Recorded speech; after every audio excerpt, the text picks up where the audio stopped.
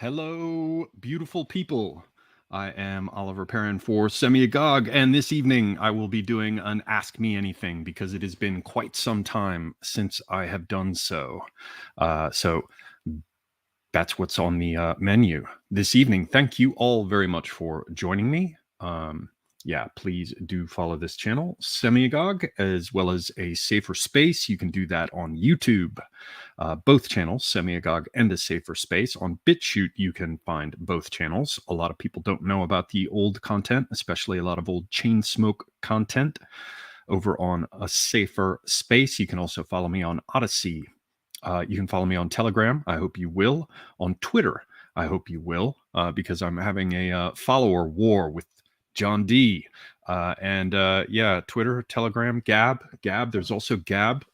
Buy my books. You can find links for these books. This is a science fiction book, a story set in the year 2076, where a book thief, one Alaric McBroom, is attempting to track down a particular book. And while doing so, he is pursued by remorseless corporate hitmen and a sect of esoteric assassins. That is Vinculum. You can find that on Amazon. The links are in the description below. And not that any of you fucking Philistines give a damn. This is my collection of poems. This is Cinders from the Bloomery of Youth. You can find that over on Amazon as well. So thank you all for joining me. Now, here is the important point. Oh, let's see here. Yeah, audio is good. Thank you, Zed. I was just going to ask about that. And thanks very much to Zed Dez for being here to help moderate, and for all of the old school channel folks who are in the house this evening. I see Guy from V, and it might even be that mad Australian Chris Gard is around. If so, hello, sir. Yeah, so the quality of the stream this evening is going to depend in large part upon the quality of your questions. And so, yeah, if you ask good questions, then this could turn into an interesting, stream. If not, I'll do what I can.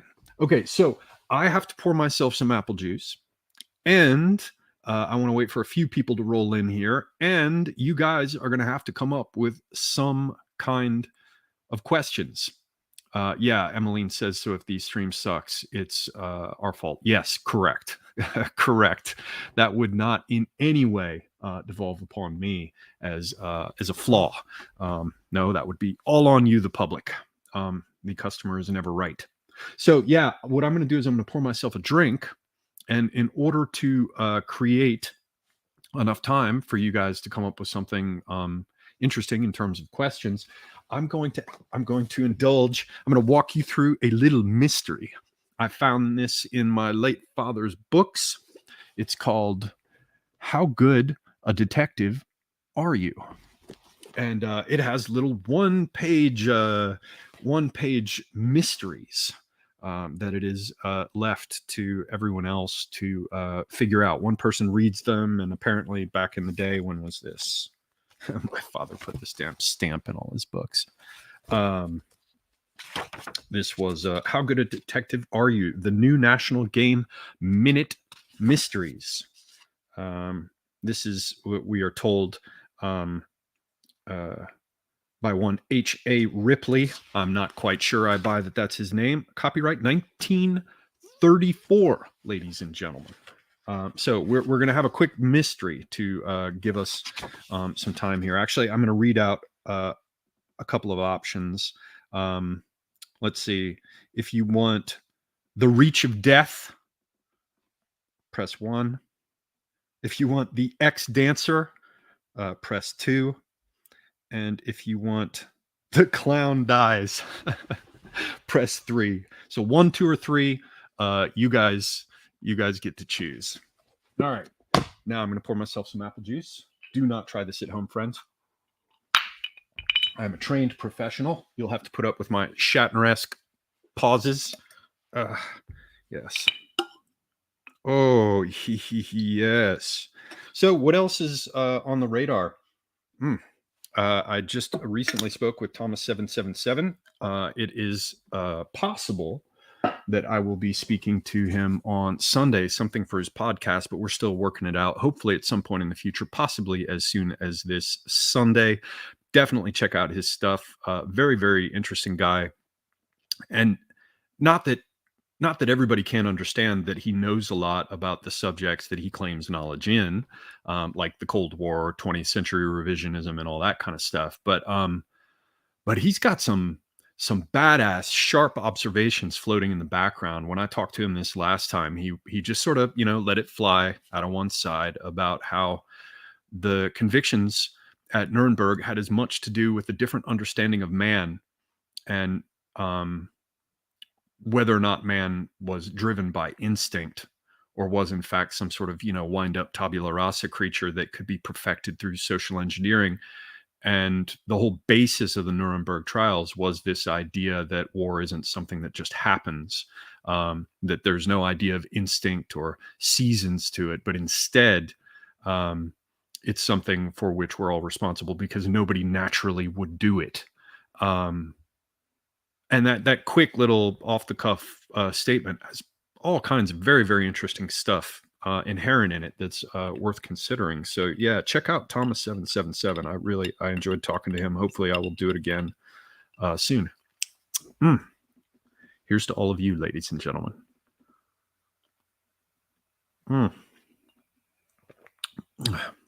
Damn it needed more maple syrup. Oh, did I not? Sweet God in heaven. How did I do this? It seems that somehow I just failed to mix in my maple syrup. So I'm going to have to put this steel ruler to use. Sorry, ladies and gentlemen, this is a real live emergency. Hopefully I can avoid... Don't you roll off of there, you piece of shit. Hopefully I can avoid spilling all this whiskey in my... Oh, shit. Did I put the wrong end in here? Anyway, it's very important to have your beverage properly mixed. And the thing about an old-fashioned, even when made with nothing but apple juice, is that you have to mix in your maple syrup thoroughly. Oh man, how did I do that? The first one is going to be all commando, like I'm not wearing underwear. Let's put that ruler back in the drafting drawer. Oh wow, can I get that little bit of orange peel? Yeah.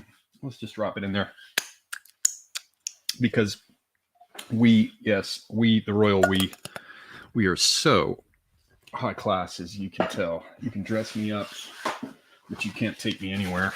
Okay, so we're gonna have a quick mystery while people roll in here, and then we're gonna take questions. So again, it's up to you guys this evening whether or not this stream is going to be enjoyable in any way, shape, or form. So did I get a 1, a 2, or a 3? Is it going to be, what was it, theft? Or was it going to be the clown dies? Or what was it? Something about, what was number 2? Number 2 was the X dancer. So what do we have? I see 1 vote for 3.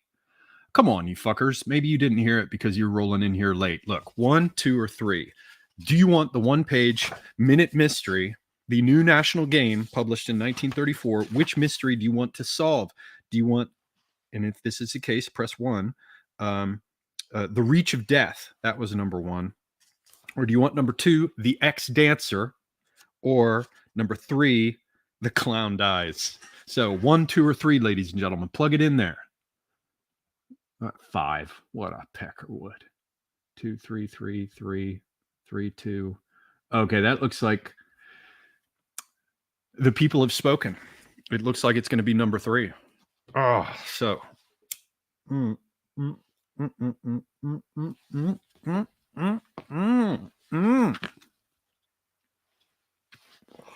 Apple juice and delicious tobacco. Okay, the clown dies. All right, now you have to listen closely, okay? There's no screwing around here. I'm going to read this probably only once. And there's a Carlyle quote in here. It says, The eye sees what it brings the power to see. You see this little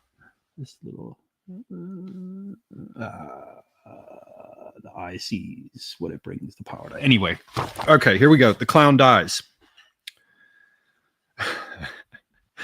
Peepo the clown, who had for years entertained millions of people, lay on his side on the ground of his dressing tent, dead from a single bullet wound to the head.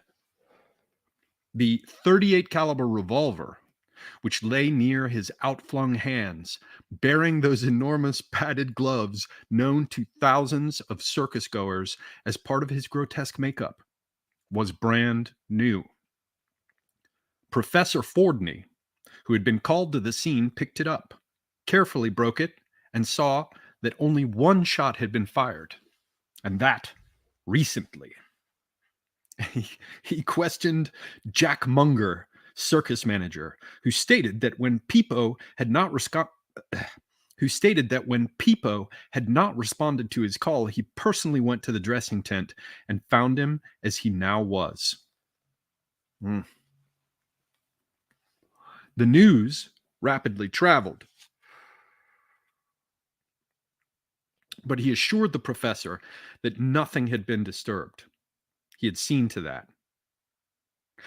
Peepo seemed a bit despondent lately, Munger volunteered, but I don't understand why he completely made up first, then committed suicide. Oh, makeup. He made up. He put all his makeup on, then committed suicide. No, he replied to Fordney's question. No one seemingly had heard the shot. He offered as a reason the cheering and noise from the big tent. While the police surgeon, a garrulous little man, went about his business of examining the body, the professor gave his attention to the shell from which the fatal bullet had been fired. He then called in Wilma Vicchio, famed, I love the 30s, famed bareback rider and Peepo's sweetheart.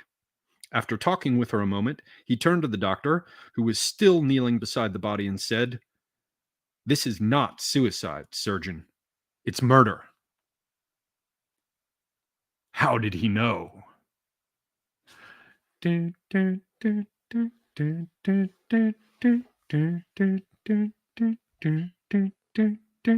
about it, people. How did he know? How did he know? Peepo the clown, who had for years entertained millions of people, lay on his side on the ground of his dressing tent, dead from a single bullet wound in the head. The .38 caliber revolver, which lay near his outflung hands bearing those enormous padded gloves known to thousands of circus goers as part of his grotesque makeup, was brand new. Professor Fordney, who had been called to the scene, picked it up, carefully broke it, and saw that only one shot had been fired, and that recently. He questioned Jack Munger, circus manager, who stated that when Peepo had not responded to his call, he personally went to the dressing tent and found him as he now was. The news traveled rapidly, but he assured the professor that nothing had been disturbed. He had seen to that. Peepo seemed a bit despondent lately, Munger volunteered, but I don't understand why he completely made up first, then committed suicide. No, he replied to Fordney's question. No one seemingly had heard the shot. He offered as a reason the cheering and the noise from the big tent. While the police surgeon, a garrulous little man, went about his business of examining the body, the professor gave his attention to the shell from which the fatal bullet had been fired. He then called in Wilma Vicchio, famed bareback rider, what the fuck? And Peepo's sweetheart. After talking with her a moment, he turned to the doctor, who was still kneeling beside the body, and said, "This is not suicide, surgeon. It's murder." Anyone? Oh, I'm going to let the tension build. People are rolling in. We've got enough to start our questions. I hope somebody here has asked good questions. And if you asked them a long time ago, you need to repost them now, because as soon as this is done, which it will be in just a moment, I'm going to start trying to answer questions from you freaks. Man, I hope I don't have to leave and go get more apple juice. Okay. Nobody? Let's see here. Clown revolvers fire flags, not bullets. Yeah, that's a good answer, but okay. There it is. Rat Splatigan Rat Splatigan. Let's double check. Oh, I have to turn. This is the great part. In order to figure out what the answer is, you turn the page and then you turn it upside down. Uh-huh. Yeah. It would have been absolutely impossible for Peepo, who had his enormously padded gloves, to have shot himself with a revolver, because he could not have pulled the trigger. That's obvious, isn't it? Therefore, Fordney knew he had been murdered. I'm going to go ahead and put my money on Wilma Vicchio, famed bareback rider, and Peepo's sweetheart, because that's how the estrogen will do you. Okay, ladies and gentlemen. Now, what do we have for questions on this lovely Friday night? I invited some of my peeps on, and they are all useless. Actually, let me just send this invite over here, because no one has come in. I got to see if they will help me answer questions. Let's see here. I'm going to go ahead and post this over into a secret place that none of you can know about, just so that I can perhaps bring in some guests, somebody with a little bit more pull, somebody with a little bit more style. Yeah.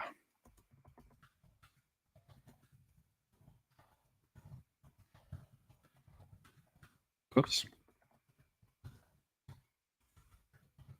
Okay, so what do we have for questions? Peoples. We'll see if anybody shows up. Can't trust them. So yeah, all kinds of people. Machiavelli sucks to go in here. Check them out. Got some Zed Dez. We got all kind of people, right? Humbly 10 says, did you write a film back in 2003 that was made in Turkey? I co-wrote that film. It's called oh my God, what's wrong with me? Oh my God. I can't even remember what it's called, and I haven't even drunk all my apple juice. It'll come back to me. But anyway, yes, I was one of 3 writers, and I should say that I was the one who had the least to do with it. And yeah, and the part that I wrote extended up until about the first third of the movie, and then the rest of it, the 2 other guys who are the more important writers, one of them who is also the director, Crude is what it was called. Sorry, Crude, Crude. They did a lot of rewriting, and so the stuff that I had contributed to the story really didn't pertain to the second 2/3. But I was one of the writers, and that film was got into the Stockholm Film Festival and Torino, I want to say. Definitely it won like special category honorable mention type thing at SIFF, the Seattle International Film Festival, and it won the Target prize for first filmmaker or something at the Los Angeles IFP Festival, and the director actually made a little chunk of change on it, none of which I got. In addition, I made a couple of other movies. Let me see, is this one over here? I mean, I need one other movie.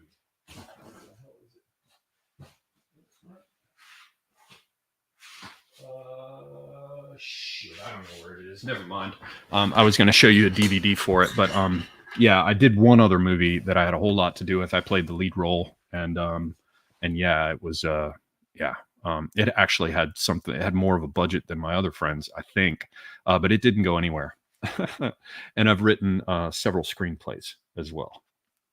All right, so yeah, I did make a movie, a couple movies, and I've written a couple more.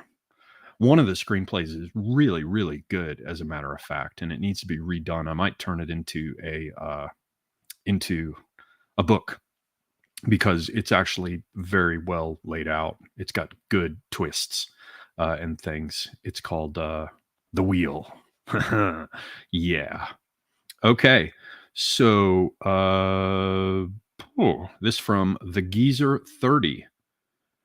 Question, Oliver, are you familiar with the author esotericist John Lamb Lash? Specifically his book, Not in His Image. No, I am not. John. Oh, Charlamagne's here. Shit, come on in, dog. What up? What's up? The main. Charlamagne, can you hear me? Yes, I can. How's it going? Can you hear me? Oh, I have to put on headphones to hear you. This is going to be an awesome evening. Oh, Just man. a second. Don't say anything that'll get my channel compromised while I can't hear you. I know you're that sort. Okay. Can you hear me now? All right, yeah. Now we're good. Hot dog. Well, welcome. You get to help me on this rock and roll Friday night to field these interesting questions. Have you ever heard of the author esotericist John Lamb Lash? John Lash. I do know of John Lash, but I don't know why.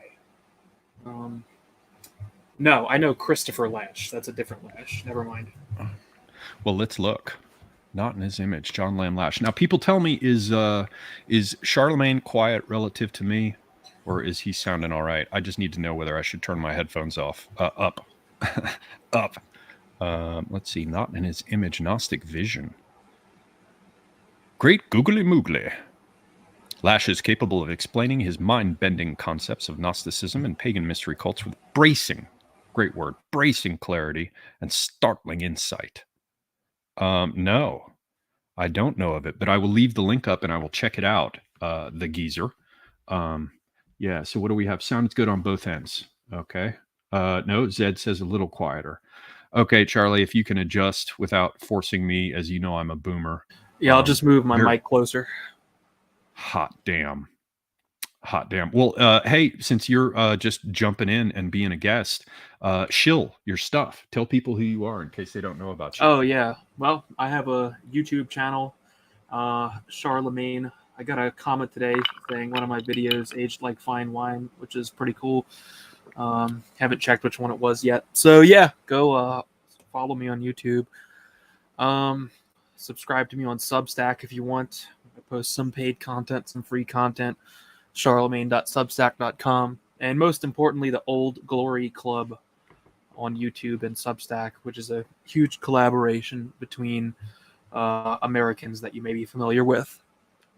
So yeah, check and you've that got out on YouTube. Old Glory Club now has a proper patriarch in charge, does it not?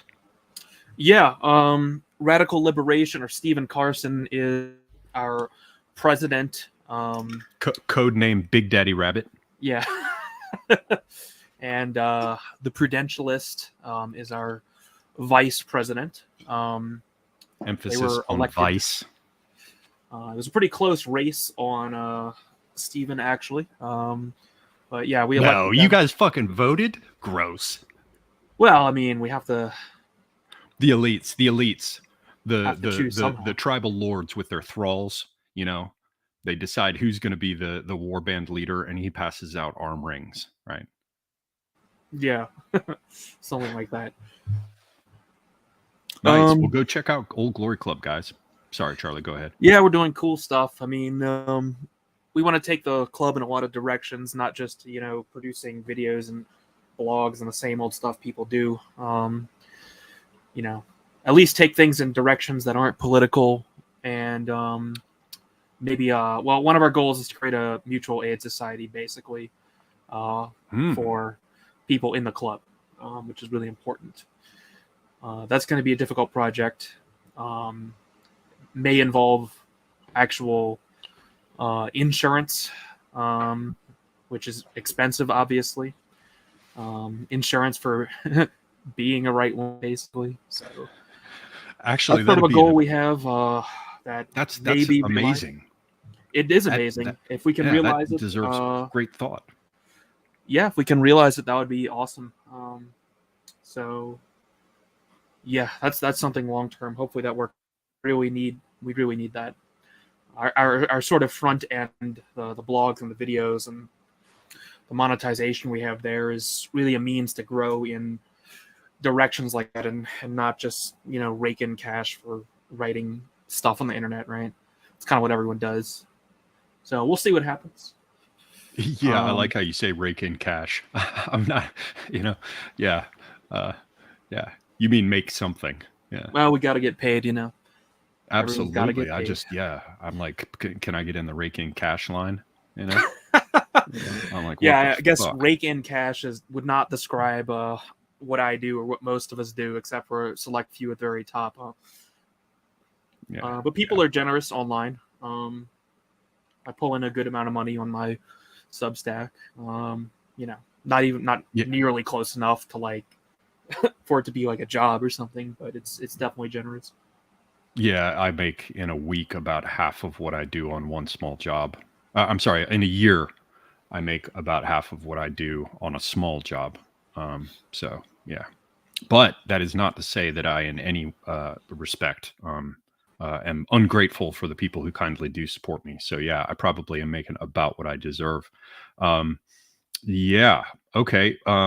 Let's throw a couple just questions in here, and and then I want to ask you about a book you're reading, Charlamagne. What you think of it thus far? But okay. So Vulpes Persona, hello, sir, says thoughts on Yeats and the Golden Dawn.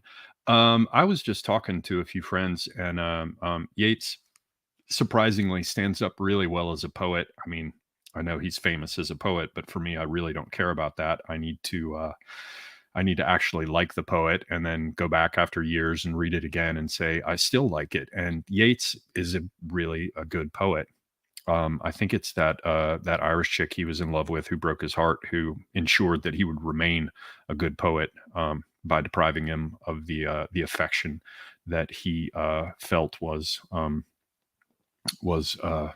yeah, his due, and which he then did not receive, and so suffered for decades afterwards. As for the Golden Dawn, I thought it was interesting as a kid, and in high school, I actually had one of these Israel Regardie collections of Golden Dawn material, and I would bring it to high school. I remember being 15. Um, yeah, and you know, trying to memorize symbols for the elements or the tattvas, you know, the damn Indian signs that you hold in your mind for the four elements versus the ones for the Aristotelic or the geomancy signs and astrological signs and all that crap. These days, it's just a bunch of crap. Like ritual magic is just.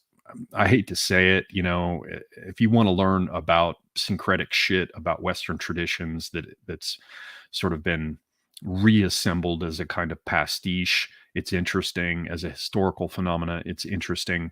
But, you know, the idea that I need to do the lesser banishing ritual of the pentagram for a year in order to gain the knowledge and conversation of my holy guardian angel.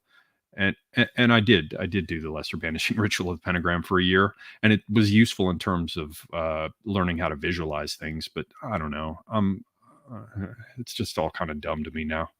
Um, Julius Flavius says, Semigog, how strong is the impulse that AA will intellectualize the Tao Te Ching? I would say that's a 100%. As I tweeted today, the ability of AA to take profound things and make them shallow is not to be discounted.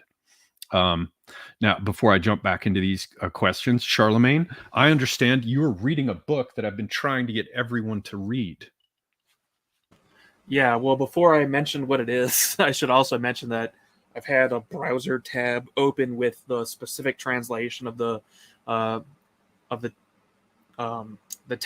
open Tao. for like 2 years or something, because it's actually very expensive. The translation That little book? recommend. Yeah, you know, Well, it wasn't until I started recommending it. I got my last copy for like $7 on Amazon. So yeah, I mean, you can get a pretty trash paperback copy. I mean, like a nice copy that you would put in a respectable library. But check this out, dude. This one right here. This is the one given to me by my late friend Tim. yeah, And I decided I'd get another one just because I wanted to have one, because I got a third and gave it away as a gift. And within the last year and a half, I bought this for, you know, $13, $8, something like that. And it's in very good shape, you know. So seriously, I think what's going on is these books, they have an algorithm. They have some kind of algorithm running. And if sales happen, they just automatically spike it. Somebody told me on Twitter today that the damn thing was like $1,000 or something. I don't remember what they said. I don't know. I mean, I usually do a lot of my shopping for harder to find books on Abe Books, which is, you know, still owned by Amazon, but it's all like secondhand sellers. Right. You were doing a bunch of stuff with Folio Society stuff, right? Oh, I've actually never bought from Folio Society directly because their books are, the prices are high as giraffe balls.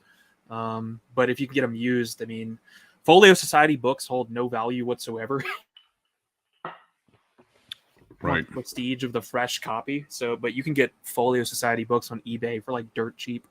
And yeah, Folio Society, their books are just absolutely beautiful. I've never had one that wasn't superb in comparison to all the other stuff. I mean, I guess the best comparison for the layman is like if you've ever been to Barnes and Noble and you see that huge collection of really shitty like classics they have, which, you know, aren't bad for the $20 price. Like imagine that, only 10 times the quality, basically.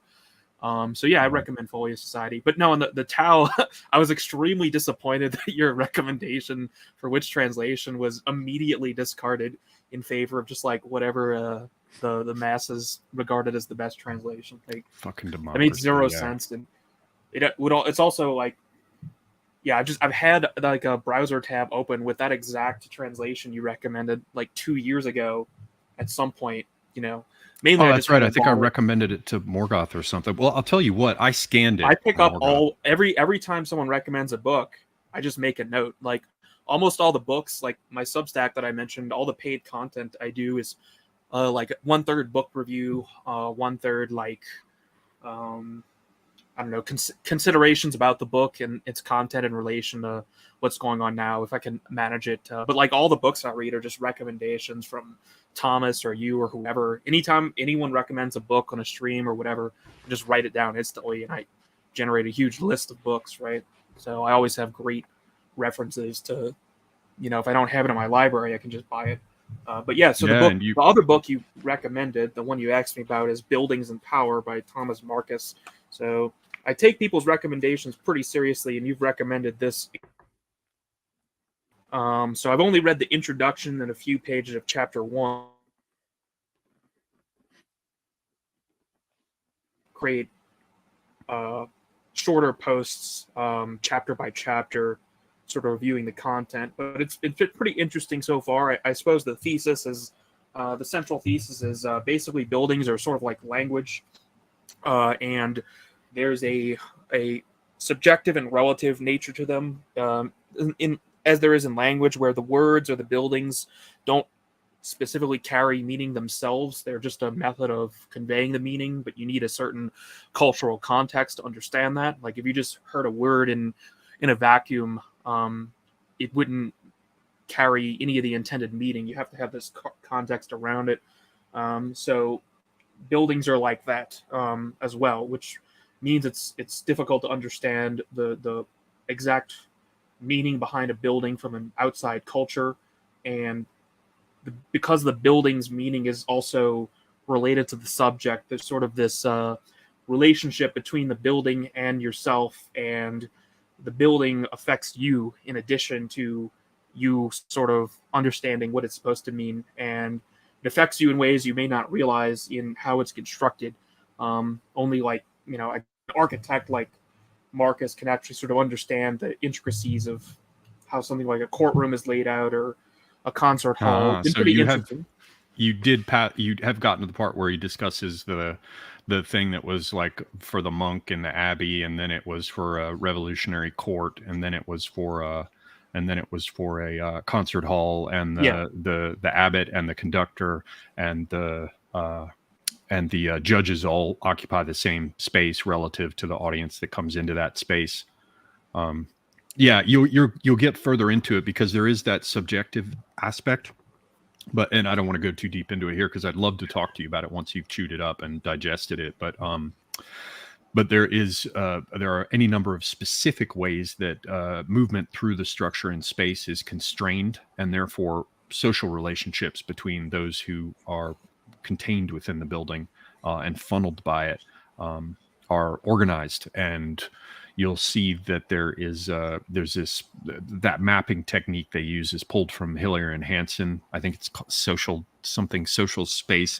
I've got that backup book, and it's in my reading pile. It's one of the ones that informed Marcus's work, and I'm going to be reading that soon as I finish reading The New Science by Vico, which AA was raving about. Well, very cool, man. You are a base motherfucker, because no one else has bothered to to get it. Humbly 10 says fırsat, which means opportunity, if I remember in Turkish. That's I think the Turkish title for it, but in English they called it crude. I'm just going to jump through a couple more questions here. Charlamagne, given with the current election in Atlanta, this from Setali, how far gone is Georgia with 65% of the population in Atlanta? Georgia has fallen. If anything else is going to change there, perhaps there's some hopeful future. But if you want to understand my take on it, then simply understand that I moved out of the state less than a year ago because it's fucked. So yeah.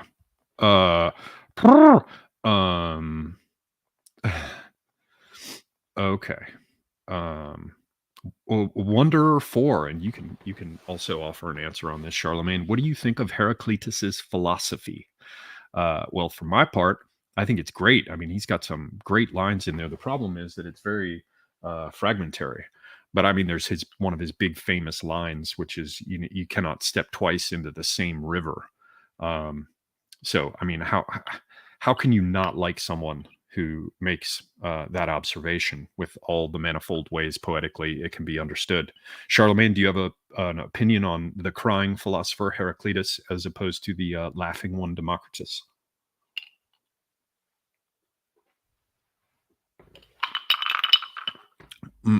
He must have stepped away. No, it's temporary interruption. On the Starlink satellite. What did you ask about Heraclitus? I've never read Heraclitus. I'm not very familiar with the classics at all, to be honest. Oh, okay. Well, there is the answer. Somebody said that I hear New Orleans in that voice. I guess we're just going to have to wonder which one of us is. Yeah, neither one of us sound like a New Orleans accent. Yeah, I kiss you ass at Canal and Royal. Burl some water, darling. Yeah, I don't hear any of that, but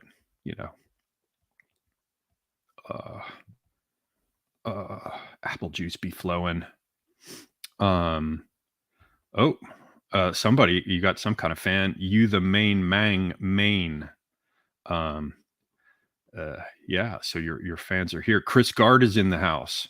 I think he's probably taken a break from I don't know, whatever it is he does down there. Fucking eat Vegemite on spiders or something. Yeah, the mighty Gard. I should actually take this opportunity to go ahead and promote Gard. Chris Gard, Morbacuk. Go over to his channel. He's got some great interpretations of old songs, sea shanties, old soldier songs. He did some stuff as a project collaborating with Panama Hat. He's got some stuff out of Kipling, like Gunga Din and other ones. Yeah, definitely check him out. And yeah, he's got some powers. He's also the official bard of the Academic Agents channel. So yeah. I'm way behind here on these. Sorry, I'm just going to roll forward, see what else we got. I noticed that D just couldn't be bothered to join. I join his spaces, but the likes of him could not be bothered to come and join in on a discussion like this. Semigog says, what brand of dehydrated food should I stockpile? I don't know. I'll look at the one I bought. Charlamagne, do you have dehydrated food stocked? I mean, are you buying from one of those dealers who gives you special dehydrated food? The big plastic bucket. Yeah, that's a horrible idea. Do not ever do that. I mean, just buy dehydrated food at the store, like instant mashed potatoes, whatever, all that stuff. It's all dehydrated food. You just buy it on the super cheap, You don't have to go to one of those special dealers. So yeah, I would recommend just, looking up what you can just buy at the grocery is dehydrated. Like I said, instant potatoes, plenty of stuff like that. It's just way cheaper. And yeah, those things are kind of a prepper. I don't want to say scam because it's not like it's not good, but it's just overpriced for what you get. So I would say Yeah, just do it yourself. I would definitely agree with that. I mean, if for no other reason than if you do it yourself, you're going to get this, then you're going to get that. You're going to get them from different providers and they'll have different qualities. So if something's bad, you'll have options rather than, a year's worth of food. And then when you finally break the seal on it and stuff, you discover it sucks. I do have one of those, sealed food bucket type things that's full of different packets of stuff that I just bought because it was a quick one off. I wasn't as concerned about the, cost. I just wanted to get something in quickly when everything started to be weird. However, that was just a beginning back up. And then what I did for quality, I've been buying a lot of the Mountain House stuff, which is a particular type of freeze dried that you can buy either in cans, which I have, which have more servings, or the packets, which are like a couple meals. I haven't used any of them. The main reason I got them is because I could do it and forget about it, because it lasts, 25 years or whatever, to what, whatever value there is for it. Actually, I've got a couple of freeze-dried camping type foods that bags that my father got in the 80s, and I've still got them. They've been crushed and stuff, so they're probably like going to be a strange porridge, but that would make a good stream, is to pull out 30 or 40-year-old food that's freeze dried and see if it's edible. Maybe I'll do It would that. probably be good. I know there's a YouTube channel who eats MREs. Oh, the old MRE butcher. guy. Yeah. Yeah, so if it's freeze dried, I mean, if it didn't get wet, it's probably fine. Yeah, if the seal didn't break. Yeah. Oh, Cyberpunk Internal Affairs is in the house. Definitely recommend his mighty synthesizer work. He's produced jingles and music for a couple channels here, including mine, that mighty Conan soundtrack stuff that he put together. So yeah, definitely. Yeah, he Hello offered to to him. do one for me as well. I don't remember if I remember to respond. I would like to do that at some point. Oh hell yeah, the power, man! You got to have the power of music. You got to have the power of the jingle, Charlamagne. You know what I'm saying? Yeah, he's done work. I forget who else he's done stuff for, but I think probably, Prudentialist and Apostolic Majesty, at least. probably a I think you dropped out, bruv. yeah, probably a couple channels you listen to have his work for sure. Yeah. Humbly 10 says, do you prefer writing screenplays or novels? Would you prefer to be working in film or literature if the film industry wasn't captured by enemies and largely impenetrable? I'm a very big believer now in being able to do things by yourself. I've talked a bunch of times on my channel about how failure is absolutely useless when it's a group failure, because you can't go back in most cases and determine what went wrong. And when you're trying to get something off the ground and failure is highly likely, the most valuable thing you can take away from those failures is retrospective lessons about what not to do wrong the next time. And yeah, every time that I've worked with people in groups, there would be in some cases it was my fault, or it was someone else's fault, or it was several people's fault, but it's much harder to do a sort of post-mortem on it. And so for me, I tend to avoid group undertakings whenever I can, because, if there's the possibility of it not working, and it's always there, it's usually not just a possibility, it's an actual likelihood, sometimes an overwhelming likelihood, then, for my time confronted with that likelihood of failure, I want to at least be able to carry a lesson away from it, instead of like sitting around with a bunch of people afterwards and saying what went wrong, and they're like, it's his fault. So yeah, books and novels, I think that kind of thing are definitely something that right-wing folks are, excuse me, I have rejected and set aside those intemperate ways of my youth. Sensible centrists should, or people like myself, I stand a little bit outside that group as a mystical centrist. But sensible centrists of any kind should definitely consider these different types of projects because they can do them alone. And I now have to take just a moment to say, holy shit, it's fucking D. Hello? Hi. Hello. Is something Hello. wrong? Are you at the hospital? Yes. No. This isn't D. This is someone faking it. I've never heard him be so quiet. Yeah, this is not D. This is someone totally faking it. How you doing, Charlamagne? How you doing, Oliver? I'm meant to call you Oliver. Okay. Man, check it out. The stars. I'm great. Yeah, this is good. Wish we could do this on Twitter, but I can't use the mobile app. I know. Right. Like half of my friends can't join the spaces. So I mean, Mr. Musk he was able to join, but then he wasn't. Mr. Musk wouldn't unban my original account, so maybe I'll submit some more appeals. I don't know. They said it was target investment or something. I don't fucking know. I mean, yeah. Do you really not know though, Charlamagne? That account's so old. I don't actually know what I did. I think it was around. November, December 2021 that I got banned. So you could imagine, some of the things I might have been talking about at that particular time in the United States. Just a quick moment. Are we meant to be sharing that information for those people who are sharing certain information in the chat? I just want to make sure that information is about what information is there about Panama Hat. Oh no! If he revealed that publicly, then that's okay. But if he hasn't, I don't think you should share that. Yeah. So I would either expect to see some clear indication that was publicly revealed, or if you don't mind, Zed Des, could you just pull that if you don't see some very clear indication? Because no. Oh, okay. He apparently did reveal it publicly, so yeah. Well, prayers for Panama Hat, of course. Yeah. I'm not looking at the chat. Can you say what, or should I read? I mean, his mother passed away. So. Oh, that's a shame. Yeah. I will. I was actually planning on going to church tomorrow, finally. So I'll light a candle for her.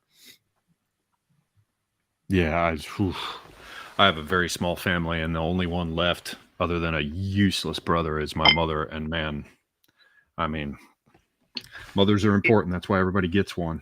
Yeah, it's a difficult thing. So, I never met Mr. Hat's mother, but I've always felt a closeness to her because Panama Hat used to share a lot of information that suggested that he and that me and his mother would have gotten along quite well, especially back in the 90s. We apparently had a similar interest, which is tooling around London in an MG and drinking. So, yeah. File under completely unexpected. An estrogen bond from D. Yeah. Well, there are certain women. Yeah, there are certain. There's a strange phenomenon. I won't go into it, and I certainly won't say the name that some people give it. But there are certain women that seem to bond very well with certain types of men. So. Yeah.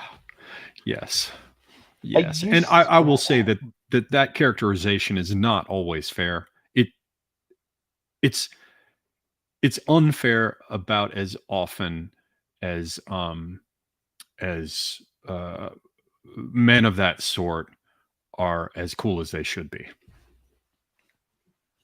How was that for sneaky? I'll accept that, even though I don't understand. I have no idea what you guys are talking about, but no, I just thought just now randomly it would be really funny to send the single dog moms in your life jars of peanut butter for Christmas. Stop it!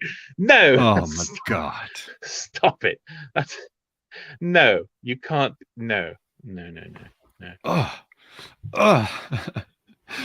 Come here, puppy rough tongue. Yeah, that's vile. That's you just did that to me, Charlamagne. You put that in my mind. I'm much older than you. I'm not supposed to have things like that in my mind, and I'm not supposed to laugh at them. What few remaining scraps of dignity I might have claimed are just gone now. Indeed. Yeah, I'm a millennial, so 4chan and Live Leak and all that. I've seen some shit. Yeah, this is like the Rutger Hauer Blade Runner speech, I've seen some shit with these eyes. Yes. So yeah. Anyways, sorry for bringing myself in on a lugubrious note, but well, I mean, it happens. He's a friend, and that's feeling yeah. Indeed, feeling very bad for a close friend of mine. So, John D, the bassist from Talking Heads, Chris Gard. Are you suggesting that I have an untoward interest in the female bassist of the Talking Heads, Chris Gard? Listen to this lunatic. I think I once suggested that if I had certain inclinations, I may have been attracted to the female bassist of the Talking Heads. His name is what? Tina Weymouth. Okay, hold on. Bassist talking. Yeah, Tina Weymouth. I mean, if I was into, I mean, I don't mean now, because she's about 75, but Right. Yeah. She's got a gutter snipe kind of vibe to her. I think she's from a very wealthy family from Connecticut. So oh, good Lord. Yeah. Funky nose. It's kind of nose where you think you wouldn't like it, but it works. Yeah. I don't know, But yeah, thank you, God. Look at him. Look at him just laughing like a lunatic. Yeah, Tom Club, right? I saw them play live once. Yeah. She looked like a 12-year-old boy. I don't know. I've never seen many 12-year-old boys that look like that, but I'll take your word for it. Yeah. Also, I mean, yellow light. We're not gonna Guard. Is Guard the one that said that? No. Okay. Yeah, I shouldn't be looking at. Why am I looking at the chat? Fuck the chat. Yeah, okay. Screw those people, man. Screw these people, man. The ones who are watching. I just saw Guard and No, that was Mounted Patrolman, man. So what were you lads talking about before I barged in and ruined everything? We were rolling through questions from different people. So we aren't ignoring the chat, okay? No, not entirely. I mean, I did put an Ask Me Anything slate, but I didn't expect to have so much star power in here. So, with star power, I mean, you basically, D, let me just check you again. You're way ahead of me on Twitter again, you dirtbag.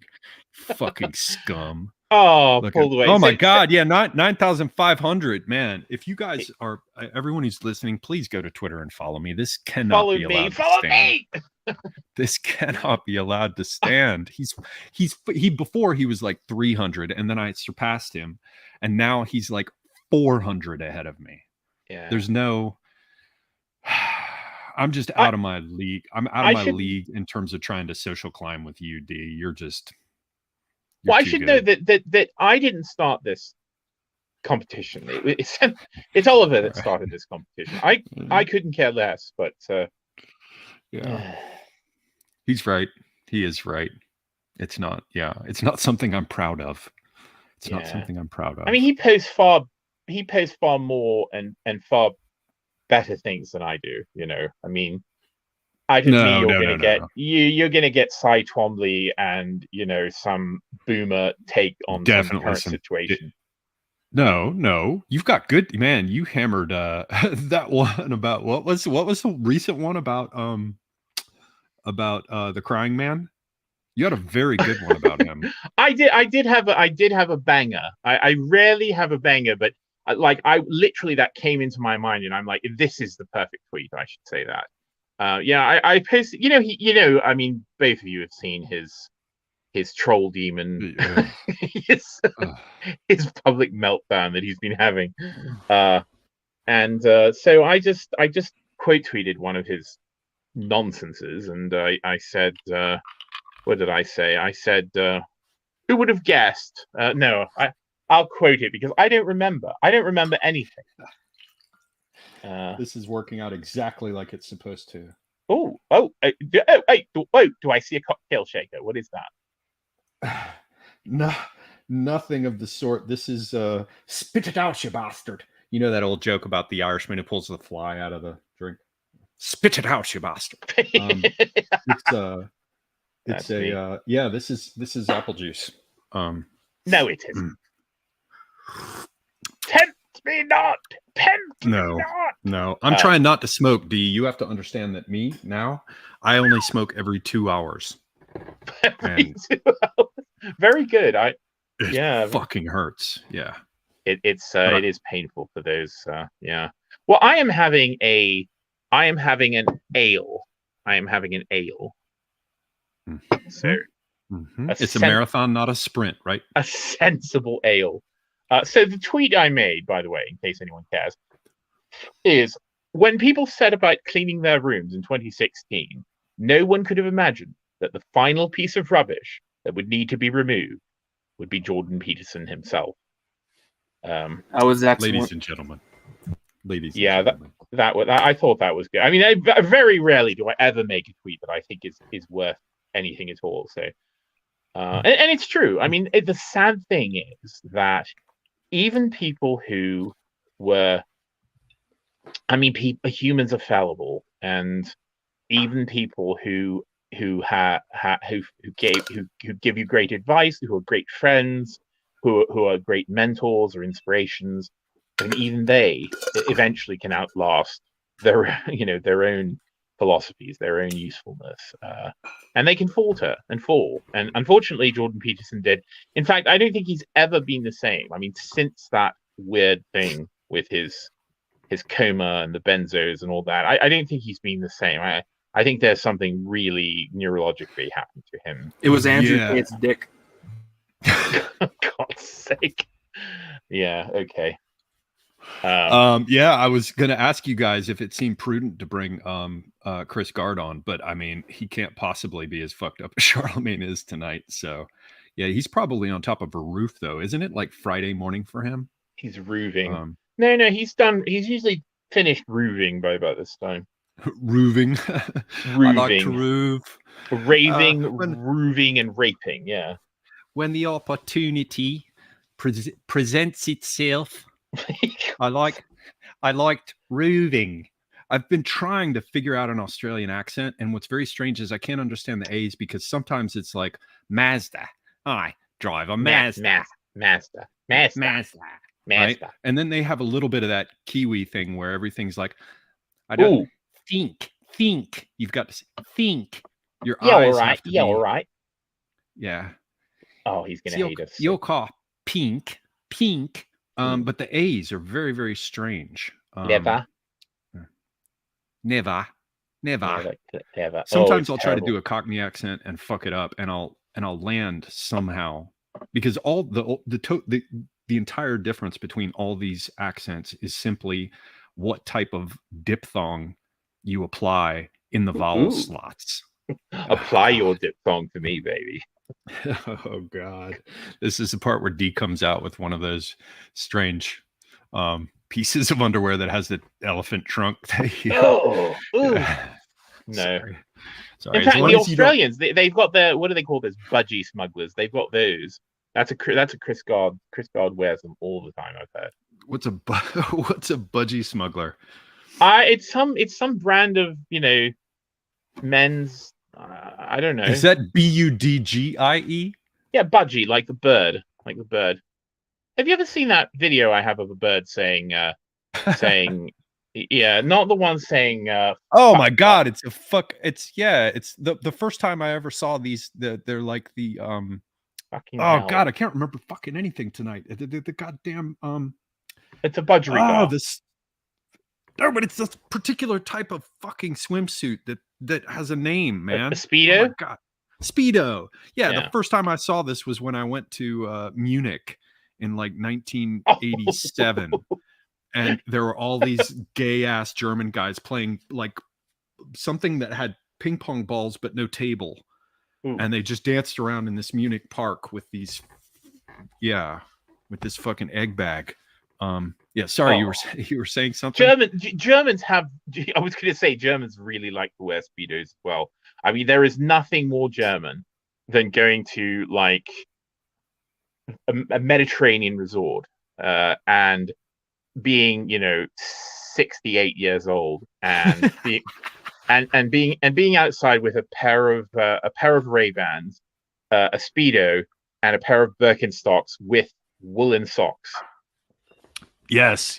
I often see them white though. Yeah, I've seen. Well, no, it's Australians who will have the slip-on plastic sandals that don't have the toe hook, right? The whole foot goes into the overpiece, and they're made of plastic, and they'll be wearing white socks. Oh, you mean Crocs? No, not. I'm not Crocs. Motherfucker! Do not be talking about my Crocs, man. Are you wearing Crocs? Oh my God! I'm wearing Crocs right now. You're wearing tactical Crocs. Tactical Crocs. No, they're not fucking. Charlamagne, talk. Save me. Oh my! I've never worn a Croc, and I definitely would not touch one. Fuck both of you. It's like, neither one of you understand. That's like a shoe you walk into Walmart and grab off like the yeah. Nah. I wear clogs. I actually wear clogs, but mine are have literally wooden soles and leather uppers. So, which I got, which is a habit I got because I had a lot of Danish friends at one time, and I went to Denmark for purposes that cannot be revealed, and I learned that many of these people were woodworkers, like fine woodworkers, cabinet makers, furniture makers. And they wore clogs whilst working, wooden-soled clogs. And I started doing it, and I've never stopped. That's usually what I wear when I'm working. It's these wooden shoes that I have to. I am lucky because when I was a little kid, this is gonna get cut out of context, like that fucking cheeseburger thing. But or I'm sorry, the burger with the Swiss and caramelized onions and mushrooms. But when I was a kid, I saw these wooden-soled clogs that the women were wearing. It was something straight out of the 70s. There's probably a man version, but I never saw it. Maybe I'm just lying. There was never a man version. But it's a wooden-soled clog, common in the 70s. You slide your foot into it, but the front 3/5 of your foot is covered by the leather, and it just slopes down in front. It's got a closed capped toe, right? And so it's a wooden clog that has a leather top, and you slide your foot into it. I always loved them, and they never had them for men, and I always felt upset. These days, if I'd said that, my dick would have been cut off a long time ago. But the wooden shoes actually seem, I don't know, there's something cool about them. And you, as a partial Welshman, D, you guys have them damn clogs for like making noise on the floor, right? I mean, y'all dance in wooden shoes, do you not? Oh, I don't know anything about actual Welsh people, so don't ask me. Really? I suppose they do. Yeah. I mean, I just, It was all just an accident of birth. My parents just had a holiday home in the wrong place. So no, I am partially Welsh, but I have almost no connection whatsoever. I have more connection, I would say, to my Irish roots than to Welsh roots, but that is because of personal reasons. But no, I went to school elsewhere, so I never learned Welsh. I mean, Welsh wasn't taught really. It wasn't. It only in the 80s. It only really started to be kind of reintroduced into sort of school curriculum. So, but I didn't go to school there. I was sent away. So yeah, but then there is a sort of wooden shoe thing. And so you don't even know, man. They dance around in them. They make noise. Yeah, stovepipe hats. But they're more like Welshmen are more famous for the Eisteddfod, like sitting around and reading epic Welsh language poetry to each other, and crying. Oh, so that's that whole sort of Dylan Thomas angle, the skill of the rail against the dying of the light. Yeah, exactly. And are they really all midgets like Columba? I mean, are the Welsh tiny too? Columba's not Welsh. I know, but the Scots, I was recently talking to people, Oh I yeah, thought they were they're very tall. small. And Well, yeah, everyone was like, why do you think that the Scots are large? They're all tiny. And I'm like, what? So yeah, Columba's not that apparently the small. I Welsh are believe Columba. Yeah, Welsh people are, I'm afraid, have a tendency to be small. Yes. I mean, not I've universally. Obviously, there are exceptions, but yes, the stereotype strapping is Welsh real. lads. There are some strapping Welsh lads, but many of them are, it's coal miner physiognomy. So I Right. mean, That's that weird shit where you see them all like 50 men packed into this weird lift that's only like 3 feet high and they're all wearing underwear. Yeah. That white privilege. Hey, we can actually take a question. ooh, So ooh, I can what? continue to pretend that this is an AMA stream. My vote for best David Bowie album, it's totally uncontroversial. No one is going to care. And Deal even poo-poo it, but I have to say still it's Hunky Dory. Oh no, I picked, yeah, Hunky Dory is good. In fact, I in those Bowie streams, I picked Hunky Dory and Ziggy Stardust over Low, even though of course I think Low is a brilliant record. But if I'm going to be honest and pick the ones that I return to and the ones that have resonance for me, yeah, it's going to be it's going to be that. So that's not terribly that's not terribly controversial. Yeah, it's not one of those like, hot takes, unexpected angles that, academic agent would, you know. It's like saying fuck, I can't even do it. I can't even Oh remember no, I'm anything. going to pick something that's so controversial. I can't do it. I Panama Hat does the not really. It doesn't really sound like AA, but it captures his essence very well. But No, I can't. no one can imitate his voice. There's something I've worked at it. I have a few moments. Oh yeah. Like I can do my Jordan Peterson, but I cannot. There's something there. It's a mix of impatience and an inability to fully recognize that anyone else is actually there. And I don't know. There's just an image. I've mentioned it many times. The first time I heard him speak, and the first, you have to go and look in the database D to find out when I was first on his channel because I can't Well, remember. I will if you would like. Hang on. Ooh, somebody Humbly 10 sent me a guide to the sounds of Down Under. Oh, Bean. Ooh. 2. Geel. Jab. Vat. See, I can't do these sounds right. I'd have to pay more close attention to it. But yeah, the first time I ever heard him speak, I saw that he pretends that, but Chris Guard is saying, "Goddamn, let me in." I sent you a link, Guard. No, God. It's too See, late, I wanted to hear Charlamagne, and now I've come on, and Charlamagne has stopped talking. Well, Guard will come on and he'll be quiet. Oh yeah, right. I sent him a link though on Twitter. I don't know what the fuck is the matter with him, man. Oh, he's a boomer. So yeah, Charlamagne, say something. But wait, you were gonna. Wait, there were a couple things going on. I was telling a story about how AA sounds like somebody from a. He sounded like an impatient, like, I don't want to be bothered with your naughty nonsense type, like 60-year-old bookstore owner, like just above the level of poverty, who sells books but has grown to hate what he sells. Like that was my immediate impression of him, and so I cannot imitate his voice. That's not terribly far away from, because when I first heard him, and of course the first time I heard him was the same thing that many people first heard him on, which was the Dictator Top Trumps with Sargon of Akkad and Britisher.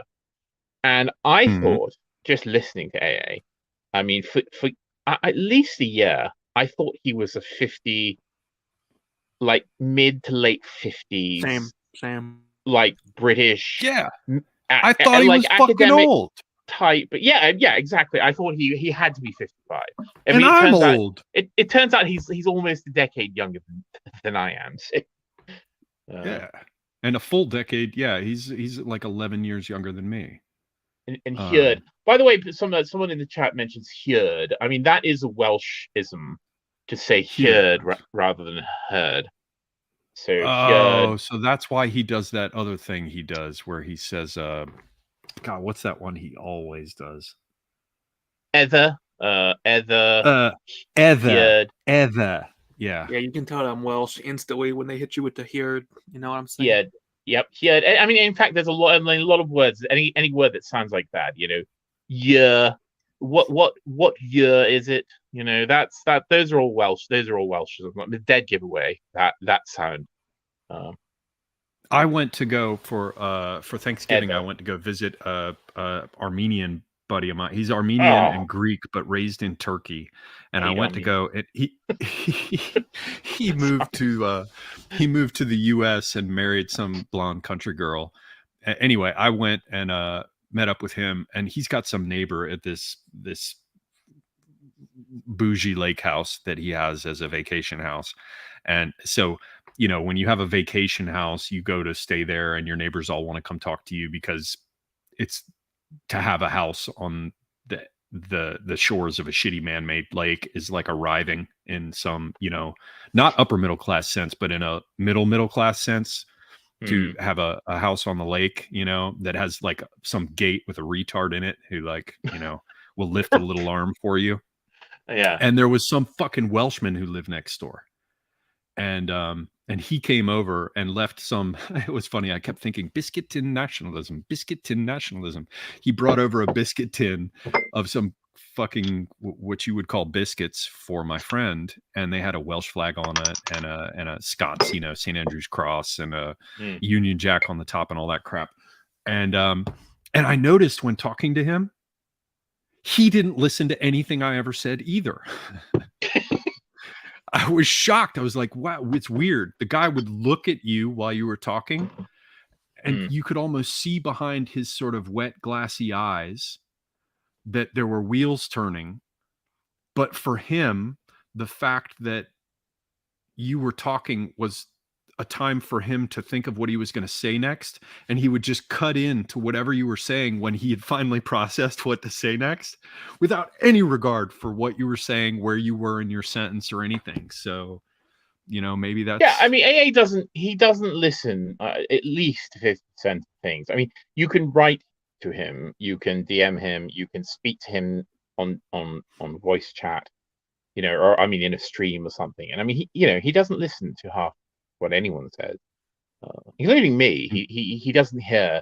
I mean, I will tell him things. I will literally DM him something directly and tell him, and and 5 minutes later he'll ask me like a question about it as if he didn't read what is right above. You know, I didn't understand. You know, I will give him this though. He's not wantonly rude. He's capable of paying attention with a great deal of detail to the dynamics of a room. It's just a matter of whether or not he chooses to. Yeah, only if he cares about it. If it's not something he's currently interested in, he doesn't give a shit. He won't pay attention. I mean, you could tell him, you know, that you got struck by lightning and, you know, your cat died. He'd be like, he wouldn't care. Yeah. Okay. Oh, really? Yes. And how did you find the beverage? Yeah. Okay. Whoa. What the hell is going on here? Is there some sort of frog humping a dish? What the fuck is going on, Oh, I love that frog. What you're describing is called autism, by the way, in case you're wondering. It's not autism. Autism, by the way. I have in autism. case you're wondering. That is a rain frog. And the amazing thing about rain frogs is that they have little butt cheeks. It's very odd. I saw a frog here in the summer. That was pretty cool. I like frogs. By the way, that frog ass, that's old man ass. The only thing that keeps me doing kettlebell swings is terror of old man ass. I will do kettlebell swings Ah. until I can't stand anymore because a man should not be assless. Many are. Oh. Many is in young men as well, you know. Oh, there Oh he goes. God. Oh. I don't. Yeah, the youngsters these days are just all twinks. It's unreal. Oh. Um, But I mean, twinks at least can have a fat ass, but most of them No, don't. I mean the big thing with all the twinks when I was growing up, because we used to all is the that what it's time I about? would. Huh? Is that what it's about? Well, wait.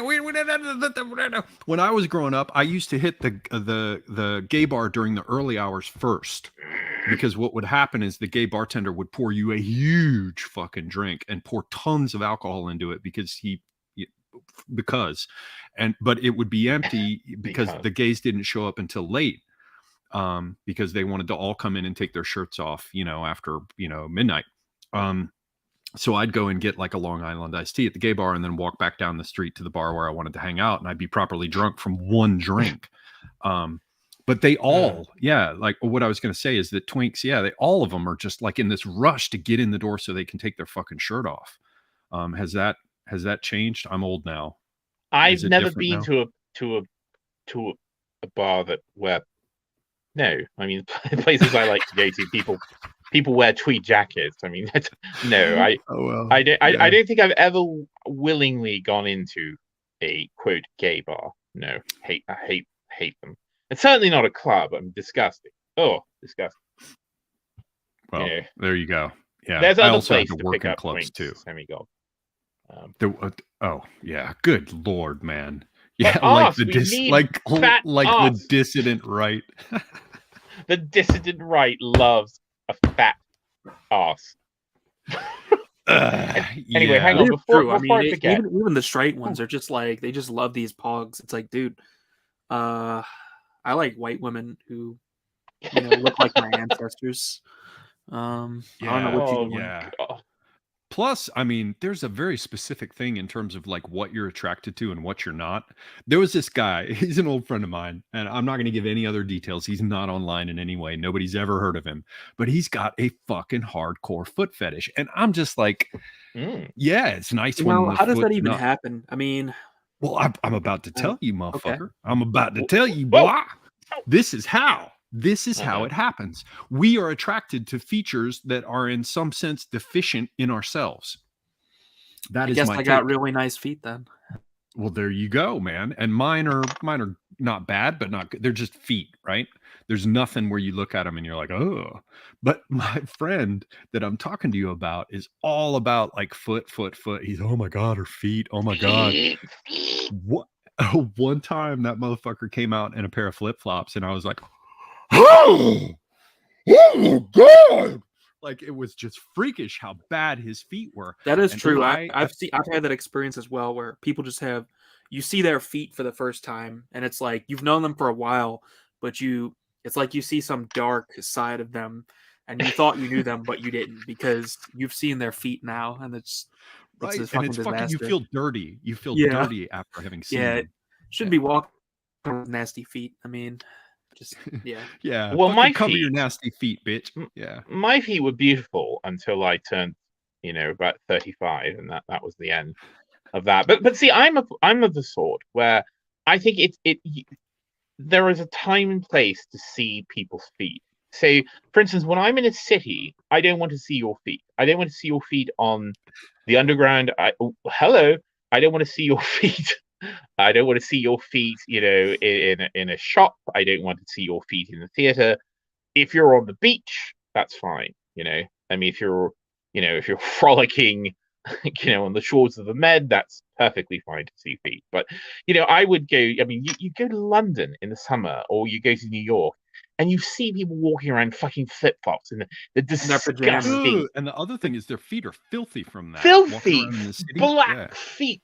I knew a girl once. I have had the misfortune of meeting many art school type girls, and I knew a girl once who thought it was clever to walk around New York in her bare feet. Ew. Are you saying that's like unfortunate? This dude eating Art Ho GFs, and he's like, "Oh yeah, it's unfortunate." Okay. It's very. You don't want an Otto like that. No, trust me, you don't want her. No, and I'm telling you now, like no amount. I mean, after I started to pay attention to what women look like when their feet are in the air and they don't point their toes, I began to like fucking understand that they should point their toes. But I'm telling you, you can point your toes all day long, and if the soles of your feet are fucking black, it's not gonna help. You know, when you see those fucking dirty ass hippie feet up in the air. I mean, when they're pointed, it's kind of cute, right? But when they're fucking back like this, poor women with their feet. Yeah. Well, I have very large feet. I have very, very large feet. Are they wink, flat? fucking wink. Yeah. No, in fact, I have the opposite problem. My arches are too high, and it's quite painful actually, and it's difficult for me sometimes to get Ballet shoes. It's also difficult for me to get shoes because they're large. And that's that business where I guess my arches are probably a little bit high because that's where the top part of your foot across here will be all tight up against the leather of the shoe at the top because they don't have enough room for the Yep. I have a little of that. A friend of mine was is probably about your height, Semi-Agog. And actually, no, I think he's a little bit taller. But his his feet are the exact opposite. They're like completely flat like that. Oh, that dude I was talking about who had the foot fetish had those absolutely flat feet, and it looks like weird pancake flippers or like slapping on the ground. Yeah. Oh, They're just flippers. Speaking of, I've now taken my shirt off because of this gun show that we've got going on. Thank you, Chris. Yeah, it's pretty good. I drove as fast as I could back from I was at the creek with the dogs when you were saying to get on here. And I raced home as quickly as I could because as soon as you started talking about AA and his autism, I was like, I got to get in on this. Hang on, before we move on, I have some data for you, Semi-Gold. Your first appearance on Unpopular Opinions was the 6th of November, 2019. 2019. Yes. Okay. And you were on a show called Nigel Farage, Please Stand Down Your Men. So this was during, remember, there was like a whole period where like it was all like Brexit talk, you know, like right. Like what was I talking about? Yeah, it was all Brexit. What? It was all Salute. Stop it. It's all Brexit talk, and so this is during that weird period where, like, you know, it was all like British politics that actually mattered. And you were on the show, Semigog, with Britisher, Binary Surfer, and Rose of Dawn, which is a very old school panel. Yeah, that was early. I think AA was basically making the shift over to he was considering centrism. He was considering a Palpatine haircut at that point. Your next I remember he invited me on because I asked him a question about Farage, and he said, "Come on and ask." Yeah. Oh yeah. Well, the first time I ever heard of you, Britisher was the co-host at that time. Yeah, I can't do it. I actually saw the Britisher counter signaling Peterson in that stupid poll he put, which is pretty funny. Yeah, props to him. Imagine even the British should disagree. Like when you've lost the Britisher, for God's sake. Then we've got the 4th of February 2020, and we've got Semigog again with Base Liz, Rose of Dawn, and Froggy, which is also a very old school panel. I've forgotten what Froggy even sounds like now. It's been that long. He's Froggy, Scots, isn't he? Just northern. No. He's northern. Yeah, he's very northern. He's I don't remember exactly where he's from. He always sounds a little sleepy, I guess. Yeah, a bit sleepy. In fact, I can produce him for you if you want. I can.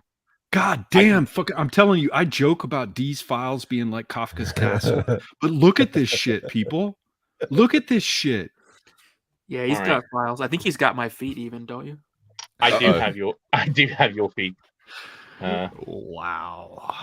Yeah, Wow. I have. That wouldn't happen to be socked feet in front of Lego, would it? Well, I have socked feet, but I also have bare Whoa! feet. Whoa! Those are the Kraken socks, which I thought were great. Yeah, yeah. It's Charlamagne like sitting in the middle of Washington D.C. like during a riot, with Kraken socks on.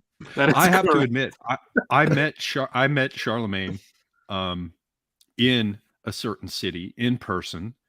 Whoa! And I was like, kind of like a well-dressed, unexpected angle on a reinterpreted 80s look. I was like, wow, that was unexpected. Kids these days are kind of cool. I was like, wow, Kids. Motherfucker had a little bit of style. He's also got I mean, I'm straight Charlamagne. Let's just be clear about this. But you had a striking head of hair. I was like, what the fuck? No, we're all turned on by Charlamagne. No, that's true. It is really long now. Like it's.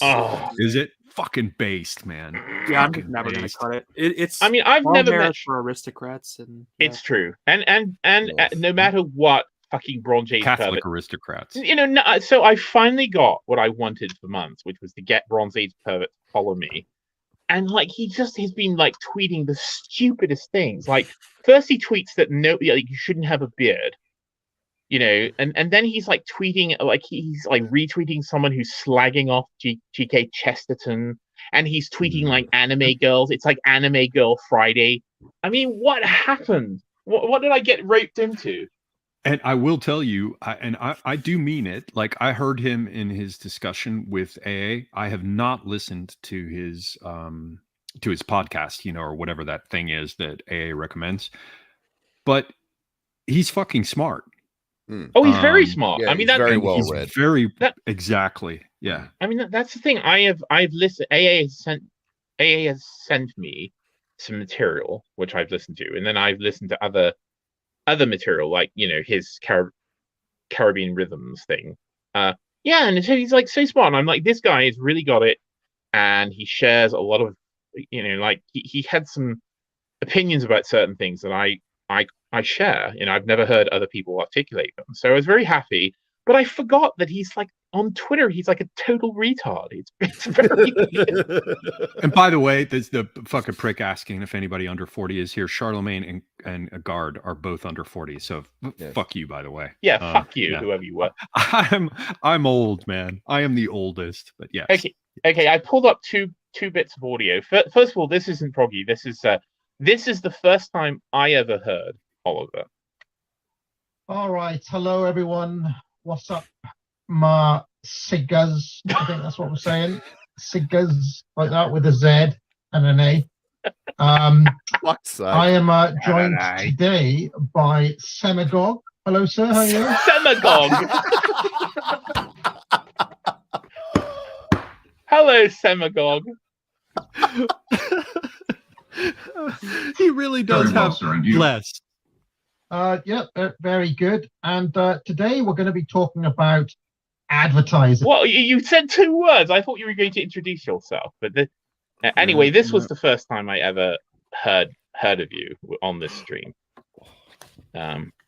This was also the first appearance of. And my guest Semagog and Pharaoh, who's a newcomer to the channel, both have a background in advertising. So I'll just why don't you introduce yourselves, fellas, and tell us what your experience is. Let's hear what Oliver says, and then we'll take it from there. So Semagog, why don't you go first? Semagog. All right. Well, I started back in 1990 with what was called desktop publishing. Listen, you sound so fresh-faced. All these 2 years ago. What are you talking about? It's 3 years now. All right, 3 years ago. Oh, no, you're right. 2.5. Yeah. Anyway, and Pharaoh was there, and this is the first time. Wait a minute, 2.5? It's only been 2.5 years? It's only been 2.5 years, yeah. It seems like a lifetime. I mean, the COVID thing, it just made time. The COVID thing and the punching in the face we all received with the 2020 elections make it seem like a totally different world. It's not just that; it's the speed of everything. You've literally got Zoomers that are nostalgic for the old days. It's like nostalgic for 2016. Yeah, the perspective of time is just totally warped now. Now, I'm going to have to jump in very, very quickly, and then Charlamagne can say something because I'm not going to run my mouth the entire time. Chris Gard here is going to be joining me soon. I believe we've worked out the date, but we're going to have like an all-star panel with tons of people from Australia. So keep your eyes peeled for that. Gard's coming in with a bunch of other mighty people. We've got a bunch of cursed Antipodians. Lady of Shalott will be joining us, but she's not. She's Irish. She just lives here. And, right, but she's been there for a while, right? I think she's been here for 15 years or something like that. She's an Ulster Scot Irish woman. Right. And some other peeps from down that way will be joining us. So keep your eyes peeled for that stream coming up. I'm looking forward to figuring out what the hell is going on down there. And anybody else who wants to know can join us for that. Mr. Gard was kind enough to to help put that together. And after his experience with cat herding, he's learned that no good deed goes unpunished. I don't know how you guys do it so regularly. Trying to organize different time zones is just a fucking nightmare. No, that's the reason I pushed it off on you, because when it comes to Australia, I'm like, fuck right off, man. Because even here, we've got 3 different time zones right now when you factor in daylight savings. So it's we've got 3 different time zones, and then trying to balance it with yours as well. It's just insane. A nightmare, right? Now, Charlamagne, did you want to say something, brother? I don't know. If I did, I don't remember. I was wondering, can you see the Big Dipper in Australia? I don't think you can you? No. That's crazy. D's like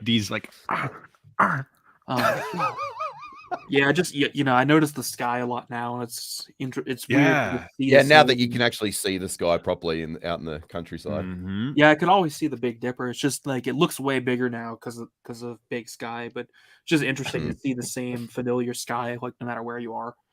Yeah, well, you could probably see the galaxy. I got sad while I was probably see the Milky Way. I thought it was sad that Australians couldn't see the Big Dipper. Well, we can see the Southern Cross. That's good enough for us. That's cool. Yeah, I'll have to go. I've actually never been south of the equator. Not that there's much there worth going to see, to be honest. That's putting it lightly. No, Australia for a long time, like for a while, I wanted to go to like one of the last places. I do still want to see some places in Central Asia, and I do still want to see like Mongolia. I want to see some proper fucking steppe barbarians, and I still want to go to the Caucasus. But to be honest with you, like all of Latin America, no offense to anybody who's from there, maybe the gauchos and the pampas are fucking exciting. Maybe no disrespect, but I just never cared. Yeah. Sub-Saharan Africa, even North Africa, I don't give a shit, right? I have a vague interest. Peru is based. I like Peru. Yeah, well, I mean, like the other thing with the South America now too is like it's not the same as what it was, say, 20, 30 years ago. Now it's like it is getting progressively worse for gringos, as they'd call it. But the Chileans still fucking wear the Pickelstaub or whatever, right? The Prussian style high leg march. Yeah. Nice. But if you go to Peru, you can munch cocaine. You can munch coca leaves. Machu Picchu. I had a friend who's he's half Aymara and half Quechua from Bolivia. His dad was a lawyer in Cochabamba, and anyway, he came up to the U.S. That was when I began to discover that all the different people from different countries who came to the U.S. It suddenly dawned on me one night in Washington, D.C. at an after-hours pizza place after we'd all been drinking and playing flamenco. Pizza place in Washington? Uh-oh. Easy. I actually went to that pizza place just to check it out. And what's it called? Comet Pizza? Yeah. It was I don't know, it was just normal. And the pizza wasn't very good. I didn't stay. It was not that pizza place, but I sat around and I was like the only fully American guy there. There's like a dude from Argentina. There's this Armenian chick. There's a Persian guitarist, and all of them were just making fun of the U.S. And I had this weird thing because I wasn't red pilled or anything. I mean, I was never left or right. I carried a handgun, so I wasn't like in the left column, right? But I was always like, I want to go learn about other cultures. I want to learn about all these things. I'll travel the world and everything. And I still distinctly remember it was like 2005 or 2006. And everyone in that fucking pizza place was making fun of the US. And I remember distinctly thinking to myself, why the fuck are you here? Like, why are you? Yeah, we probably shouldn't go down this road, but it wasn't that kind of pizza place. Welfare benefits. That's why they're there. No, that Persian dude had a fucking government. Man, hanging out in DC, getting drunk in DC, you have no idea. It's such a I hate fucked up Washington. place. I never want to go there again. It's such a terrible place. How would you sum it up? How would you sum it up in 3 words or less? Just unbelievably unimpressive, I guess. Yeah. It's a non-place, I would say. It's a. I mean, I like it. Well, first of all, I have a deep the countryside. The countryside, to explain what Dee's talking about, the rivers, the trees, the landscape. It's not dramatic, but it's beautiful. It's the same sort of as our political capital here, Canberra. The Canberra itself is, it's where the main parliamentary stuff happens, but as a town, it's basically a shithole and a student centre. But the surrounding countryside is the same. It's stunning. So, well, yeah, I mean, parts of the city. I mean, the old part of the city was, literally designed by a Frenchman called L'Enfant, I believe. The same one who did those radiating hub and spoke streets that the French adopted so that they could put an artillery emplacement in the center and just rotate it through the different spoke streets so that they wouldn't have to deal with the mob. Indeed, when they remade Paris, yes, in the 19th century. But and Washington is, that part of Washington is beautiful. I mean, all the kind cherry of blossoms, the sakura and the that kind of federal ceremonial architecture. Let's turn to the people Memorial and all of the all the museums are wonderful, except for the Holocaust Museum. Oh my god! Not just that one. There was another one called the American Indian Museum. Is another. The American Indian Museum is melodramatic. It's unreal. Like, you go down this. It's like a freaking Disney ride, dude. You go down this like scare elevator that an attendant takes you down, like as if you're going into the chambers, even though they didn't have elevators. Anyway, it's like, I don't know. It's weird. It's like a theme park. It's just what the fuck?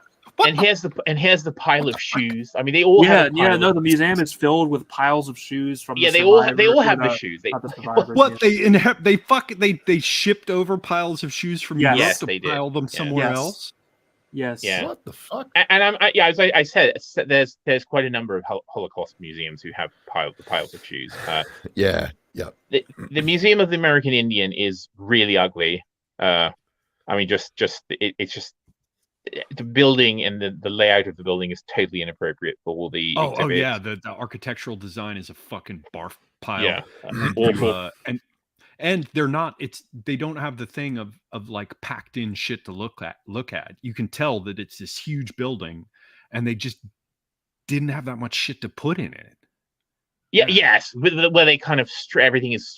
Well, it's like any kind of small museum. I mean, they have to stretch out the. And then there was another terrible museum in Washington called the Newseum, which was the Museum of the News, which was a stupid. you just reminded me. Before I moved, Paul Fahrenheit and another dude stayed at my place for a little bit, and I took him to the National World War II Museum in New Orleans.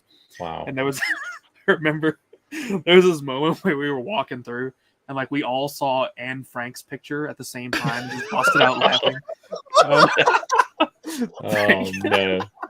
Oh man! Yeah, the Anne Frank picture and Biro sales stand. Yeah, how long before someone slaps on a sticker of a picture of Kanye going, "Officers, she's up here." Oh God! I saw that meme. That's actually kind of a famous joke, by the way. Yeah, there was a girl in the 80s. Well, she was she's around before the 80s, but she was sort of a deal in the 80s called Pia Zadora. Oliver will remember her. Pia Zadora. Yeah. Pia Zadora. I mean, she was a terrible actress, but she married an old Jewish, rich, sort Wait of. a minute. Wasn't that a pair of sisters? No, that's got her confused with the Hungarian sister. That's Jar Jar. Yeah, and Jar Ayla Jar. Gabor. No. That's right. Okay, sorry. No, Pia Zadora was just a single person. She married a man called Rickless. Was his surname, and he owned inauspicious name, man. Rickless, Dickless. Yeah, his name was like Meshulam Rickless, and he was an old man who I believe owned. Did he own Kmart? He owned something like that. Anyway, he was very rich, and there was an allegation in the 80s that he basically bought Pia Zadora a Golden Globe Award because she was a sort of bad actress. For you, darling. But there's a joke is that apparently she was in a revival production of The Diary of Anne Frank, playing the title character, and she was so bad that at a certain moment in the play, someone in the audience shouted out, "She's in the attic!" Pia Zadora. Also, her husband commissioned 4 big, giant Andy Warhol portraits of her in the 80s as well. So, what are we talking about? I just saw someone talking in the chat about how they're about to leave. You are simply not going to find a higher quality, star-packed Friday stream or Saturday morning for the Antipodians or whatever the fuck it is where you live. You are not going to find a better stream. No. I mean, we've got literal esoteric knowledge here. Shaving your balls will give you some special sex magic. Thank you, Pharaoh. Thank you, Pharaoh. Yeah. That was among the most unexpected statements ever to be heard from Pharaoh. And there have been some private statements made, which I, as a person who understands that a wink is as good as a nudge, will never ever repeat in public. But I have to say that there have been some shocking remarks out of Radcliffe lately. Oh, Radcliffe is it's very strange. So before Radcliffe said some shit.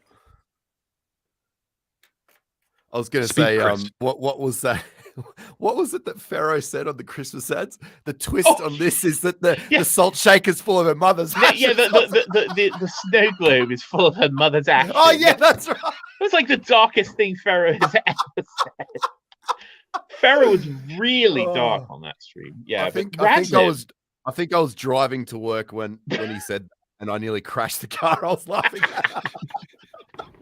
And Radlib, so either Radlib comes out with, he will say the most boomery things you could possibly imagine. Like, I can't even remember. Do you remember any of them, Charlamagne? I would not say anything about that. I will simply say that Radlib will turn around and make you recognize that what John Wayne Gacy is hiding under the bow tie. You know? Yeah. Prudentialist does that sometimes as well. He'll just come out with something totally filthy, you know? and funny and very, very funny. Yeah, absolutely, man. Absolutely. Yeah, I do that a lot. No, you're just you're I mean, Charlamagne is the absolute master of the hilarious, slightly surreal non sequitur. I mean, I have enough to publish a book of Charlemagne's utterances. I can't share them, but you have no idea. You have no idea. It do be like that. My Twitter timeline right now, actually. Oh, your Twitter. I mean, you should follow. I mean, you should follow all of these men, obviously, but certainly follow Charlamagne because me more than well, yeah, of course, because you're the host and we have to be nice to you. But I am not embarrassed to perform that act on a man. Stop it. That's not what he said. What he said was, I'm not embarrassed to perform that act for men. Oh my God. That's what he said. Jesus fucking Ugh. Christ, man. Beware of my D, God. man. Beware of If D. only. That's so cringe in retrospect, but if only Oh. he really was that guy, you know. If only. Okay, speaking of the Old If Glory only. Club, We all hope. We all hope. We all had hope. I think. in terms of the Old Glory Club and the laudable idea that they're going to come together and put together some sort of insurance for right-wing people. Mr. D, I hope that you will be an expert witness if any of us go to trial, because you've got the records on everything and you will be able to put together a picture of us, you know. Also, Yeah. also a very strong indication that everyone should remain on D's good side. Indeed. Oh no, I'd never use my powers for ill. For I mean, evil, to be fair, malefic.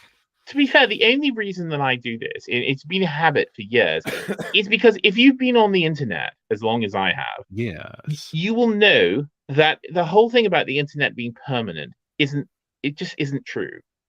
Like, if you want to keep anything, if you see an image or a video or something like that, and you really like it, save it to a local copy, because things disappear all the time.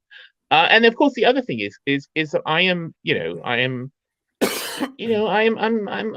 on some sort of spectrum, and I'm an archivist. I mean, I collect things and I like to archive them. You know, you do have a collector's spirit. As soon as any of us post anything, you've already captured all of it and filed it away within seconds. I mean, it's because I'm extraordinarily mentally ill, Chris Carr. No. See, these are fine gentlemen. See, this is a thing that, okay, I'm going to open the floor to you, gentlemen. Once upon a time, I was buying antique weapons. I had just come back from Turkey, and I ran into this guy. Well, I'm not going to tell the whole story, but it emerged later after I got through his false persona on eBay. He had studied Turkish and Islamic culture and art, and he was selling antique weapons of the Muslim world, you know, shipped from the Caucasus or Iran or Turkey. But he had the same first name as me and the same last initial. And so we became friends. And we went on a collecting trip to Turkey together, and he had been a dealer in crazy antique weapons for a long time, and he really knew his shit, like a very, very knowledgeable guy. He decided to go get a degree in material culture from University of California, just on a whim.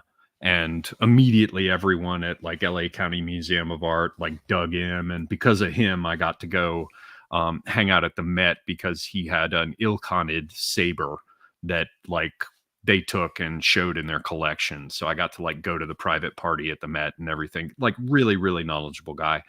And we went to Turkey together. And because I spoke Turkish and could get in with the right people, I got to go down the weird ass hallways in the Grand Bazaar and the back passages and like buy crazy old stuff. And I said, man, there's so much stuff here. I didn't realize it was all there. And he said, yeah, but you got to understand, Oliver. And I said, oh, I'm listening, Oliver. And he said, well, let me tell you, Oliver, we were both named Oliver. He said, you have to understand that there is a seeming glut of all these wonderful old things because we're living in this weird transitional time where, because it can all be put onto the internet, you think that it's everywhere, but it's not, because the shit we were buying was not like a Mauser rifle or a bayonet or whatever that was produced in a factory by the thousands or in some cases by the millions. Every one of these is handmade, and if it breaks, it's gone. Another one will never come, and so he's like, this is the time, buy your antique shit and sock it away. And in the years since, I've reflected that sort of thing is going on with people right now. Like I used to wander around. I'll just tell you honestly, I thought I was absolutely smarter than everyone. And I was. I'm not, it ain't bragging if you can do it. But now, because of this internet shit, I'm forced to, like, I'll come across, not everyone, there's still fewer and further between, but I'll come across lots of fucking interesting people. I'll come across, like, there's a guy in the chat, Prism. I'm like, yeah, man, I'm like freaking out. I'm thinking that, there's something going on with these Moiré patterns and Fourier's transform, and there's something going on with the way the Moiré patterns interact. He's like, yeah, well, I studied physics and stuff, so I'll jump on a chat with you sometime and try to figure this out for you. And it turned out I had discovered something, but it was something that other people had discovered previously, and he was able to, like, figure out the math and lay it all out. Like, we don't understand the degree to which, like, D for sure, I don't know about Gard and Charlamagne, they're a little younger, but D for sure absolutely remembers the days from way back when, where you literally, I always talk about fucking Abelard before he had his balls cut off. He had to wander around as a proper Aristotelian to different places in Europe to find a philosopher who was acquainted with the works of the peripatetic, right? In order to be able to discuss these rare things that he had figured out, right? Anyone who lived before, not just the internet, but the internet with the ability to have a conversation like this one, does not understand how you had to look for things. Yeah. Like, I just talked to my buddy about, like, crazy old forms of music.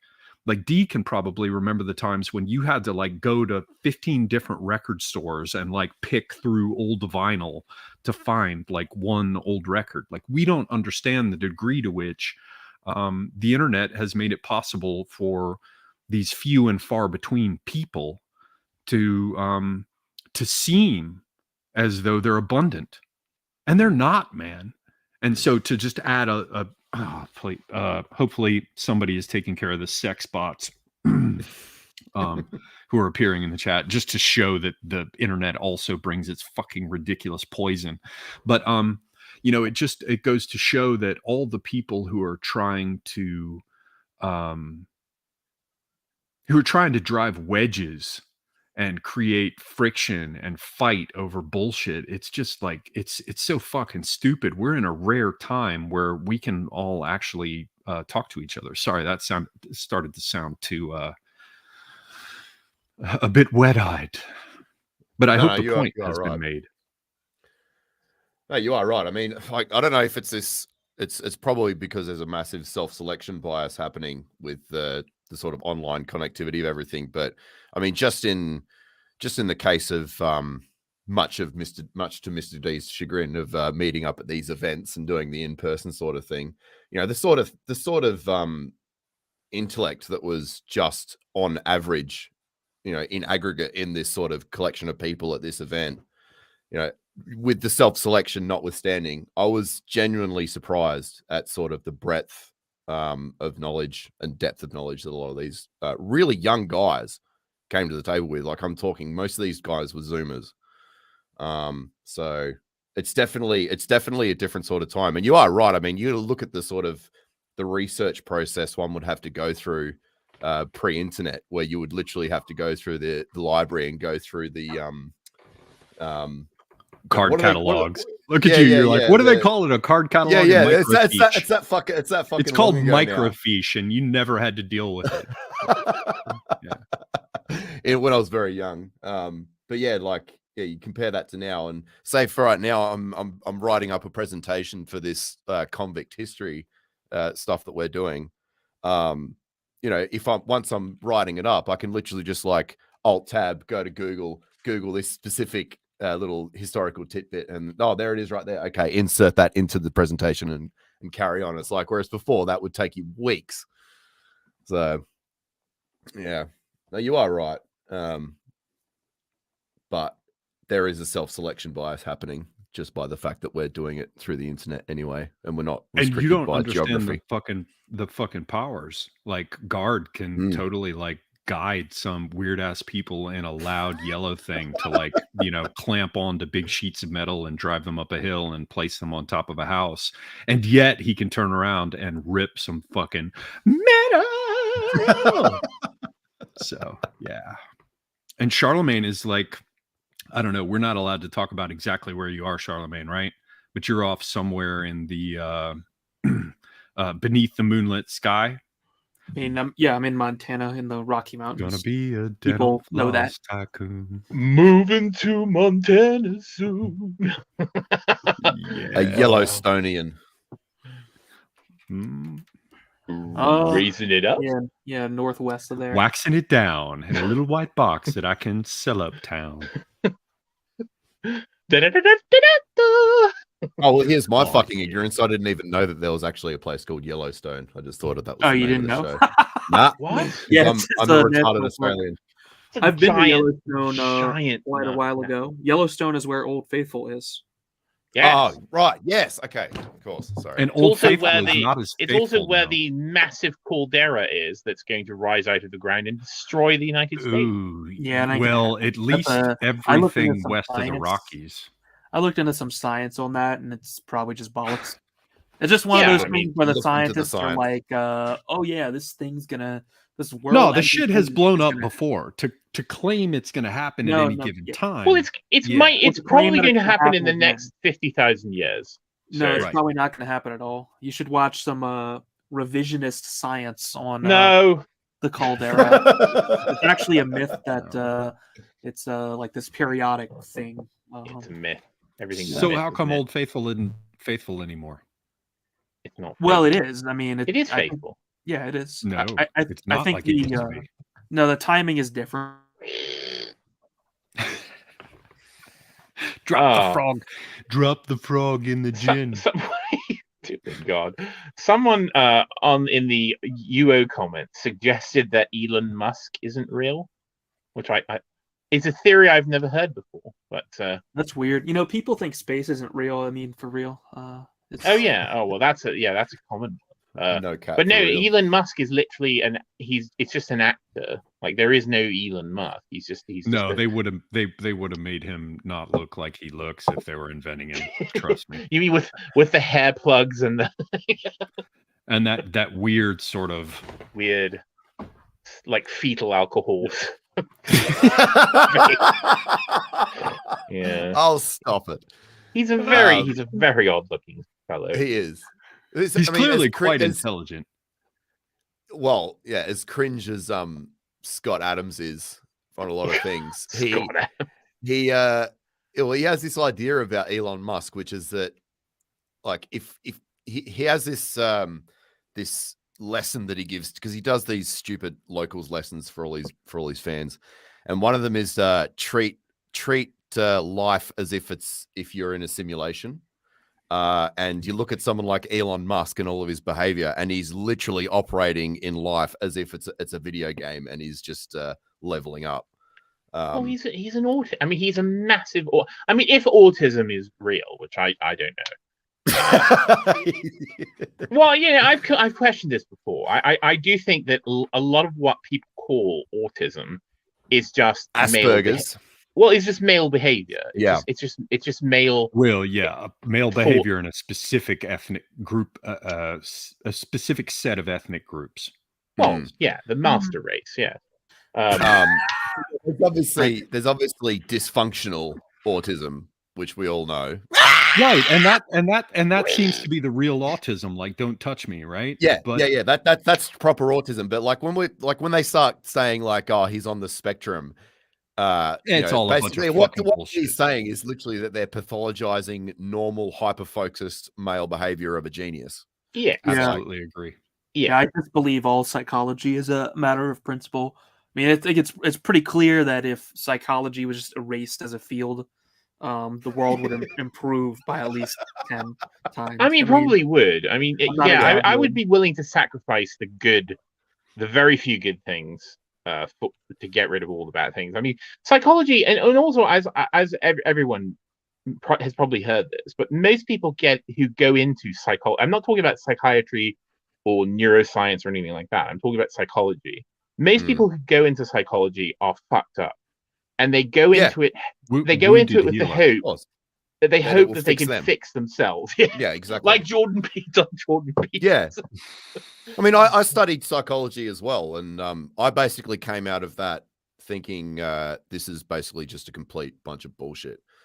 It's an extremely soft science, and they're trying to they're trying to make completely intangible, abstract notions of human personality to be measurable, which they just fucking aren't. I mean, you can get some basic sort of personality traits down, but most of the other explorative sort of scientific stuff they're doing in psychology is literally just a load of bullshit. And now, of course, it's been hijacked by the soft social progressive, everyone is trauma all the time sort of style of psychology. Well, it's very convenient, of course, that they can pathologize anything that they want, and when you like pathologize Machiavellianism. When you can pathologize a belief, then you can medicalize it, and you get these things like if we hit the brain with powerful magnetic waves, then people become atheists. Let's think about that. And that's what it's for. It's so that they can smear people and lock them up and lobotomize them as they used to do. Now they do the same thing, except they cut off their genitals, I suppose. Yeah, I would definitely want to see some sort of comparative thing laying out how much state funding Skinner received versus somebody like Jung, right? And it also brings to mind the observation, I think it was Jung that made about the psychology that is appropriate for Freud and Freud's people versus the psychology that's appropriate for Jung and Jung's people. Like he literally observed that at the time back in the day. Jung said, well, maybe Freud's psychology is appropriate for a particular group of people, and maybe other people's psychology is appropriate for another group of people. I found it like when you look at the crazier shit of Jung's, like here, hang on, my God. Have we confirmed that is a sex swing behind him or not? It is a sex swing. Yes, that's what I thought. It's got some red stuff on it. Look at this motherfucker. Oh, you have the red book. Nice. Oh, you see this thing? Is that the entire thing? That's an enormous book. Oh yeah, that's the real one, and it was hidden forever in a vault, right, by all the Jungians. Yeah. But when you take a look at it, you find out that this guy was in the midst of attempting to understand some pretty deep shit about himself. This was the kind of crap that Jung produced. This is a facsimile of the actual pages. And that's how he writes and thinks and explores things like insane mandalas and the rest. Now, can you imagine something of this sort? Let me find some of the ones that have the actual images coming out of someone like fucking Freud. Sorry, I was too close to the mic there, right? There's a lot of these very strange pictures. And I mean, I have paid a great deal of attention to fine handwriting, right? Fine handwriting. Look at this. Is not bullshit. This is someone with some skills. He's creating his own illuminated manuscript as a part of the process of attempting to understand himself. And so to me, I have a very negative attitude towards psychology in general. I tend to think of it now as something that is most appropriate as a weapon to use against your enemies. Psychology, and I might even try to talk to Woes about this a little bit because it seems appropriate. Jesus Christ, I've got some sort of wardrobe malfunction here. Sorry. Psychology seems to be something that is most appropriate for you to use as a weapon against your enemies, or to righteously use for oneself in privacy as a way to understand why one does what one does. It's like contemplation or prayer, It's what you just said there, Zed Des in the chat said about 10 minutes ago saying, nope, I studied psychology to learn how to fuck with others and own their ass. Well, now I will tell you this, that no disrespect to Zed Des, but that's a female thing. The number of women I know, it's a women. It is. They're all like, I'm going to go study psychology, Vindictive. and then no one's ever going to be able to put anything over on me. So yeah, definitely no. Yeah, including no babies, no babies. Yeah. Well, I don't think any of that stuff necessarily applies in her case, but I think basically psychology is something that you should be willing to apply to yourself as a tool if you wish, but otherwise, if anyone ever comes and tries to psychologize you, is there a polite way to put this?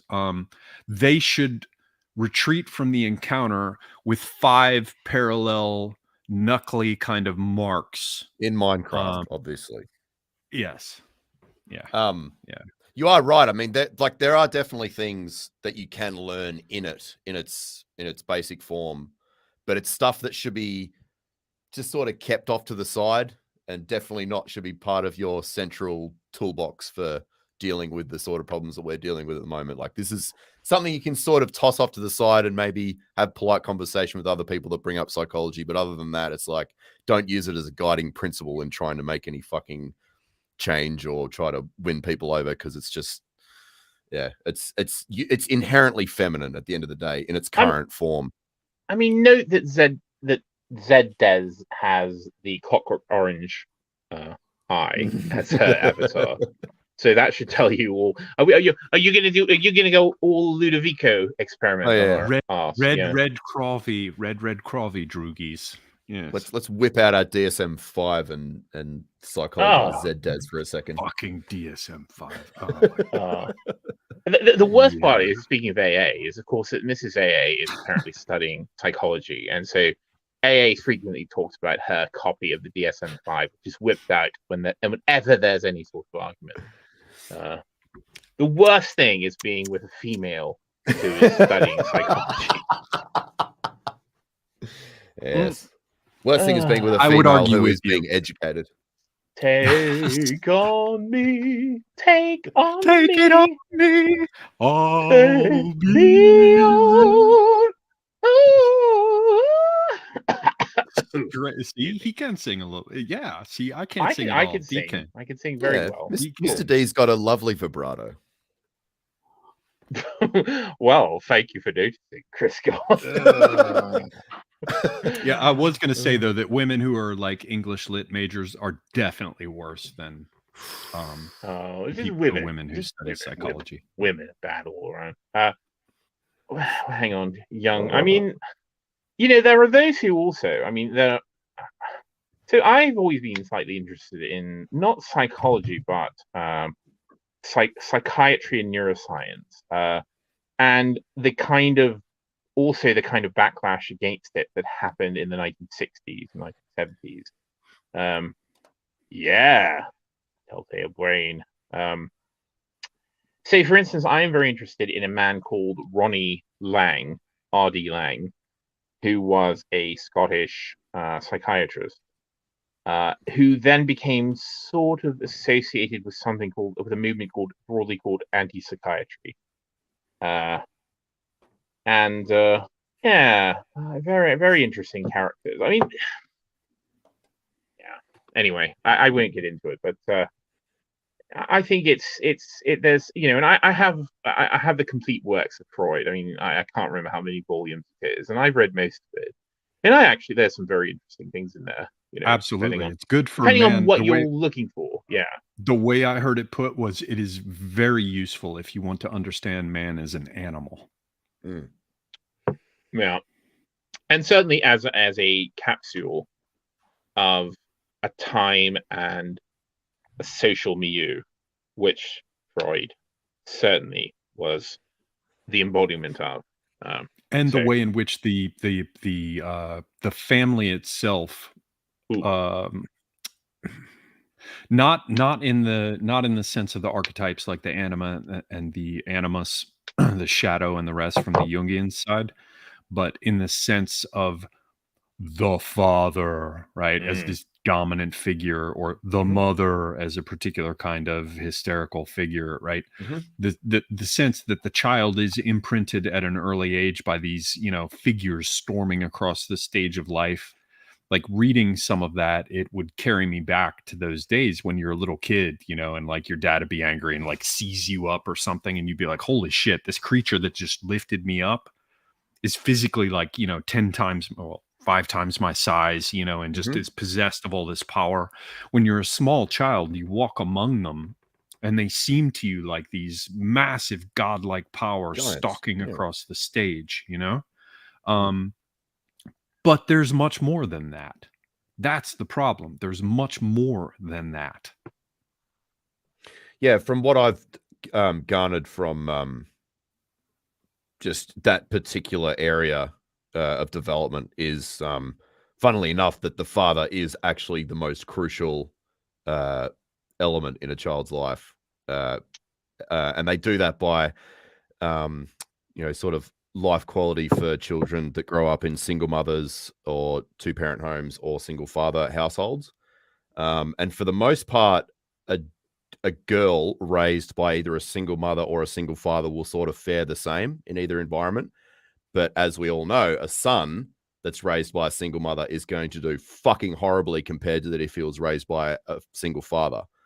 And that's been shown just across the board every single time, basically. So it seems like that it is that crucial, like what you say, like this godlike figure of the father. Because I mean, to a little kid, their dad is basically Superman. If he's a real man, like if he's actually a father role, you know, you see these limp, weak, fucking pathetic soy jacks for dads that get around these days. And my father was the Penguin, I'm afraid. And it's like the other side of that is, oh, you know, maybe they turn into a tranny. But yeah, for the most part, if you've got like a proper man as a dad, it's like that's basically the determining factor in that they're not going to become a complete fucking effeminate neurotic mess. So, well, they talked about like, you know, how fluid, which is reactive and takes the shape of the structure around it, right? You pour it into a glass. I like to think of it as like an egg in the shell, right? If you've got just a mother, you've got all that shit that's nutritious, right? But it's like an egg without a fucking shell.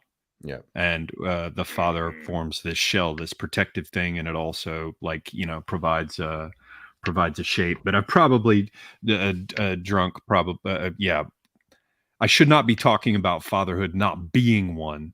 And furthermore, I shouldn't talk about it when I've been drinking. But it does seem that psychology is a weapon, you know, and basically, you know, in Minecraft, metaphorically speaking, punch anyone who tries to psychologize you. Yeah. And if you're wondering about the applications of psychology, it's as a weapon to destroy your enemies, to cause them to analyze everything that they would even imagine doing before they do it, so you can create that delay that will give you all the time you need to destroy them. That is really what. So basically, be the right wing Edward Bernays. I prefer a traction trebuchet to destroy my enemies, to be fair. So, you know, a trebuchet. You want to? The problem is accuracy with the trebuchet. I don't care. It's so much fun. Have you ever built a trebuchet, D? Tell the truth. I have not, but I've been around people who have built enormous. I've been around people who have built trebuchets. Well, I remember this firm young carrot who was who had set himself the goal. Oh, God, semi-god. All right, you're becoming an embarrassment. Look like a queer. Sounds like a queer. Probably a queer. A queer.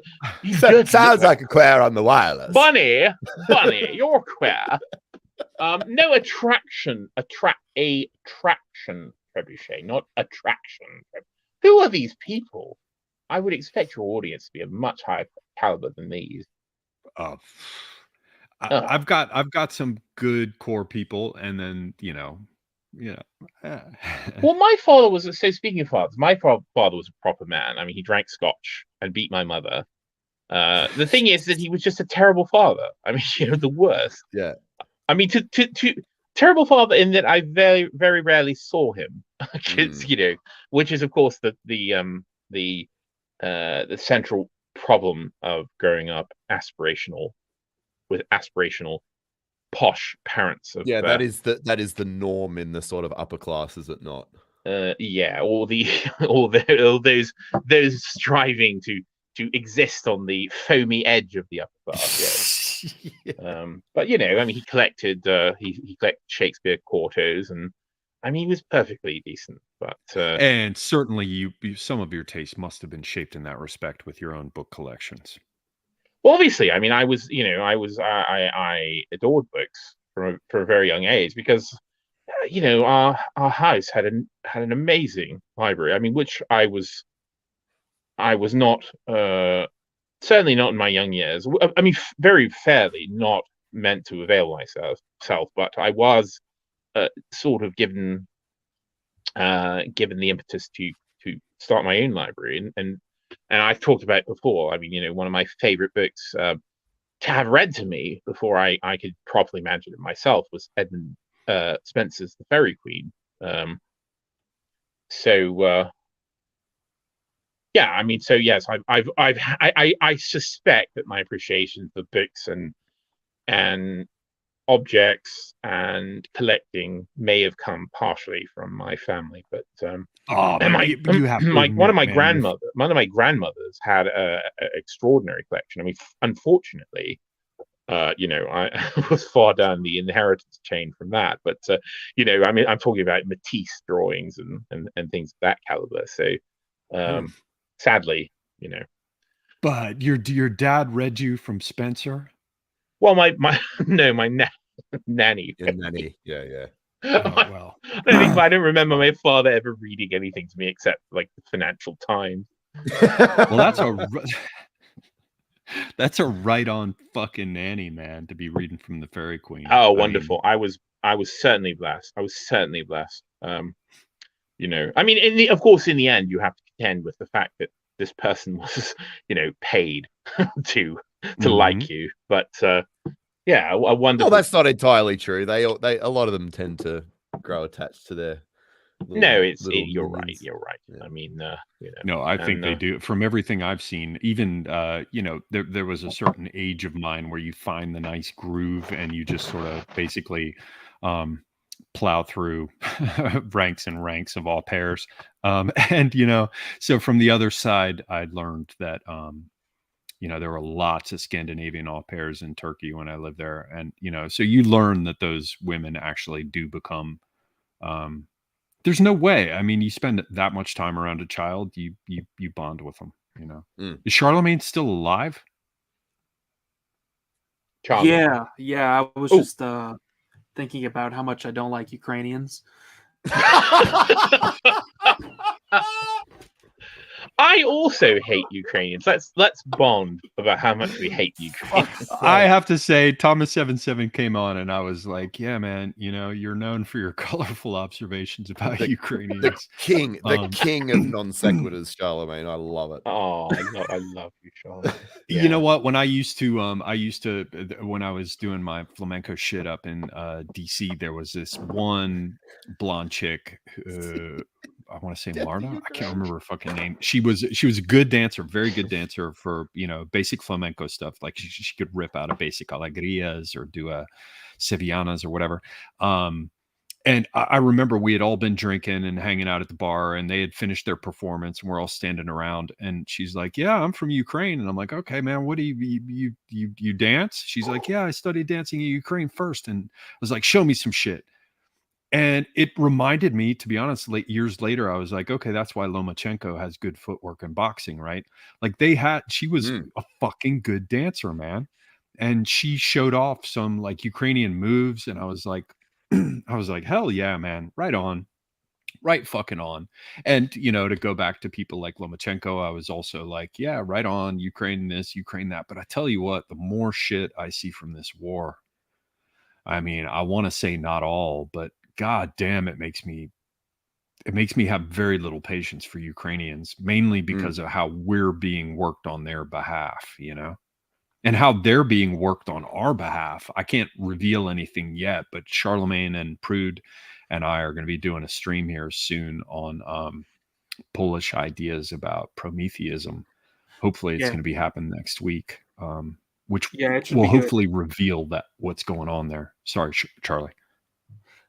Yeah, I've done a lot of research on this for this topic, as you saw, like way more than I would normally do for anything. So, I mean, I'm sure people are gonna say we're conspiracy, like reading too much into things or something, but it's all there. It's all laid out. Maybe we could link. Yeah, and shockingly fucking straightforward, is it not? Yeah, it is. I mean, it's all just right there. Yeah, but we can't do a full reveal. We can't do a full reveal on that. How do you feel about Ukrainians, D? Oh, I told you I hate Ukraine. No, I mean,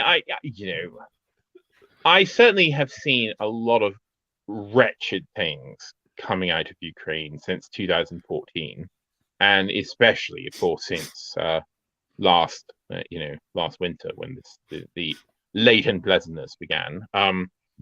And there's a lot of problems there, and I just but again, I don't technically the average Ukrainian I don't technically have any problem with, nor do I have any concern over. I mean, again, very not quickly, D. I'm going away. I'm going to come back, but if you start talking about tits, D, I'm going to hear it and I'm going to boot you. So I'll be right back. Well, I'll just No risk talk of about. I'll just talk about foreskins and arse. Jesus Christ. No, I mean, I don't care. Ukrainians are perfectly whatever. They can do what they want. But, there's been some... I mean, just, what was it, yesterday, 2 days ago, there was a fucking op-ed in The Guardian. I don't read The Guardian, but I do see occasionally what props up. And there was an op-ed from some Ukrainian official saying that that orchestras should stop playing Tchaikovsky.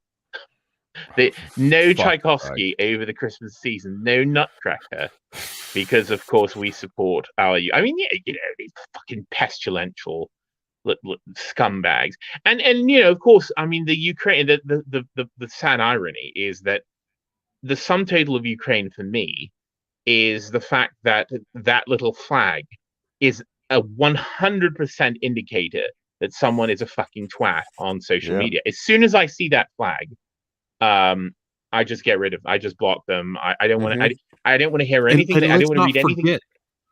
And let's not forget the motherfucker who said that you're talking about, D, was literally the fucking minister of culture. Sorry, yeah. Oh, that's what he was. Yeah. Fuck. I mean, fuck off. And yes, I mean the Ukraine flag for me. I mean, I will forever recoil when I see it because, of course, now it is just a symbol. Well, it's a symbol of everyone that I hate. It's become the symbol for us that the swastika is for them. I mean, even worse. I mean, but they do this about everything. I mean, it's like there's so many of those now. It's like the a syringe, a mask, a trans flag, the sunflower. The fucking electromagnetic spectrum. I mean, these are all things that I have been trained like a dog to hate. So I don't know. I mean, it's fine. Who else do I hate? Croats. This is a stream we want to do. Fuck the Croatians. I only say that because I have been close to people from Serbia who, of course, have a lot of very deep and very old hatreds of lots of their neighbors. Mm-hmm. So I was exposed to a lot of hate for Croats and Albanians. But they're still quite good buddies with one thing the that Czech pisses Republic, are they not? Pisses me off about all these people, like the Albanians, is like they have really cool looking flags from like the Austro-Hungarian Empire, and they just don't fucking deserve it. I mean, they're just not worthy of those flags. You know what I mean? Indeed, yeah. I mean, although a lot of Americans aren't worthy of the American flag either. So. Or the mascot of the bald-headed eagle. Wonderful eagle. Oh yeah, I actually saw 3 bald-headed eagles today. That was pretty cool. Really? Nice. Wow. Amazing. Yeah, they live here. When I was driving down the mountain, it was pretty cool. One popped out from the trees along with 2 crows and just sort of flew a couple dozen feet above my truck for a couple seconds and then went off. So that was pretty cool. Nice. And then I saw 2 others just kind of chilling on the side of the road, along again with some crows, probably eating something. So that was pretty neat. Bald eagle's huge, isn't it? It's a massive bird, right? Yeah, they're fairly large, I think. Yeah, the three I saw, I wouldn't call them massive. They were definitely larger than any other bird you can see, but they can get much larger than that, from what I understand. I have some. I have a terrible, thing about bald eagles related to art. I think I did. I made a tweet thread. I should sort of redo it because it was long ago when no one engaged with all of my wonderful content. But there's a famous case in modern art of an artist called Robert Rauschenberg who did a painting in the 1950s, which, amongst other things, included an old stuffed bald eagle. And when I'm talking old, it was like from the 19th century. It was a piece of taxidermy that had been so it belonged to one of the Rough Riders, one of Teddy Roosevelt's Rough Riders, who lived in New York. And when he died in the 1950s, of course, very old man, and a lot of his belongings were just like tossed out in the street, just like waiting for the skip or something. And one of them was this taxidermied bald eagle, and so Rauschenberg collected it because a lot of the art he was doing involved a lot of using sort of junk and found objects, and he included this bald eagle in this painting, and it ended up in the collection of a gallery owner called Ileana Sonnabend, who was famous. She was married to Leo Castelli, who was another famous gallerist, and she was a famous art dealer, and she owned this painting. I mean, in her personal collection for, I don't know, what, 60 years, 70 years. And she died a number of years ago. And it turned out that her children couldn't sell it because it contained the remains of a bald eagle, and which you cannot sell according to American law. You can't sell it. In fact, you can't legally possess it. So, for instance, you can't sell their eggs either, can you? You can't sell anything, and you're not allowed to possess it either. If you find a feather from a bald eagle, it's a felony to pick it up and keep it. You can't own any part of a bald eagle. If you find a dead one, you cannot touch it. If you touch it and transport it, that becomes a felony, a federal crime. Shit. Yeah, freakish nonsense. So, not British nonsense. This is American nonsense. I said freakish. Oh, freakish nonsense. Yeah. So anyway, this painting called Canyon by Robert Rauschenberg, which was valued by the Internal Revenue Service as being worth, I believe, $50 million. Wow. They couldn't sell it. The heirs, the Sonnabend's heirs, couldn't sell it because, of course, it had this dead bald eagle attached to it. Even though, of course, it was a dried out, crusty, like specimen from like 1860 or 1870 or something. And so they had to donate this painting to the Museum of Modern Art, I believe, in New York, with the declared value of zero, because it could not be sold.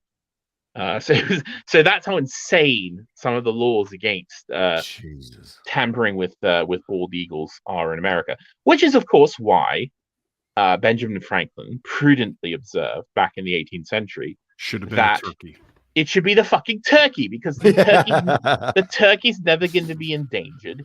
They're good. You can eat them. There's plenty of them around. Turkeys are fucking stupid, dude. Oh, they're very stupid. Very stupid. They're also really nasty. I mean, if you've ever been around one, I mean, they will attack you. I've actually never seen a live turkey. I don't even know where you would find one. Oh, I was chased. I was comically chased around. Me and a couple of friends were comically chased around by a group of male turkeys once. So. We got bush turkeys everywhere here. I was driving down the road back to my house, and I saw a bunch of them crossing the street behind a hen.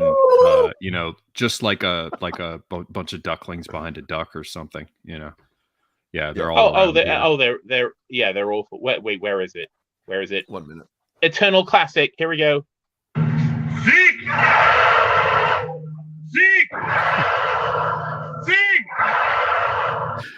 Where the fuck? Oh my god! You should monetize your collection, D. I know. It should be like DJ Spooky. I'm pretty sure. Did I give that to you? Or? No, but that's a famous. That's been going around for a long time. Yeah. I miss all my memes. All my memes are in storage. Oh, my memes are in storage. I totally broke my rule, 100% by the way. actually true. Say again, Oh, Charlie? it'd be terrible to be. I 100% factually true. They literally are in storage. Separated from your memes. Speaking and of your taxidermy artistry, there was one artist who did a cover for the Swans, The World of Skin, and it was like a 3-headed dog. It was this guy E.K. Huckabee, and I remember he used taxidermy. Did that artist ever appear on the artist radar, or you've never heard of that? Never heard of it. I mean, like, you mean like, was it like a Cerberus or something? Yeah, it was something like that, but actually sewn together chunks of the animal. Ooh. But Ooh. that would have been, you know, there were actually like, you know, 3 dogs that had been taxidermized. Ooh. And yeah. Anyway, I went out. Yeah, I met Jarbo, and I went out and met E.K. Huckabee. For people who are familiar with the Swans, but most people probably won't be. Yeah. Jarbo. Anyway, never mind. Never Matt mind. Jarbo? That's my. No, Jarbo. She was a female singer for the Swans. Oh, okay. Come to our, what are you hanging around with Matt Jarbo for?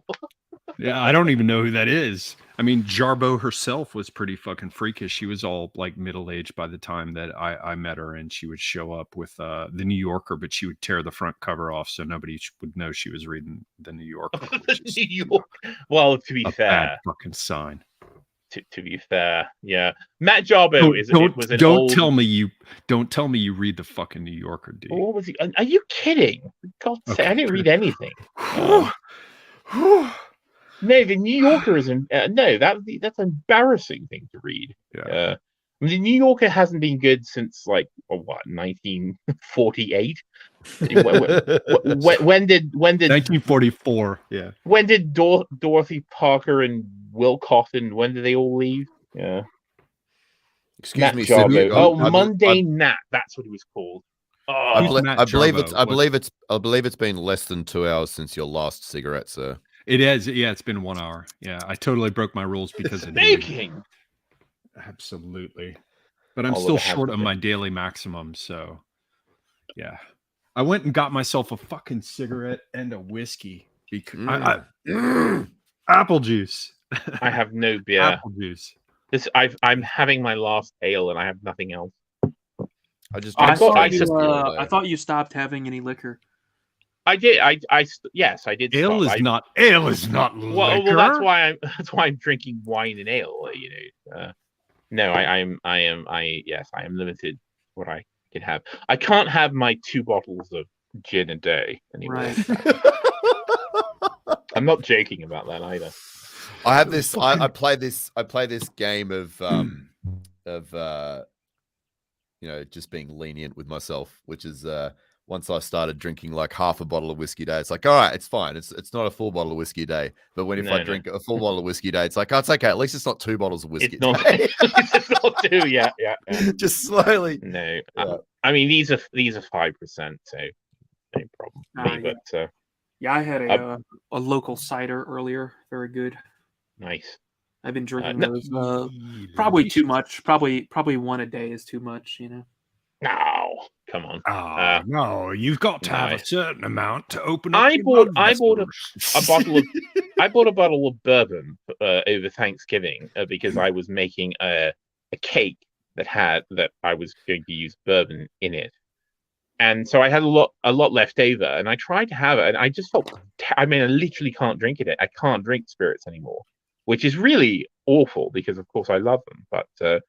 I tried to have one, you know, a very diluted one, and it just did not agree with me at all. So, no, I'm afraid it's beer and wine for me, and not very much either. I mean, in the old days, I could have had, you know, 12, 14, 16 bottles. Let us talk now. Let us talk now about the challenge of the vice.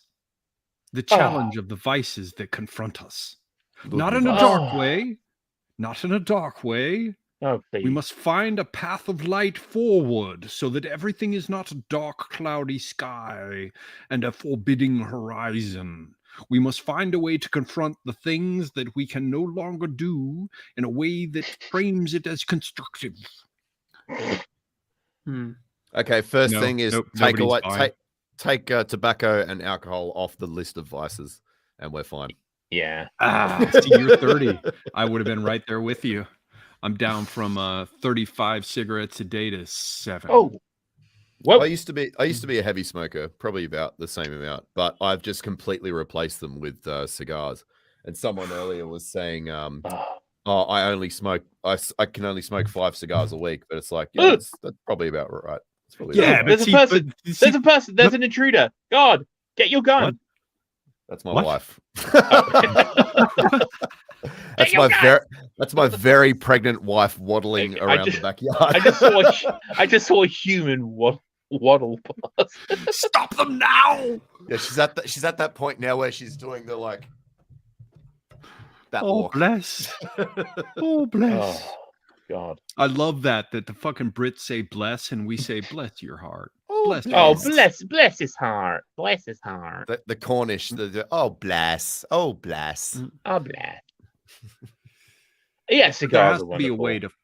Yeah, cigars though. The problem with cigars, everybody's like, "Oh, you could just drink you could just." I just fucked up because in Turkish, içmek means to drink and to smoke, which tells you something. What the 'cause fuck? Back in the day when tobacco first Get very appeared, confusing. they called them offensive smoke drinkers. So there is a connection. What? There is a connection. Semigog, I know a 17th century poem about tobacco where it describes taking tobacco as drinking tobacco. Yes. It's an English poem. So yeah. Indeed. Yeah, I've got it on my I've got it inside the door of my house. There's I worked when I was 22 years old at a power company doing film processing for printing, and there was this guy down in one of the cubicles. C process. Were they C prints, or was this motion picture film? No. It wasn't telecine or anything. This was outputting black and white film for pre-press. Oh, and pre-press. Okay. Pre-press. I was in pre-press, and I was a scanner operator. I had a platen scanner, not a drum scanner back in that day. Scanning that Tri-X. Okay. And I don't know what the fuck you're saying. Yeah, and you shouldn't, youngster. and Yes, and there was this he's guy the in worst a. accent. My accent's not that bad. And there was don't opine. There was a guy down in the in another cubicle. That was back in the days when everybody you met was in a cubicle, and he was totally into fucking Cotton Mather. He was this hardcore Protestant who read like all kinds of early Cotton Mather stuff. And I was sharing some of my early poems with him, and he was like, "That's strong, you know, I like it. You should do something with that." And I'm into literature. And then he handed me this old, and I printed it at the time, and I've since framed it, and it still hangs on my wall. And it's a Protestant view of Catholics. From one of these Massachusetts colony type places, and it shows one of them is a bunch of people dancing around, and it says "Hey for Christmas," and then because celebrating Christmas was dark shit, right? Oh, and Protestant. Indeed. And another one said, "There's a guy standing on a box addressing a group of people. It's all a shitty New World woodcut, right?" And the guy is announcing, "We have overcome the devil," and then there in the background is some dude with no head who represents the devil. So you begin to understand from the early evidence what the headless horseman was supposed to represent for them. And there was another one where there are a bunch of people standing around or sitting around a table with long pipes, and it says something like "offensive smoke drinkers." So now I can't remember what I was talking about. It was something about controlling your vices. We hate Protestants.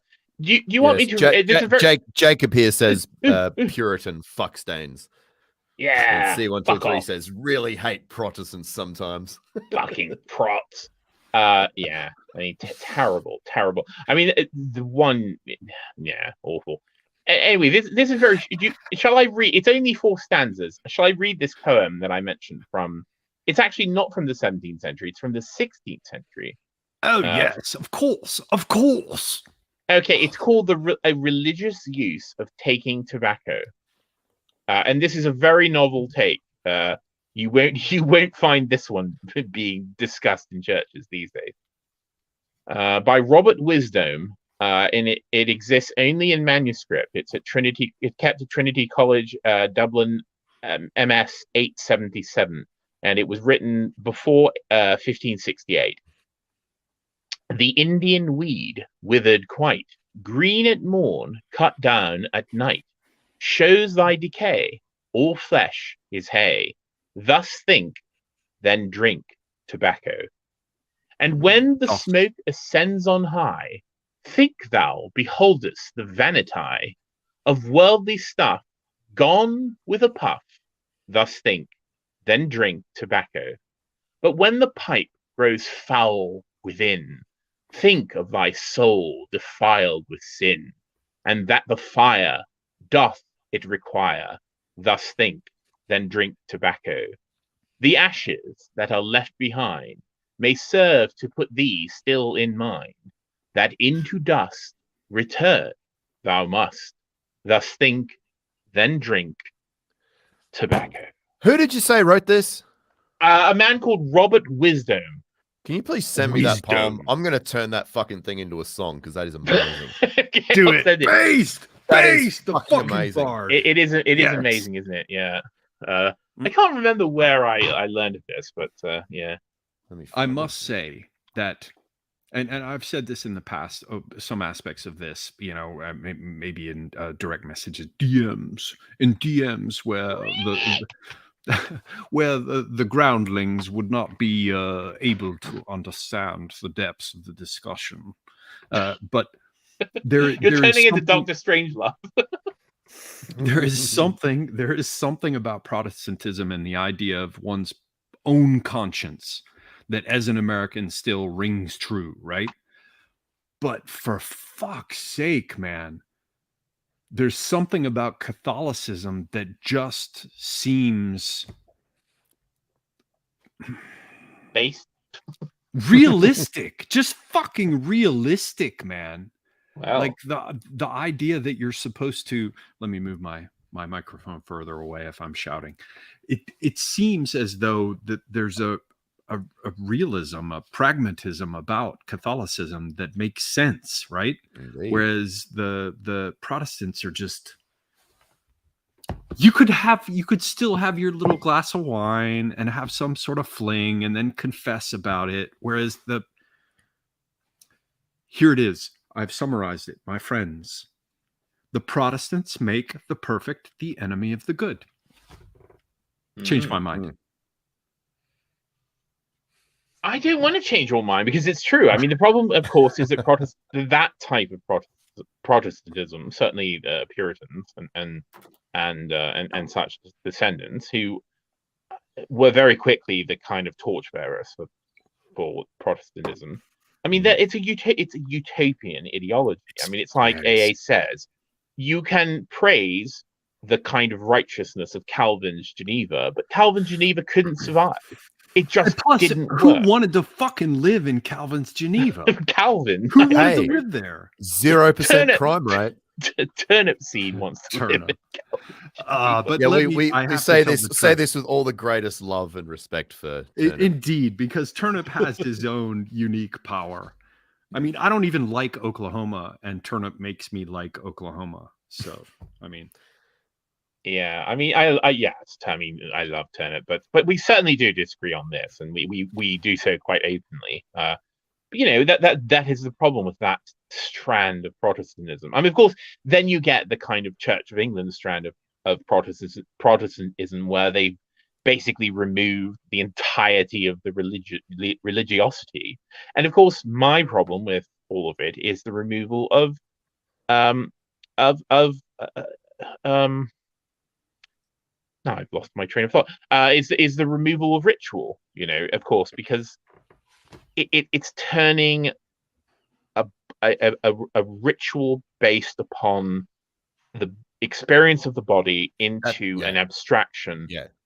And it's not meant to be an abstraction, you know. I mean, literally, Christ gathered his disciples on his last night in the temporal world, and it wasn't abstract. They had a feast. and he told them what the feast meant in terms of his body and their belief, and it just doesn't make sense to me.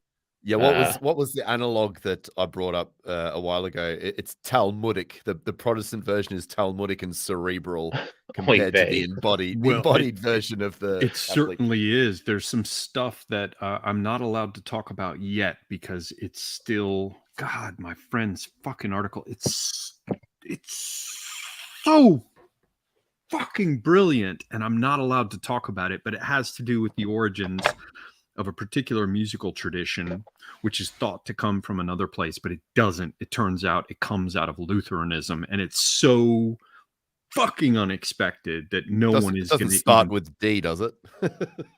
No, as a matter of fact, it doesn't. Thank God. But the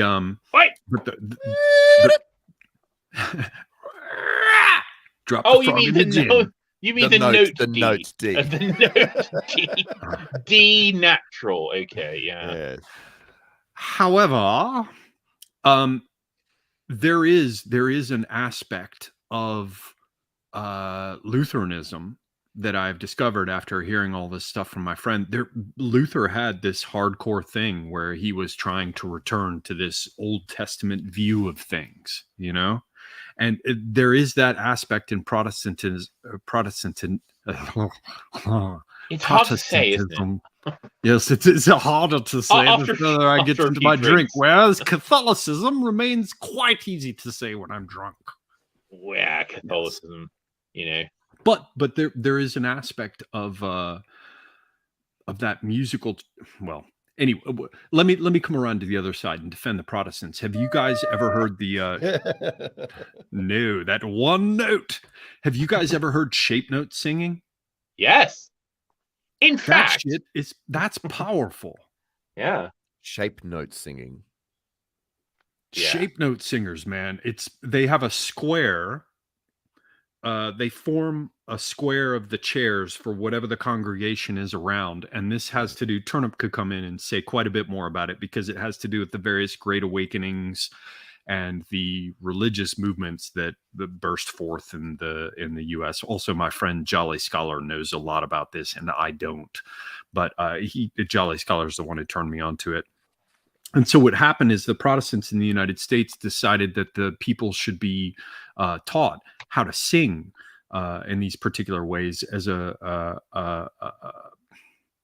way to come together as a congregation and experience this togetherness before God. Mm-hmm. And they sang all kinds of shit. Like, you know, there are versions of it where they do fuck, man, I can't. Is it just me, or do other people when they drink forget what they try to remember? No. That's me. That's me every day. All day. That's common. All right, good. But basically, yeah. No, go ahead. They do. No. Well, anyway, they bring them together and they form this like this square shape, and they've got one person who is selected in these different gatherings who does some shit with their hand and leads the other people in the singing. And they came up with very specific ways to educate congregations. And you must remember that at the time that all of this was innovated, that these people didn't know how to read music. It was a way to teach the common people how to sing. And when you listen to a room full, and they're often very open, bright rooms with sunlight, and they've got this square shape in the center that's open, and then the chairs ranked sort of in a quadrangle type arrangement. And one person gets selected to lead the chant. And they have the shape note singing, or sacred harp is another name for it. Yep. It's fucking gorgeous, man. Yeah. It's so powerful. Groups of people singing together. And so insofar as I understand it, that was a big thing with Lutheranism too, was the power of music and to educate the masses or the congregation. And so, you know, I imagine they must have done it in Catholic churches, but you know, for what I know from Catholicism, you know, that was something, you know, monks doing Gregorian chants or some of the stuff with the Eastern Orthodox. I'm reminded of the power that comes from the sound of you know, basic sort of symphonic backing for an opera, and the powerful sound of, say, like a really deep-bodied tenor singing in unison with not just violins, but, you know, a series of other brass instruments as well. All because obviously those instruments were modeled to sort of emulate or simulate the sound of the human voice in a sort of analog. And yeah, what you're describing. So this for me personally, like whenever I'm producing music, one of my favorite sounds to draw is that sound of a huge group of people in a big room. That's one of my favorite sounds ever. And it's even better when it's a group of children mixed with adults as well, so they can really hit those high pitched ones, those wails.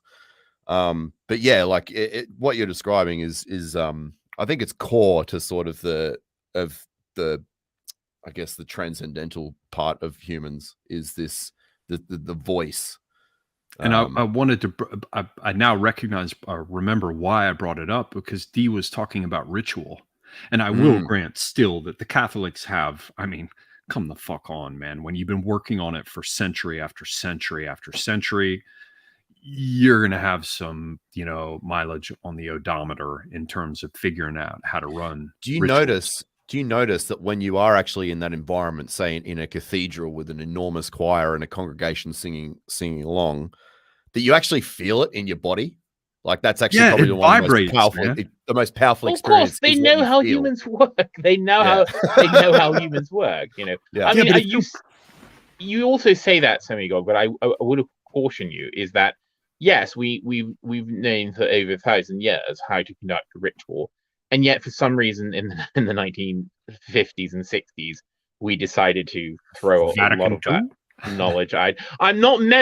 I'm not meant to have bad opinions about that, as Settlers Lament will tell you, but I'm afraid that there are certain questions that come up about let's say the change in the ritual, and of course there are quite I would say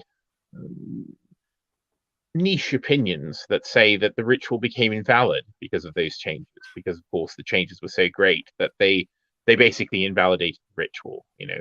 And of course, again, we're talking about ritual not in a symbolic sense. We're talking about ritual in a real sense. I mean, you know, when you go to the Catholic Mass, a proper Mass, there is a physical. I mean, again, when we believe that there's a physical change there, that the ritual actually has a transubstantiation. Yes, a real and physical meaning. It's not just a metaphor. And that is the difference. And of course, you know, that is one of the things that's being drained out of human life. I mean, not just Christian, not just Catholic, but, you know, but every aspect of life, you know. I mean, being replaced by, I would say, false ritual, you know, things that almost seem to be a mocking of the idea of transcendent, metaphysical, you know, ritual. So yeah, it's a huge problem. It's a huge problem. And of course people have tried. I mean, you see people tried. I mean, we make fun of you know, of the kind of, you know, fat Wiccan and, you know, whatever or the you know, the kind of neo-pagan and such. But I mean, this is of course people humans longing for ritual, which has been a part of human life since grasping for straws. Exactly. I mean, mowed down away from them. And I don't fault them. Yeah. No, because there's an outstanding power in it, man. And that's the thing. I grew up, like, when my mother tries to sing, you know, it's like Mary had a little lamb. You know, it's absolutely awful. And so for me, it was an unobtainable thing, you know, to to get that. I didn't understand it, and I had to fight for a long time to get rhythm. And I remember when I was playing the big ass Japanese drums, where you have the huge drum on a stand in front of you, and it's like boom, boom, boom. And I played that for a while, and then I have a picture of you. A picture of you. Oh, that's right. See, it's in your fucking files, man. But at the same time, then I got into flamenco, and they've got a bass 12 rhythm, right? So your measures are in 12, and of course you get much more extended, like in the ragas and whatever the fucking name is, because I can't remember it because I've been drinking. You know, they've ragas. got Yeah. Right, but there's another name as well, and they call them usuls in the Muslim world, and you know they can get up to measures of like 72 and the rest. Anyway, I got into the way they can subdivide and how you create this structure in which there's room for people to express themselves. So when you have a room with people doing shape note singing or praise name songs, or even when people would get together and dress up in their finest to go to some, you know, Protestant church to sing their songs, you know, to sing their hymns on Sunday, like they're participating in that. They're participating in it. It's like Chris was talking about, where you can feel like weird ass fucking membranes in your body are vibrating because you're all doing it together. And when you harmonize with a particular note, and then like he was talking about kids with a higher pitch, and he called it wailing, like some weird ass wailing, right? Like it's fucking Moby Dick, right? You hear this suddenly across the top of it, but it's that much fucking higher. You hear this crystalline fucking child's note that only they can hit at that time. They're the only ones who can do it, because they have that same that child tone that we can't emulate. But it is what it is. No one can fake it. So it is the sound of a literal, I mean, as close as you're going to get to it. I like the expression innocent of what, but the closest thing to an innocent producing that sound. And then you hear it right atop the sounds of a fucking woman who's been harrowed by life and a dude who's been hammered by whatever he has to do. And then that higher note hits. Like when you're in the midst of that framework of the sound, of the spirit, it's fucking enormously powerful, man. Yeah, and that the physical aspect of it is sort of, it happens in things like coordinated group exercises, military formations and cadences, like or sailors who sing a particular song to coordinate their movements. Or in the sense of people who are deaf. There's this one woman I saw who's deaf, but she can feel the vibrations and therefore keep up with it, right? You literally feel it in your body. And of course, then speaking of the church, is that the extraordinary I think what did Henry Purcell call it? The wondrous machine, the pipe organ, which is of course, depending upon the organ, which is capable of producing a huge range of sounds, including some extraordinarily low frequency notes and some extraordinarily high frequency notes. And one of the reasons I think people reacted so strongly to the funeral of our late Queen Elizabeth II is that they heard these choirs made up of boys, the boys' voices and the male and female singers, and combined with the pipe organ. And they people heard this, and of course, if you don't go to church, you're not going to hear this sort of thing. Of course, it is very different when you're there, when you're in the middle of it, because of course, do you even hear it in church? Oh, you certainly. I mean, depending on where you go to church. I mean, you can go to a terrible Catholic church where they do folk mass, where they bring out the 6-string acoustic guitar and the tambourine. Where they had dusty felt banners. And it's like this old cat lady with glasses singing a terrible hymn. But when you're in a proper church or cathedral that has a good organ, I mean, the organ is literally using the whole church as a resonator. Built into its very yes. framework. And you're sort of in the middle of this instrument. I mean, the instrument isn't it's not like a horn where you can say, well, there's the horn. I mean, the pipe organ, if properly used, and they're all taking this into account. Yeah, I mean, you're in the middle of this instrument, and of course, the choir is probably behind you, above you. And if you're in a very well structured audium for say like a symphony orchestra, it's basically the same principle. Where the audience is, you're basically in the heart, like the belly of this sound. Following the innovations of Wagner at Bayreuth. Yes. Oh, Wagner. Yeah. I mean, but if you go to an acoustically signed hall, like the Royal Albert Hall, it's pretty good. Depending upon how filled it is, it has to be filled to a certain capacity to get the proper resonance.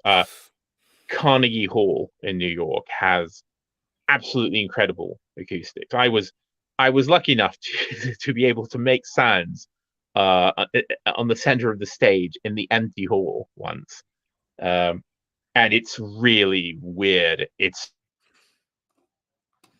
everyone across New York was like, "What's that gin smothered frog sound?" No, but fuck off, you old cunt. No, but it was a very strange experience because, of course, when you're in the hall with nothing, you can't imagine what it does to your voice until you're there. So, and there's other places. The Princess Theatre in Melbourne is similar. So, Chris, what do we know about the acoustics? Sorry, I was just going to ask last point and then take it, Guard. You guys are telling me that Christians still sing? Oh yeah, of course they do. I mean, some better than others, but I mean, in Spain, I've seen it, and they're potent. But you go to places like Wales. I mean, Wales has got a very ancient singing culture, and yes, and many lay people do still. They still have an inherent ability to sing. I mean, I sing all the time. I mean, not saying I'm particularly good, but I grew up singing. It was just something that people did. You did it for recreation. You did it with your friends. It's something I feel quite sad to see. Sort of go away from people. I think so. It is going. No. Well, it's going in certain places. Yeah. I would say something negrified right now and say that most of the best like young R&B soul singers that are part of like this modern fusion jazz soul sort of part of modern music that's tucked away in the little music nerd area of Berkeley kind of music school and stuff like that. A lot of these are black kids that come from choir groups, like church choir groups, and they end up becoming some of the best R&B like soul singers on earth. Yeah. Well, not even like even way past that today. Some of the talent that's coming out of those music schools that are sourcing their talent from these church choir groups is just insane. Like there is obviously a musical part that's inherent to that sort of religious. I will say one thing that irritates me about most of these people is that they all do that. There's a sort of show off quality that I hate in music. And yeah, I mean, so many of them, they do that. Whoa! I mean, they just like Christina Aguilera. Yeah, I mean, just too much ornamentation, too much embellishment. I mean, and I mean, this doesn't just happen in that sort of music. It happens, all over the place. I mean, I rustled the jimmies of some classical music fags. I mean, some classical music people on Twitter yesterday. Yeah, fag. By saying that I don't particularly like much of Mozart, especially late Mozart. I think I think a lot of it just became programmatic and frivolous. Mozart was Blink 182. Yeah, I mean, well, he evolved into that certainly, and it Yeah. just became frivolous nonsense. Yeah. And of course, I think I also don't like the Freemasonry aspect of Mozart and such, but I also don't like music that seems to be made for people to show off, which is why, of course, I don't like a lot of Beethoven. Beethoven wrote some incredibly profound pieces of music, but he also wrote some total fucking shit that was just written for someone to show off.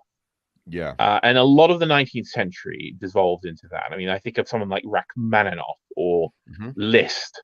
Most of their musical output is just for some wanker to show off on the stage. Are you going to tell me that you really don't like the third piano concerto? Of whose? Rachmaninoff? Rachmaninoff's. No, of course not. Of course I don't. Oh, I don't like any bloody. Man. In fact, I don't like bloody piano concertos at all. I mean, I don't like the piano. I'll agree with you. Even the piano is barbaric shit. No, well, Brahms is different. Watch yourself. Okay, I was going to say Brahms piano. No, watch yourself. Brahms was an artist. He was not a show-off. Thank you. But you know, I mean, Beethoven. I mean, you get some absolutely profound and wonderful things like the Grosser Fugue. But you get some terrible things. I mean, like all of the piano concertos, I think are just rubbish meant for someone for a soloist to show off. The piano itself is barbaric, no doubt. The idea that you hammer rather than pluck the string, something was lost there. Absolutely, in its sound. There's that clanking, glassy, ringing sound that'll come off of a piano. Well, I like the forte piano because it was kind of the best of both worlds. I mean, if you hear, the forte piano was kind of early percussive keyboard instruments. Of course, when they figured out how to make a cast iron string board, and when they figured out how to put that huge amount of tension and double and triple up strings and have much harder hammers and such, when the mid 19th century, when they made the piano that was made to pound on in the concert hall, I lost all interest in it. Nevertheless, fucking Rachmaninoff is a badass, man. Oh, what are you? Who's this person saying it has 88 keys, so therefore it's good enough for me? God, lol. 14 octaves and 88 keys. No. Right, what we've done is we've doubled the diatonic. We've dispensed with the chromatic, and when the 7 notes of the diatonic are doubled, it yields 14.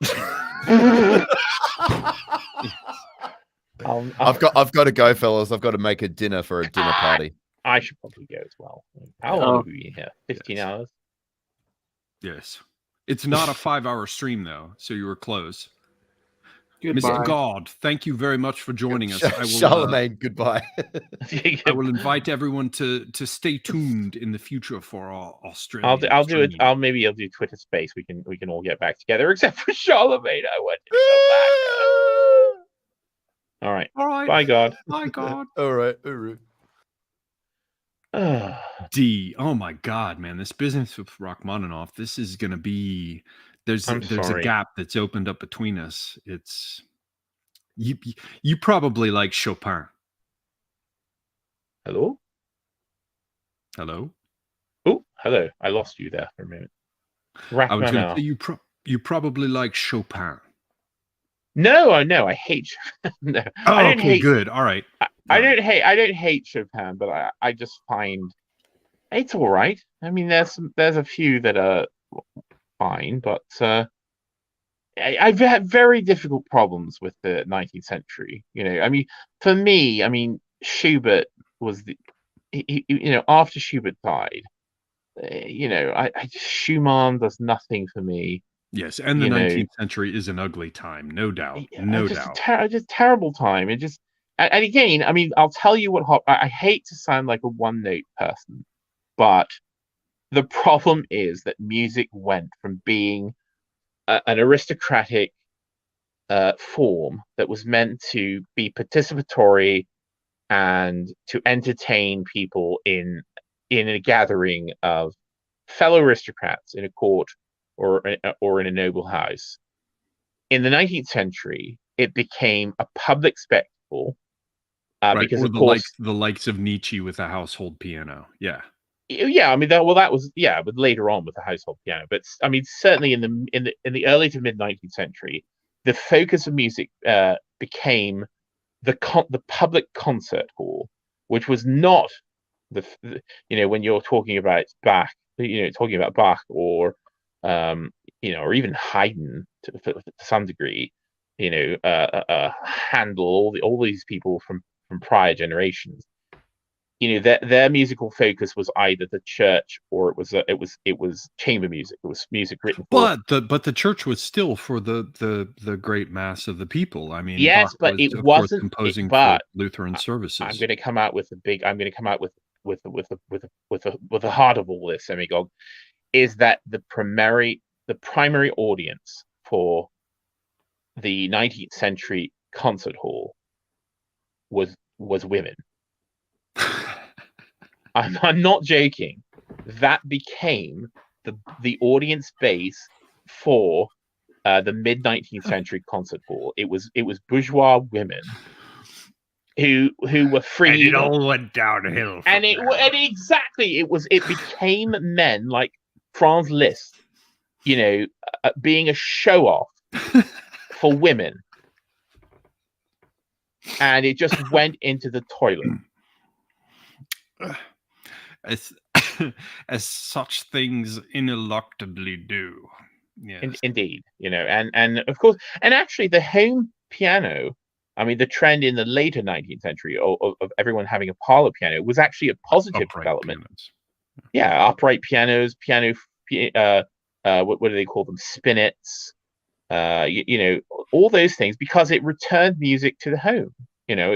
It was again about the family coming together and singing, and that was a very different thing than Franz Liszt with his haircut and his silk jackets, playing to swooning girls. I mean, it was like the Beatles. It was the same thing that happened with the Beatles a century later. So somehow it's almost as though it really all started to go downhill with the player piano. No, I love Paganini. There you go. Someone said Paganini. Right. Exactly the same kind of Dago show off.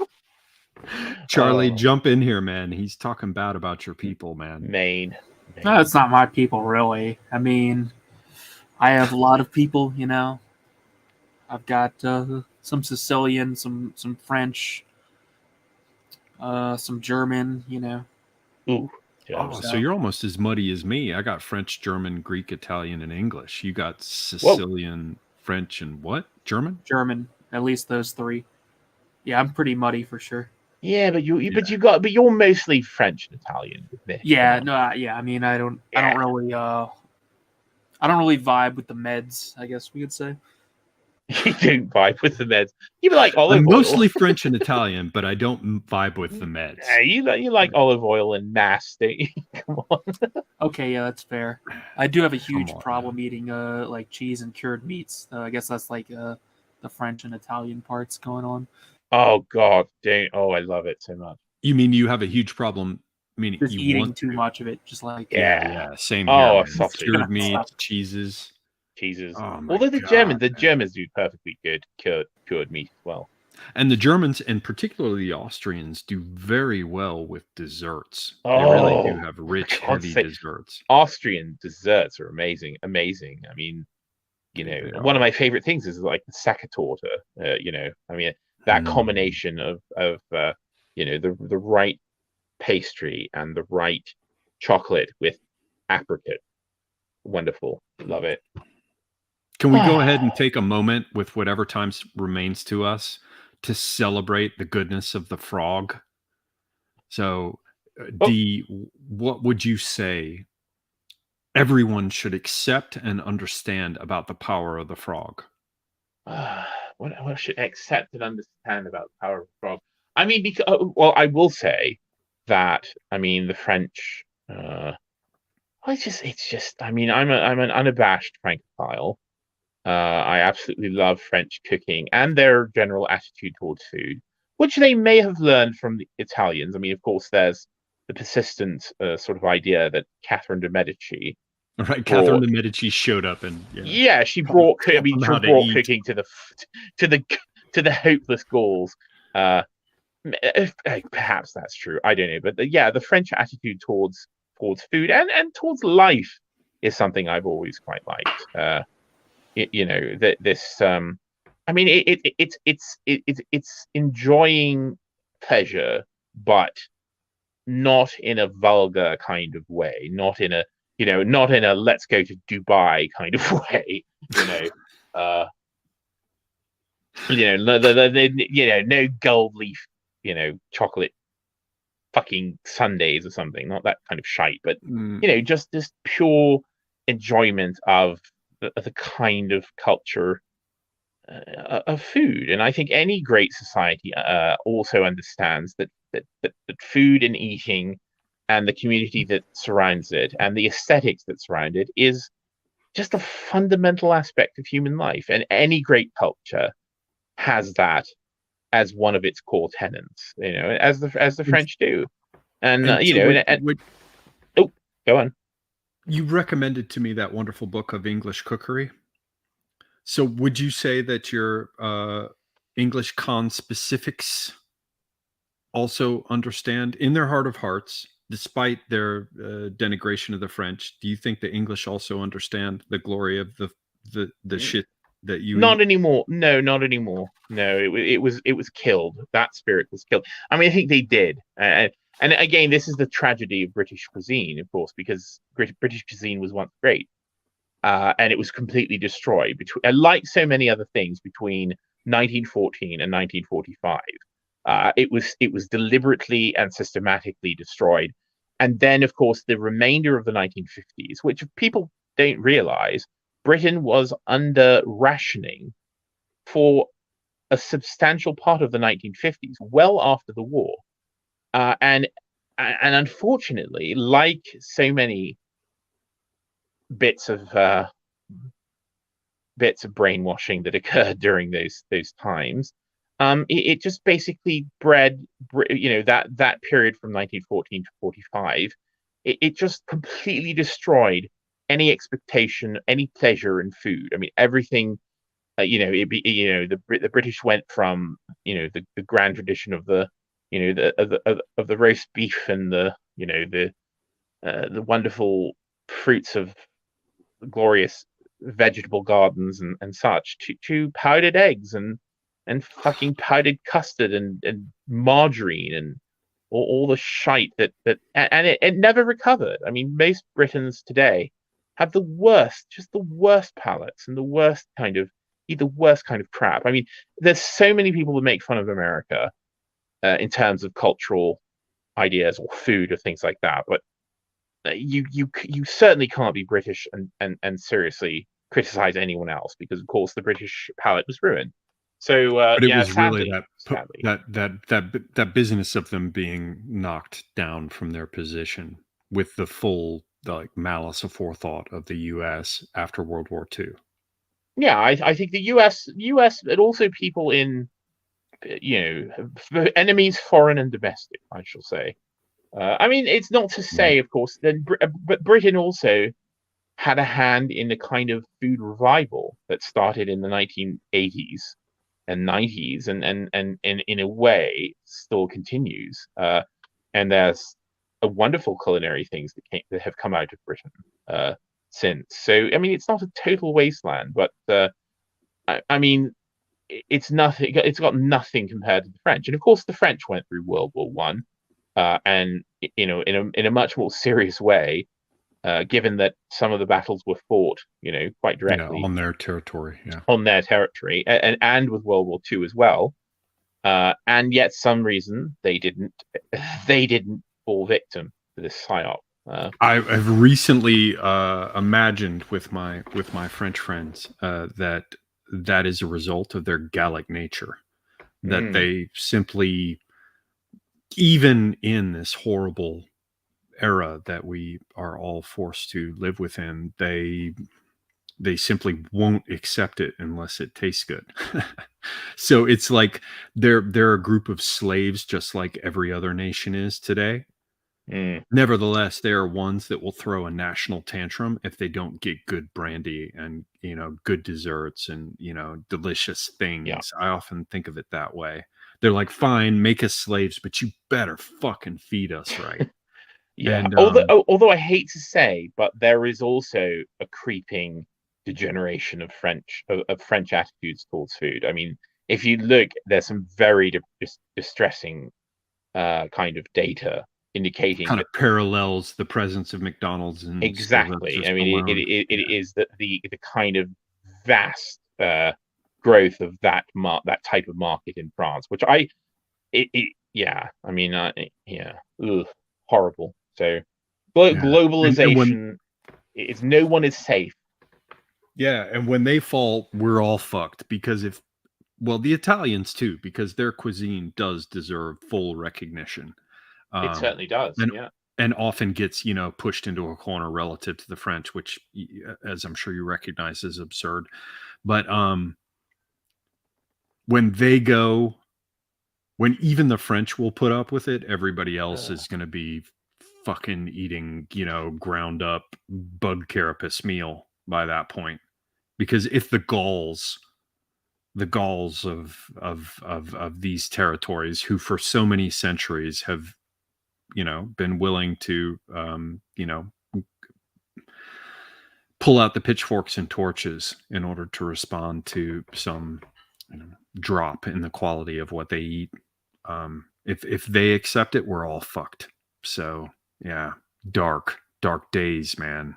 Yeah, very dark days. And that's the funny thing about Italians is, again, one of the great cuisines of the world. But I think that if you had to sort of summarize it, you would say that the French cuisine, certainly classical French cuisines, and I realize, of course, there's many cuisines of France. It's very regional, and of course, and Italy, yeah, of course, and Italy as well. But I mean, if I had to summarize, I would say that French cuisine is all about learning techniques, and that you can replicate the spirit of French cuisine anywhere with any sort of ingredients, provided you have the correct technique. Whereas I think Italian cuisine is much more about the quality of the ingredients. You know, that there's an ethos to Italian cuisine, but it's very difficult to replicate the kind of best of it, because unless you have access to the very best things, because so much of it is so simple. It's very a lot of it is very transparent type of cooking. I saw that with Galician stuff when I was visiting there. They would, like, in a bar, they would just bring out some shit with fried potatoes and sliced tomatoes and, you know, some kind of cured meats, and it was very, very simple but tasted delicious, you know. And when I was in Turkey, they have a particular kind of eggplant there, and when I tried to replicate their eggplant dishes in the United States, I was like, well, it's not this normal eggplant that we get here, and, you know, the closest I can get is the Japanese eggplant, but it's not the same. Whereas with, like, my mother with French cooking, I remember her teaching me how to do roux, you know, to your point about technique, you know. So I think there's something to that. Yeah, you can do it. And of course, the French, I mean, you know, when you get to Provence or places like that, it starts to kind of shift more towards the Italian model, where it's difficult to do Provençal French cooking without the access to those ingredients. Of course, it's more difficult now to get them than it was 30, 40 years ago, because most of a lot of the farmland in France has been turned into real estate. You know, I mean, you go to places like Grasse, you know, these areas where they had enormous quantities of herbs and vegetables and such growing, as well as flowers for perfumery. And it's all now just expensive, horrible condominiums. You know, much of that land is gone. And someone else says a lot of Italian cuisine. Dr. Prepper says a lot of Italian cuisine revolves around regional seafood, and that's another thing. Of course, it's difficult to replicate. If you live in Kansas, you ain't cooking. You ain't getting fresh turbot. You ain't getting fresh anything, you know. So, yeah, there's a difficult there, but which is why, of course, cuisine evolves to be what is available in a certain place. I mean, I'm also absolutely. I'm also a huge fan of a lot of American cooking. You know, don't tell me you like catfish, man. I put catfish in the I same don't like bucket as carp. I don't like catfish. No, I don't. I don't like it. I don't like catfish for the same reason I don't like carp. I don't like wild duck. It all tastes like mud to me. So I don't know about wild duck. I don't know enough about it. Like I can eat ducks sometimes when it's properly prepared. I don't know about like duck versus wild duck. Oh God, I love duck. No, domestic duck is delicious, and wild duck is horrible, awful. Okay, no. So I just haven't had it. Okay. Yeah, you want to get a good domestic duck. There's no reason to I remember I had a German girlfriend, and I was up visiting her in Nuremberg, and I can't remember the little name of the fucking town she was from that was outside of Nuremberg. But one day, her mother and her family, we all went together to this restaurant where we were supposed to eat Karpfen. We are going to have Karpfen, and it's so good. You should have this Karpfen. And I was like, what the fuck? What the fuck? It was not. I was not impressed. No, I by carp. I wouldn't like it. But, you can go to. You can go to. I mean, another place, of course, Japan. It's just impossible to replicate a lot of those dishes absolutely. Because the seafood isn't. You just can't get. You can't get that any. They can't get tuna of that quality. In the US. No, we can't. Yeah, I mean, maybe if you've got like hardcore autists from Japan in a place like New York or San Francisco, they can get down to where the catch comes in and pick it out. But I don't think it's going to be the same. I've only been to Japan once, but my experience was and remember, I had like seafood in Japantown. I'd had sushi in Japantown in the US. So I'd had pretty much the best you can get in the United States. But when I went to Japan, it was like, whoop, it went straight up another level, so. I mean, I've eaten, in fact, I used to like to eat in New York, at a restaurant where there was a Japanese master, a sushi master. But it was in like this sort of like, it was in like a townhouse, like a brownstone type of building, and it was in like the cellar of this building, and it turned out it got shut down as being a rogue restaurant. But it was the most amazing sushi that I've ever had outside of places where it's properly served. So, but I mean, these are calls of people who eat bowls of codfish sperm. So it's all in your taste. Oh, Charlamagne, are you getting any kind of delicious food where you are? What is the tasty new shit that you never knew about that you found in Montana? Yeah, pretty much nothing, because like the people I basically live with, have been cooking great food for us for a couple years, so they're cooking the same great food. We did try some interesting, I guess, U.S. Army dish called Army Stew. That was something they threw together, I think, in Korea or Vietnam. Basically, just like the ingredients you would find in like Army food combined with the local Asian stuff, and that was actually pretty good.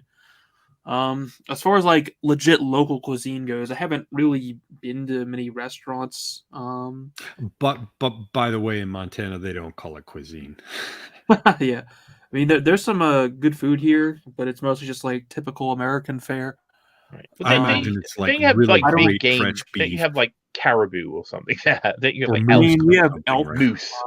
I haven't seen an elk yet. I've seen elk tracks. I'm sure I'll be hunting one at some point, but I haven't really. Yeah, you can be smoking venison, man. You shared those pictures where the deer are just like hanging out with you.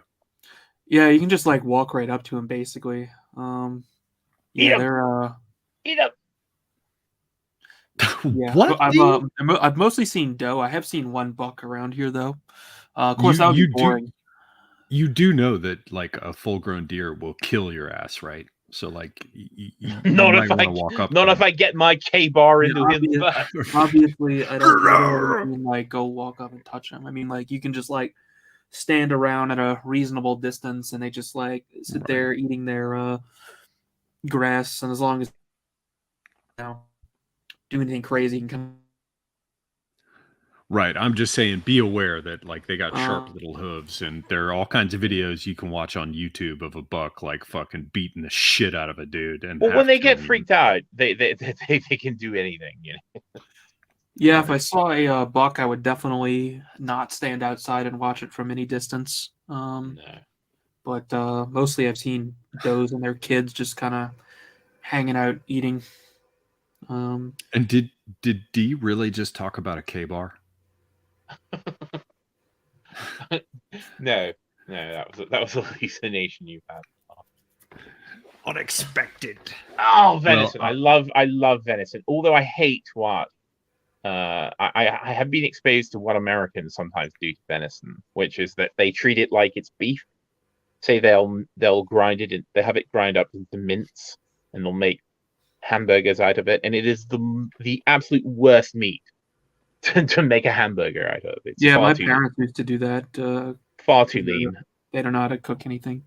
I mean, so you're telling me never, ever, if you like, take down your deer or whatever, and you're going to hand it off to some processing people, don't let them grind it up?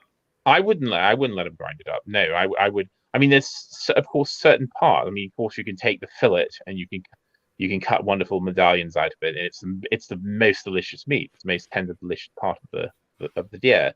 But of course, there's haunches which you can cook very slowly in a pastry case and make a pie. I mean, if you do the proper thing, but of course, understanding that it's fairly gamey and it's very, very lean meat, and so you have to cook it appropriately. If you want to have it as hamburger, I don't know why you would, again, because it's too strongly flavored. Yeah, of course. Yeah. But you would have to add fat. I love it when a man talks about pies. Talk to me about pies. I'll tell you about a venison pie.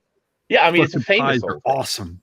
Yeah, coffin. Yeah, in the coffin, which is what they called the pastry case for the venison or for any meat. It was called a coffin.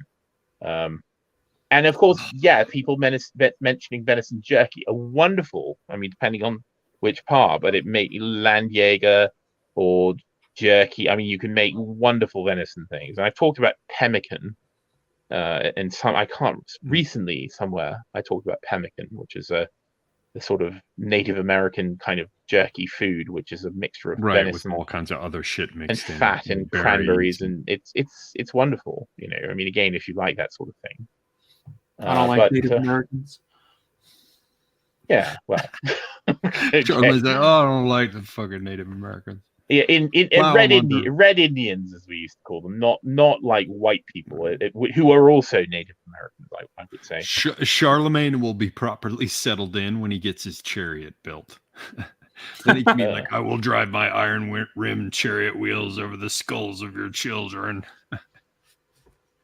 There's an amazing thing. I go to Montana. Moving to Montana. Yeah, Red Indians. I don't think you're allowed to say that anymore. And what about pies?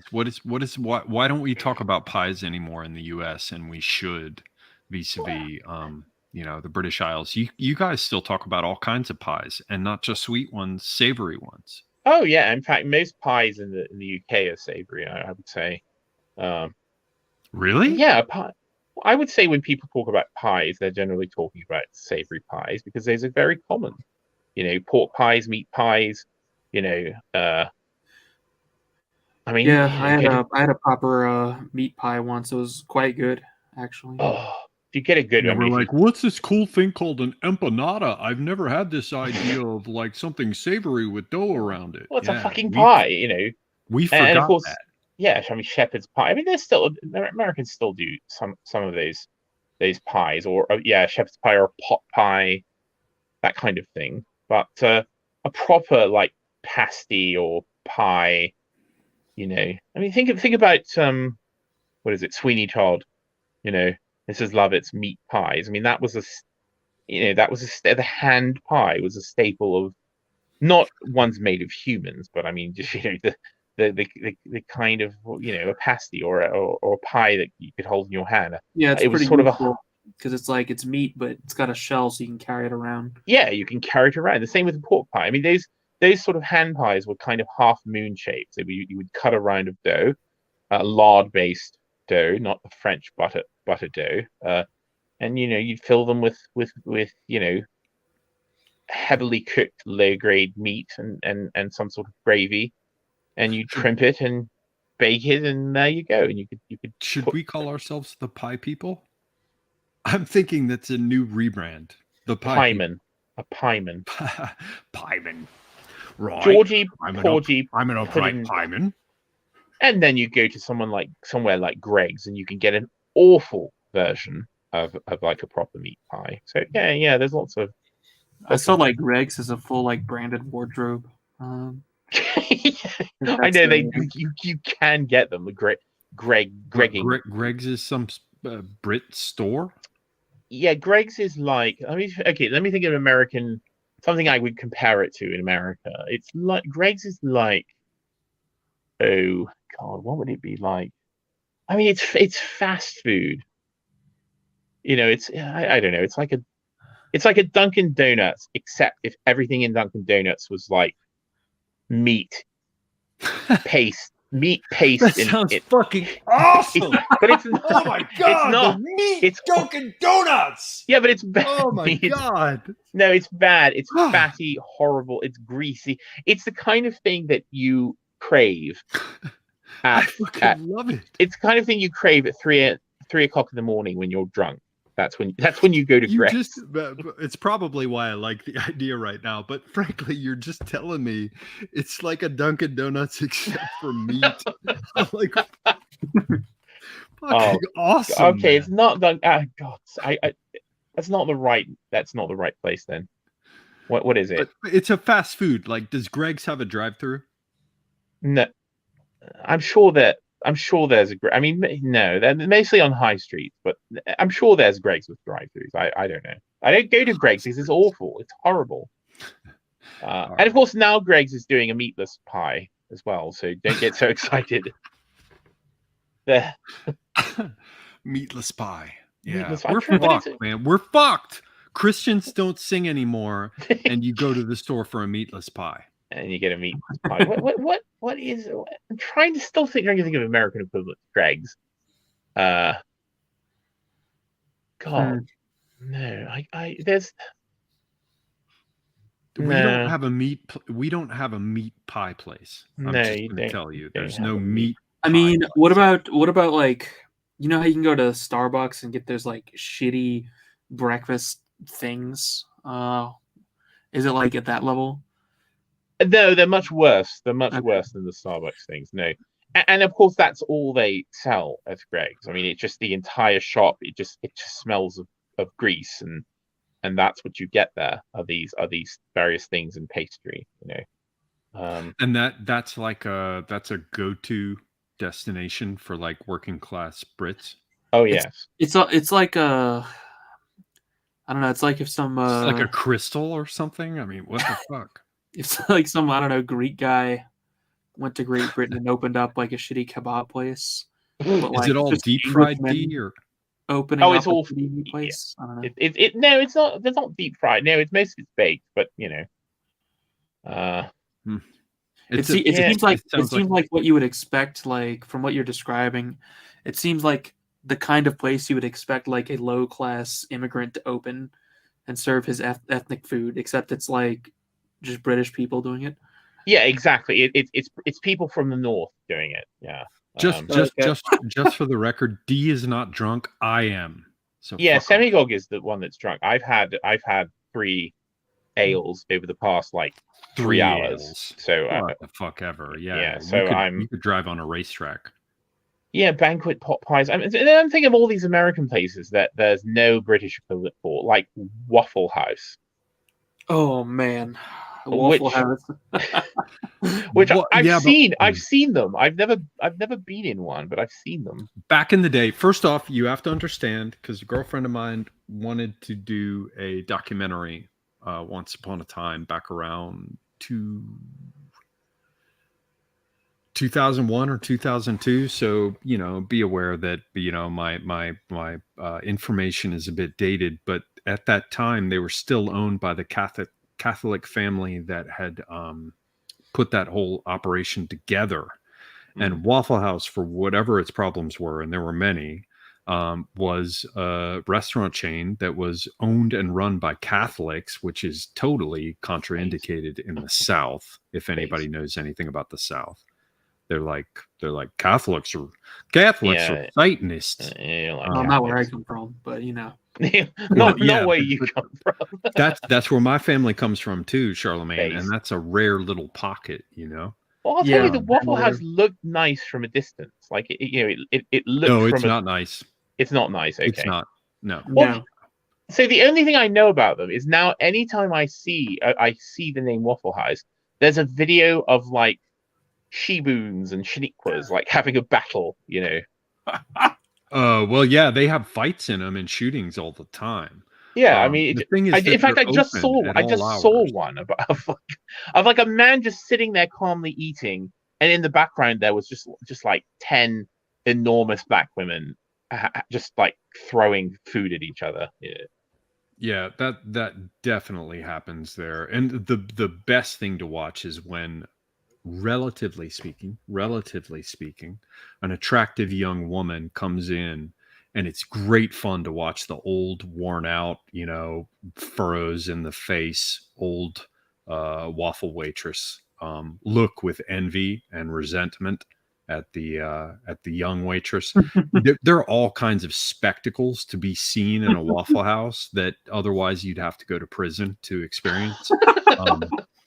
But relatively speaking, like if you want like in Turkey, if you're super drunk, you'll go and eat işkembe çorbası, which is like tripe soup with tons of garlic. Like every country has its own like food that people go eat drunk late at night. Sounds so good. Yeah. In America, it's Waffle House, and it's it depends. If you've got somebody who keeps their grill clean, the big barrier that they run into is the quality of their ingredients, and the quality of their ingredients is not particularly good. But for late night drunk food, it can be all right, or it was once upon a time. Well, the place I remember going to many years ago in America late at night was a place called Denny's. Denny's is 6 fucking levels below in hell. It's 6 levels below Waffle House. It was It was monstrous. Yeah, it was monstrous. No, it's truly the single worst chain you could possibly eat at. It's beyond description how bad it is. Like really, don't go there. Yeah. Although I have a nice coffee mug, which my friend nicked from the Denny's. It was awful. The thing I find about a lot of those American chains, like that one and Perkins and what's the one Sargon worked at? Applebee's. Oh God! Applebee's. The problem with all those is all the food is microwave. It's all prepared. It's all prepared food that they get into their kitchens and then it's microwave. Yeah, when I sometimes late at night after in college and stuff, we would go to Chili's and Chili. We wouldn't eat anything. The trick is when you go to Chili's, you can get the bottomless chips and salsa and just like only have. Now that sounds good. I like that. They're chips. I mean, it's hard to fuck up like tortilla chips, really. Like, especially if they make them in house. You can't they fuck just make them up. them. If they're fresh made in house, no matter what the ingredients are, if they're fresh, they're good, man. I used to go and get the tortilla chips and salsa. It's like actually pretty good. Oh, I love it so much. I used to go to burrito. I used to go to a local burrito chain. And they had all you could eat chips and salsa, and you could just sit there for hours, like you get one and burrito just eat them. Yeah, and a Coke, and just eat a fucking good ton of. I love it. So much. I love it. Yeah, you're not going to get it where you are in the Pacific. Yeah, you're not in a chips. You're not a chips and salsa center. Oh, I can get But the beautiful thing is that you can pack your guts with chips and salsa, and it's good. It quickly digests. It's got tons of vitamin C. You're not going to get dehydrated. Like, it's good. It's fucking good, man. Hang on, I'll be right back. But I'll tell you, they'll fuck up a queso, man. Now you, Charlamagne, are in the you're far from any sea. You've gone on a quest, basically. You've like gone into the land of darkness relative to where your people came from. You've gone into the great vast open spaces far from any coast. Yeah, my brother says stuff like that actually, but I'm pretty near a lake that's about the size of Lake Pontchartrain. So I mean, there's a lake that big there. Yeah, it's fucking it's big. So, but it's all got to be fucking catfish. What swims in there? There's Bass, I think it's maybe? salmon. There's a lot of local salmon here, so I'm assuming they come out of the lakes nearby. So yeah, there's actually pretty varied terrain. I mean, yeah, the valley is really deep, and it's just filled with a giant lake basically. So pretty varied terrain actually. Driving along the lake is pretty nice. I mean, it's a beautiful view. Right now, it's actually frozen. I just saw it for the first time. I saw people camping out there as well, which seems pretty cool. Just imagine like Lake Pontchartrain, but between mountains, and it's frozen. except without all those houses that have disappeared and all the front steps. Yeah, exactly. Yeah, you the photos you shared, man. People don't know this. I won't share the photo. But Charlamagne showed some photos of where he is now, and there's just fucking gorgeous vistas with the moonlight out reflecting off the snow, and in the distance you can see these mountains. So that part looks fucking awesome, man. Yeah, it's really cool to see all the way to the mountains, or even across the valley to the other side, which is like 10 miles on a clear day. Two nights ago, I took that picture. We went out hiking during the full moon, which was pretty awesome. It's crazy how much light there is during a full moon when it's reflecting off the snow. And this is a special moon. It's the cold moon, which is a very bright one. Cold. Yeah, the cold moon. Yeah, those pictures are beautiful. Yeah, it's crazy. It's like living in a national park.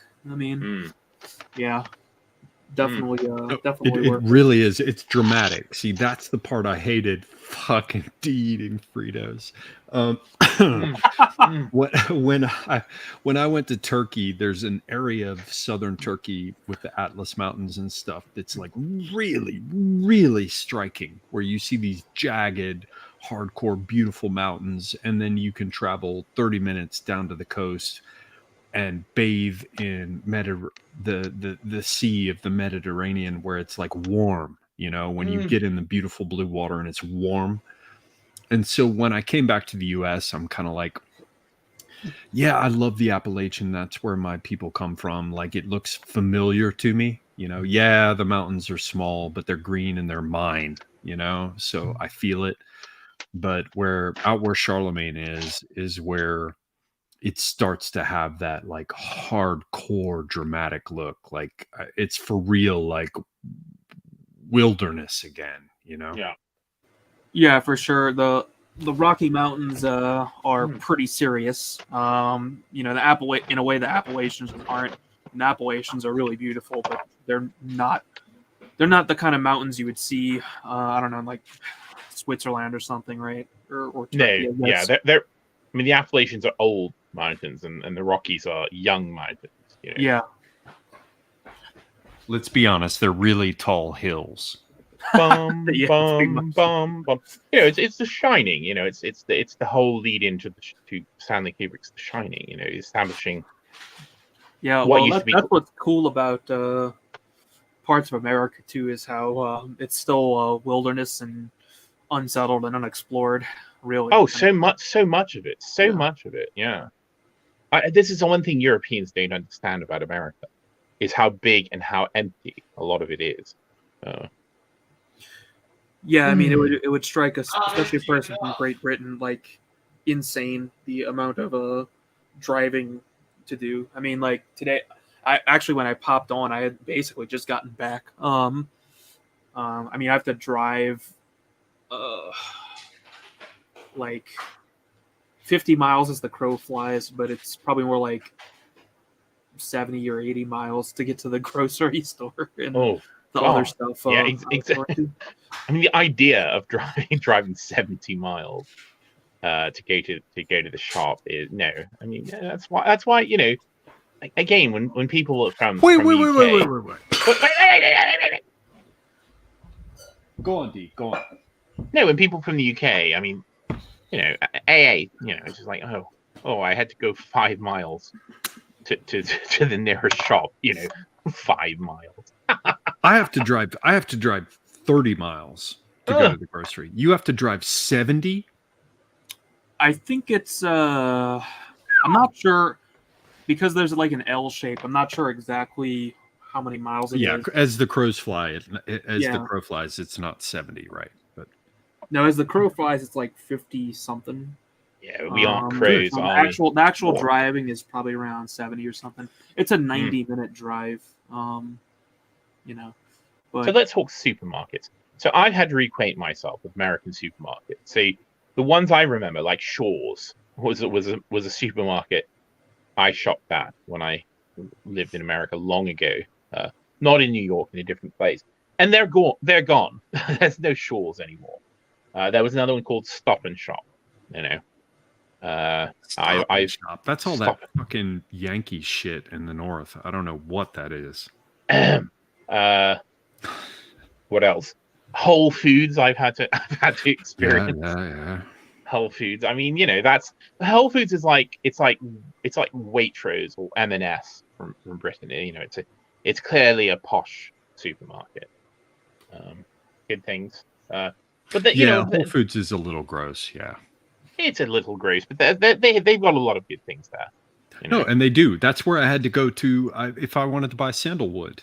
I'd have to go there, and they actually stocked it, actual sandalwood. Yeah, so, yeah, and they have Tate and Lyle sugar there. They have like weird British products there for some reason. Right, you'll fucking pay, but at least you can get it. You know, Shaw's is still around. I thought Shaw's was gone. Well, the ones in, never mind. I'm going to be very careful.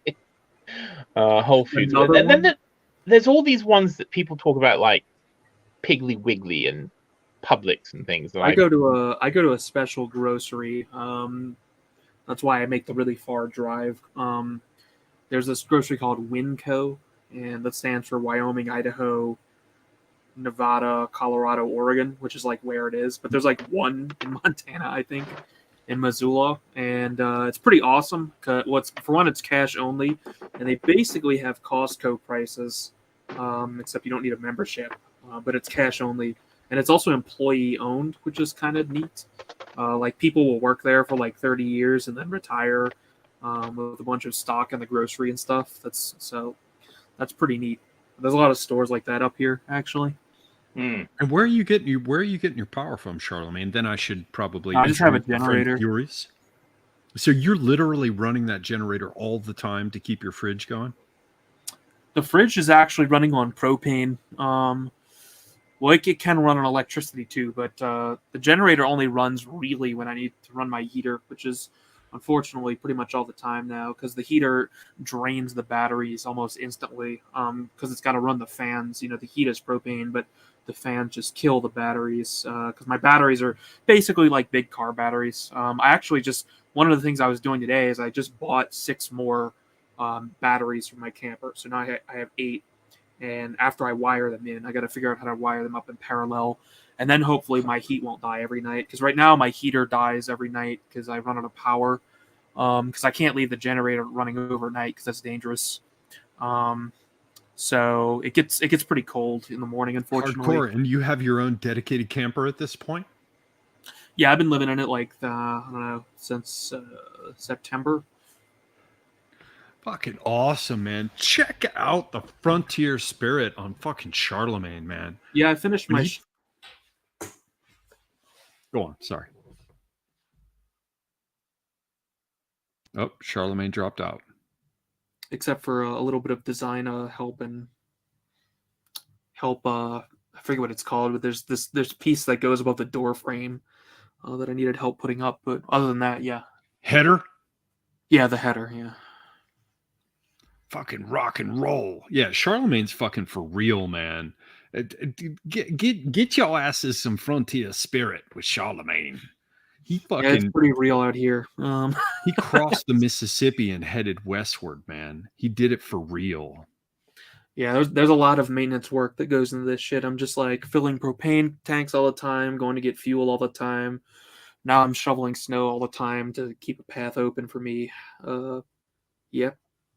Well, we get some snowshoes out to you. Somehow I'm still doing this stuff and doing Old Glory Club stuff. I don't know how I have time for it, to be honest. You can make it happen, and clearly you have the proper internet connection. It looks like we have another one from down under.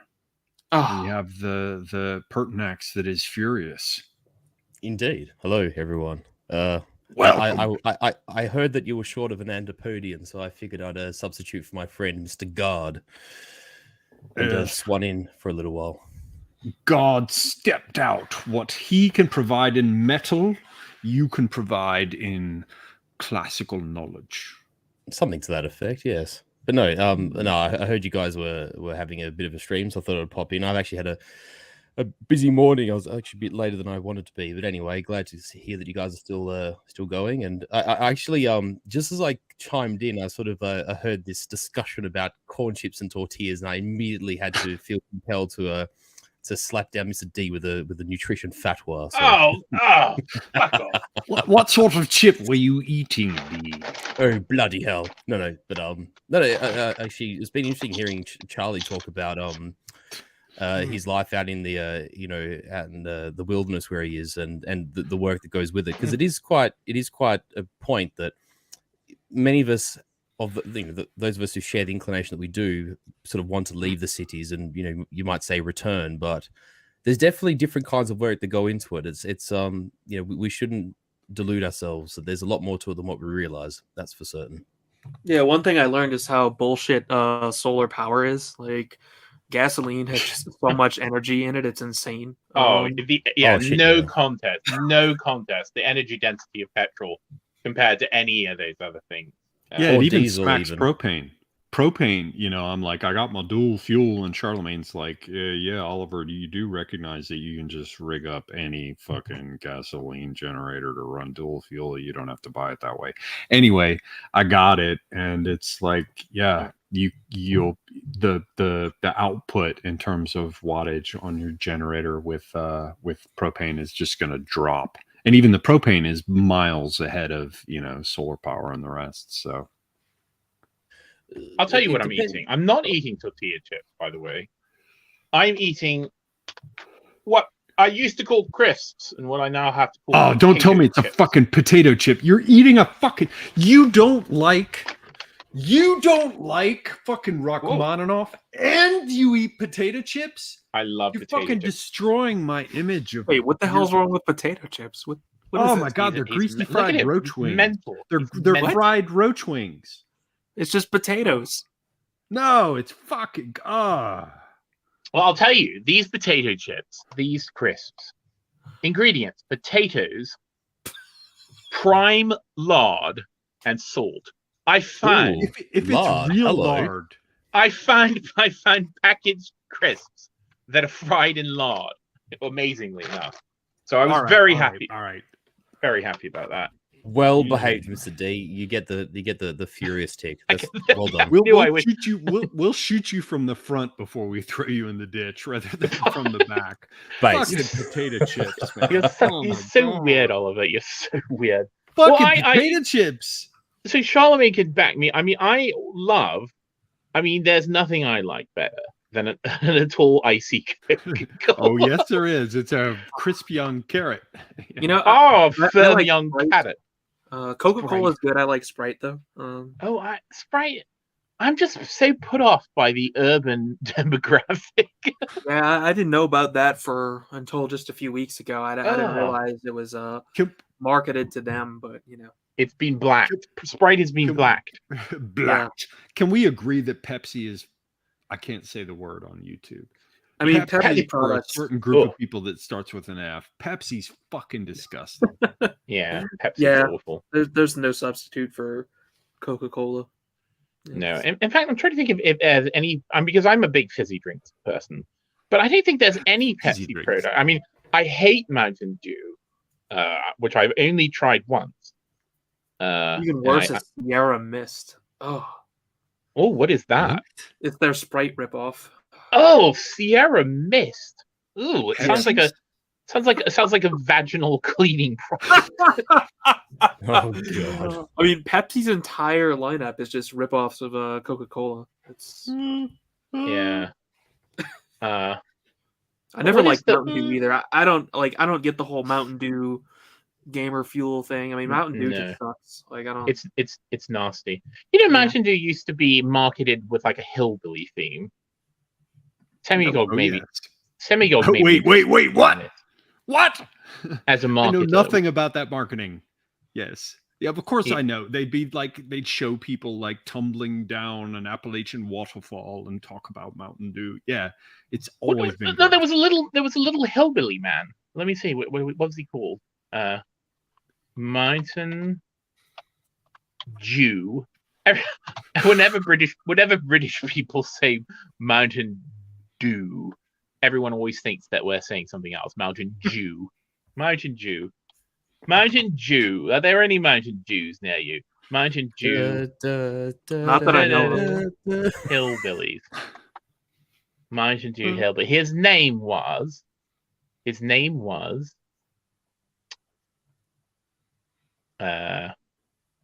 was his name? Come on. Gatlinburg Bottling Convention. That's Tennessee right there, Gatlinburg.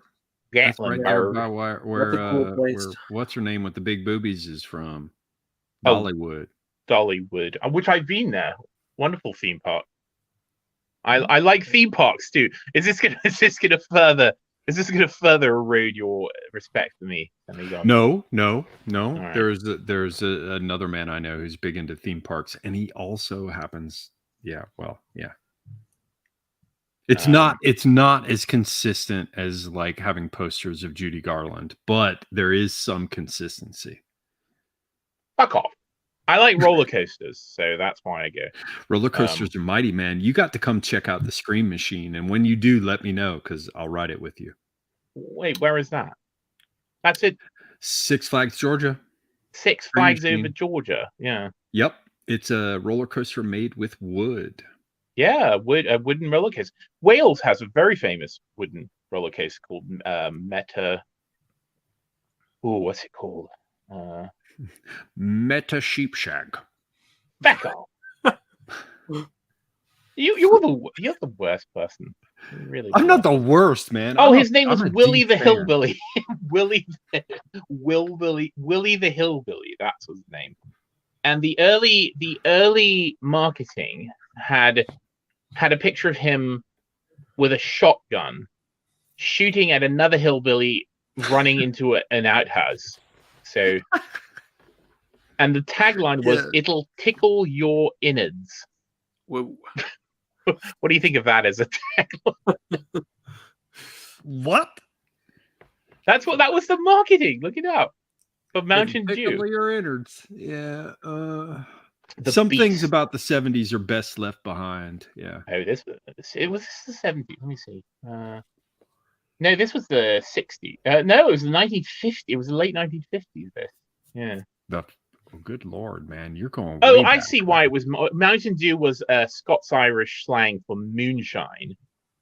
Hence the hillbilly sort of thing. Yeah. That's very interesting. We'll have to put it together whenever we come together for the much anticipated fizzy drink stream. That fits perfectly with the fact that, as you and I have discussed on some of your spaces, which I recommend everyone on Twitter to join D's Secret Spaces. It was all about replacing alcohol, from the days of the Prohibition, hence hard drinks versus soft drinks. So it fits perfectly what you're talking about. It was a way to replace the alcohol as a preservative with sugar as a preservative. So that's why it's called a soft drink. A soft drink, yeah. Oh, the Soft Coca-Cola version of Mountain Dew is called Mellow Yellow. Yes, which is an inauspicious name in and of itself. Yes, they call me Mellow Yellow.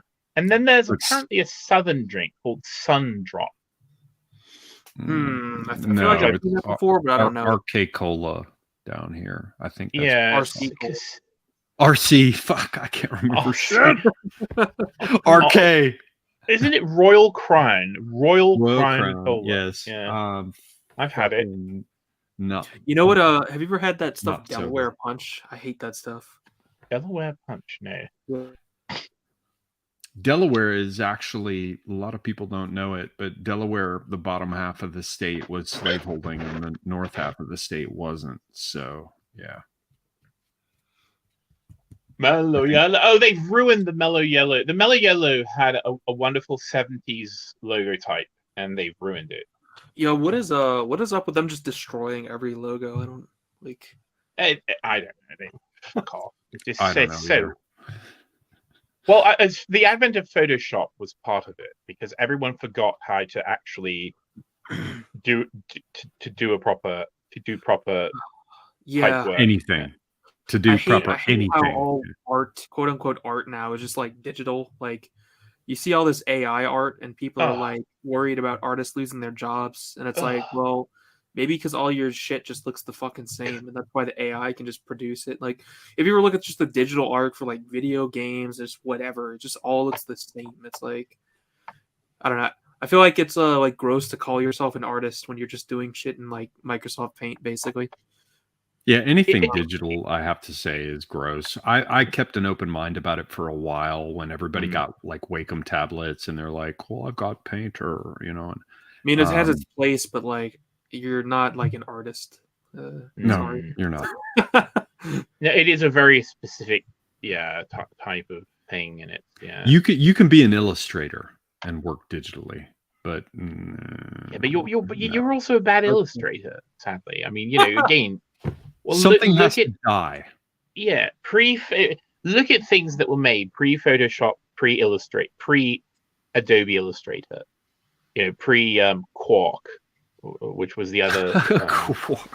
Quark was the other old layout program. Yes, I started with Quark. Yeah, well, I first learned on Aldus PageMaker became Adobe, and then Aldus PageMaker became Adobe PageMaker, and then Adobe InDesign. But Quark Express was a big thing for a time. Yeah, I remember the Quark dongle. I remember that. There was a dongle for Quark. Yeah, you had to, at a certain point. I remember in the late 90s. Gasp. Yeah, there was like you had to have like a physical thing. It was a DRM. Do you Australians, Furious, have any kind of sugary beverage that's native? Yes, we have actually a homegrown brand here called Kirk's, which has very much, rooted in sort of the Anglo tradition of what we'd call soft drinks, I suppose. And it's actually still a locally owned company. Ironically, they do ginger beer, and I don't know if you use the phrase over there. D, you might be familiar with it, possibly Club Lemon. They sort of use it for like lemon flavored sodas. Is that? You mean Club Lemon, but in Australia you say Clob? Yeah, Club. Yeah, Club Lemon. Yes. Yes, Marcus. In our clumsy penal colonial. No.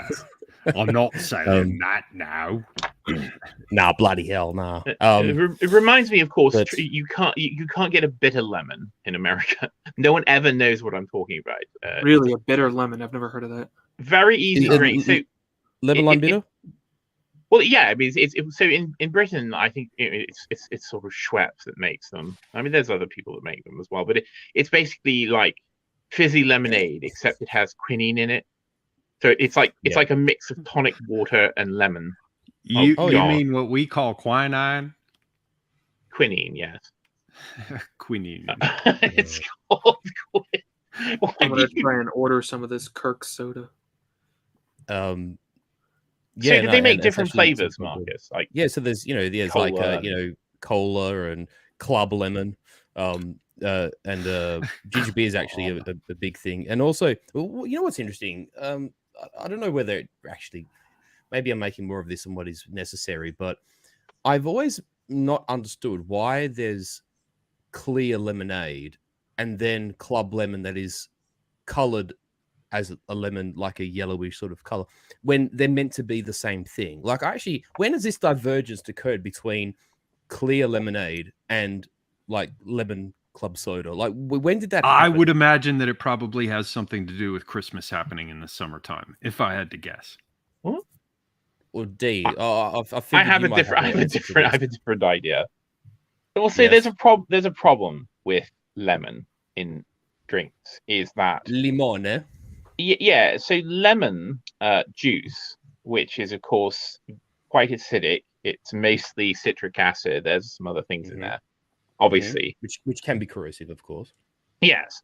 The other problem with it is that as soon as you squeeze the lemon, you have set off certain chemical reactions, also reactions that will happen with exposure to light and exposure to air, oxidation and things like that.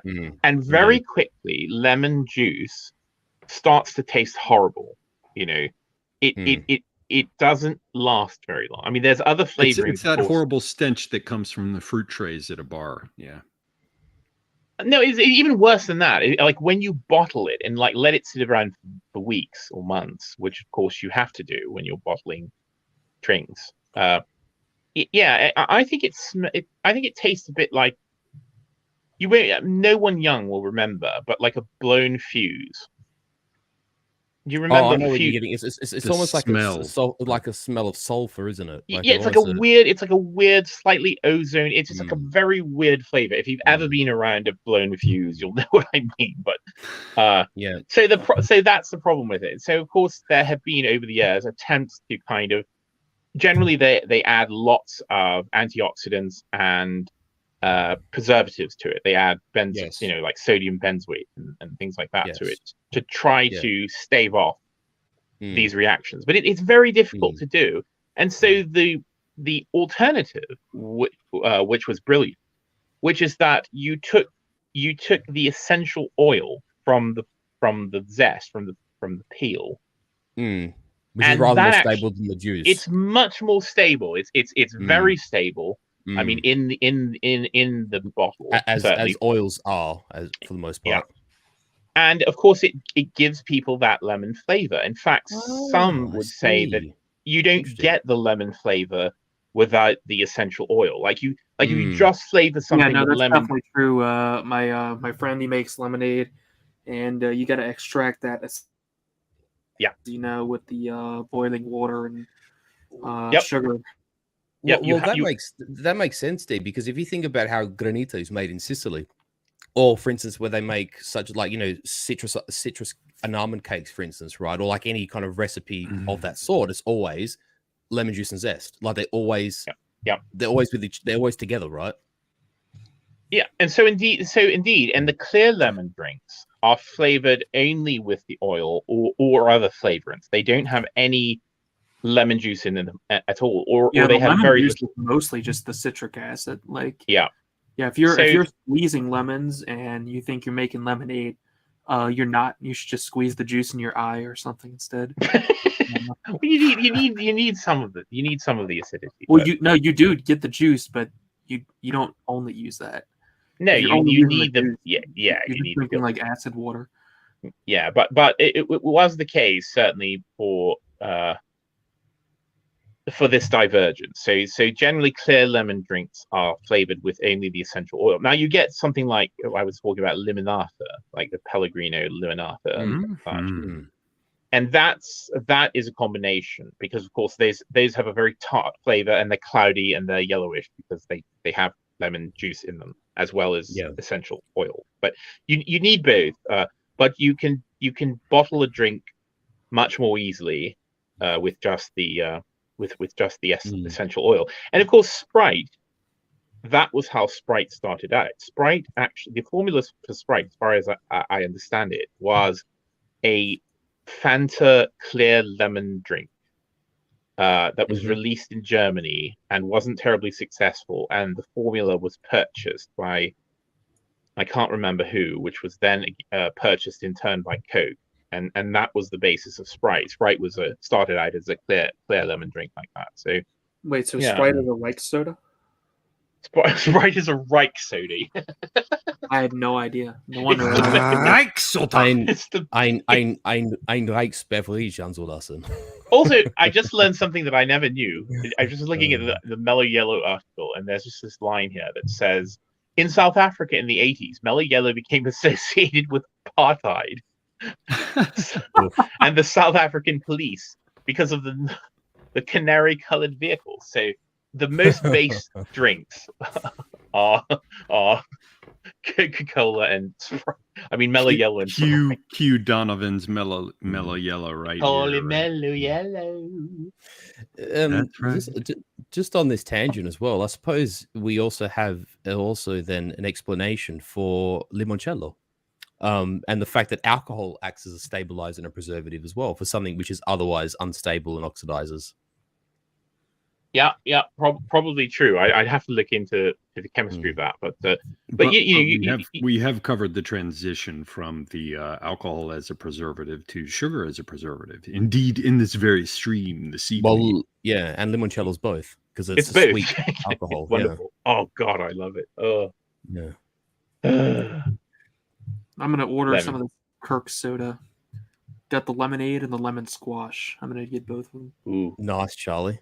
How long will it take to get to your parts from here? I can't imagine it's a quick delivery. I don't know. I just found this Australian food shop website. Oh, I love those. Yeah, that's how I procure Gentleman's Relish. Oh, Gentleman's Relish! I bought some, man. That shit got eaten fast, man. So good. You kept trying to tell me, only put a little bit on the cracker. I'm like, yeah, you could. You're just you're eating it on. I just slabbed it on right there. That's the stream title right there, though. Semigog devours Gentleman's Relish. D turns Semigog on to Gentleman's Relish. Turns him on to Gentleman's Relish. That shit was fucking good, though. But you know what? They got some crooked ass bullshit going on with the shape of their little plastic containers. You think that you've got like parallel walls to the container going down to the bottom and you've got X amount of whatever the fucking substances. No, it curves inwards. So you've got sort of a domed something of that sort. So basically what I'm trying to say is you're rooked out of what you think you're getting by the shape of the container. And it's so fucking good that you're like, running your finger on the inside to get the last of it out. And you're like, motherfucker. Yeah. If people are curious, Gentleman's Relish is an old British product called Patum Piperum. It sort of has an alternate Latin name. And indeed, it's of the nature of kind of garum. It's in that garum is one of those old Latin, like literally going back to the Roman Empire, like fish pastes, right? Am I remembering that correctly? Yeah, it's a fermented fish sauce, basically, or a concentrate that was added to sauces and used very heavily. I mean, Marcus, a fermented one. Fermented. Yeah. God, you didn't want to live near the garum factory. You touched on it, D. I was actually going to mention it was the first food item to actually have legislation passed for it in the Roman Empire, whereby I am of the, if I get this correct, I believe that a garum factory had to be built or couldn't be built within 10 stadia of a town of more than 1,000 people in terms of residents. The Romans literally had laws about this because garum would stink to high heaven, particularly in the summer months. Yeah, because they were open. I mean, it was open air fermentation of generally anchovies. I mean, and of course people say yuck, but I mean this is the origin of so many sauces because of course it's anchovy.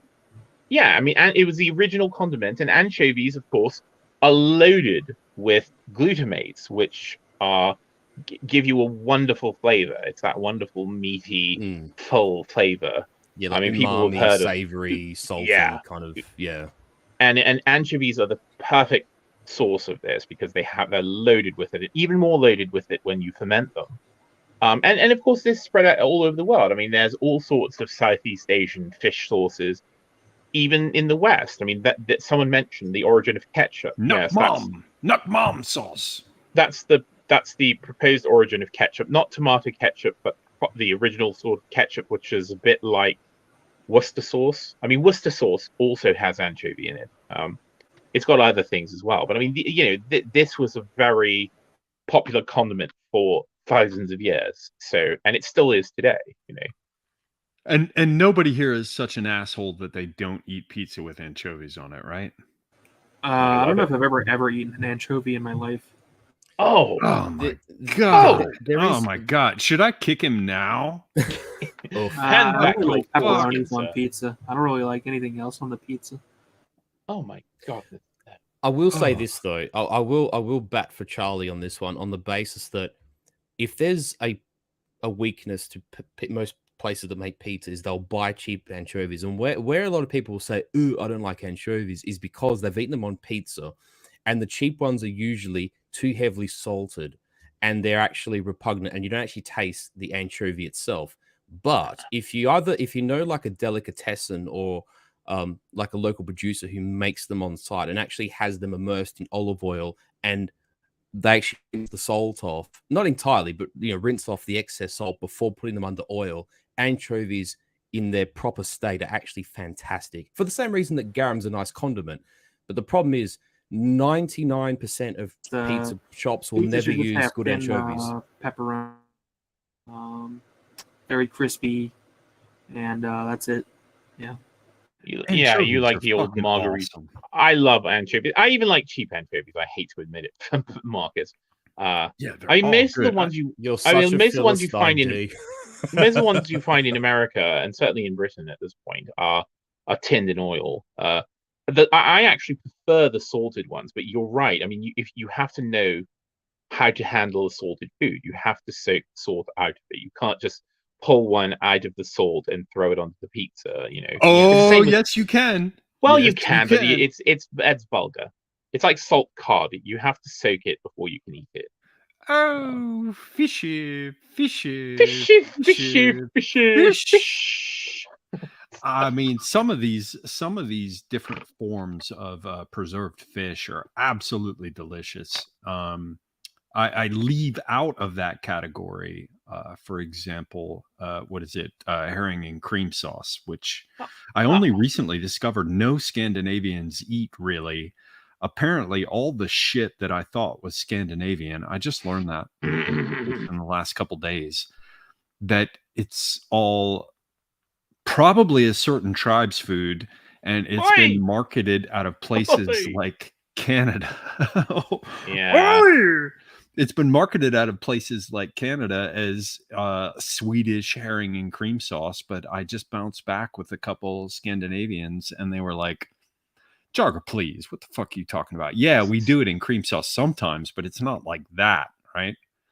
Yes, I mean, most often they'll eat it like pickled, but not in cream. I mean, you can eat it with cream. You can eat it with sour cream. They'll do things afterwards with sour cream and the rest. But it's like surströmming. It's eaten with sour cream.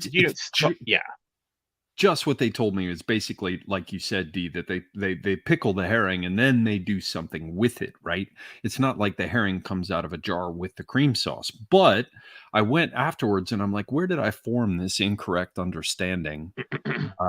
And I went and found them. I found a number of examples and I posted them on Twitter. And what's crazy is they all say like, like Swedish such and such or Viking such and such. And then you look closely and that's where I understand the slip betwixt the cup and the lip was. They all say made in Canada. Fucking Canadians. Yeah, actually, can we all agree on this? Fuck a bunch of Canadians, man. Yeah, everyone hates Canadians. I mean, with the exception of Quebecois and Zeddes, yes. Well, wait, what? We hate Canadians, don't we, Charlie? Yeah. Yeah. And of course the world famous Settler's Lament. How could we forget? Oh, water. My favorite drink is water. Water. So yeah, smoked fish. I mean, smoked salmon is divine, and I love it and eat it all the time. I used to eat. I used to eat kippers every morning, but they're very difficult to find in the US. In fact, you can only find tinned ones. You want me to tell you a secret, man? D. There, as of course you've probably already discovered that the kippered herring or whatever that you pick up in most crappy grocery stores, it's better than what they like to call fish steaks, but it's bad, right? Ooh, however, it's still bad, but it's much better if you buy the kippers from a Trader Joe's. I hate to say it. I'm embarrassed to say it. I should kick myself for my own stream, but the kippers there are actually a good bit better. Yeah, I used to buy things from Trader Joe's all the time. I'm not in very close proximity to one now, but yeah. Oh no, you don't need to apologize for Trader Joe's. Yeah, Trader Joe's is awesome. I mean, the problem is just the clientele. Yeah, but it's the same. Who cares? Like California, clear them out. You just ignore them, because there are some, and they do have. It is quite. I mean, it is quite a bargain for some. There are some upsides, like Trader Joe's tends to attract hot college age women with big boobies. Ugh. I thought you were going in a different direction. I thought you were going to say that Trader Joe's tends not to attract a certain type of clientele. Well, it doesn't attract those either. Back in Louisiana, there were none of those. It's not Aldi. Somebody should have captured that. Back in Louisiana. It is not trade. It is not Aldi for Yankees. Aldi is very different. If you've ever been to one, Aldi, Trader Joe's doesn't sell like cushions. Aldi. No, Trader Joe's is really weird. It's a highly specialty store. It's not like a normal grocery. You can't really go there and do your full shopping. I mean, you could, but it's more about very high quality yet extremely low priced specialty items. Yeah. I mean, they have reasonable to reasonably high quality. I wouldn't call it high quality, but compared to like even a Publix, like Publix, you have to know what to buy. I mean, they have regular, decent quality stuff too, but there are certain really high quality items you can get there if you know what you're looking for. Some of their own brand of whole bean coffee isn't bad. It's not terrible. It certainly will do. Is it Jamaican Blue Mountain? Well, they do have a blend that I believe has some proportion. They used to have a Hawaiian Kona blend, which I quite like as well. Yeah, they have a lot of their own brand. In the store. In fact, most of the stuff, like a lot of the stuff, is their own brand. Yeah, which so you can't actually get the stuff anywhere else. No. And they have a decent cheese section, at least as far as I remember. Yeah, the cheese section was decent. Not the greatest, but they had good prices for sure on pretty high quality cheese. Better than Whole Foods, I can tell you that. Yeah, Whole Foods is like insane, but their cheese section is also the bomb. I mean, it's so good. I mean, they have some really really good cheese there, but I mean, you're going to pay for it. Yeah, we call Whole Foods whole paychecks. I don't know if that's spread around, but that's what everybody calls it.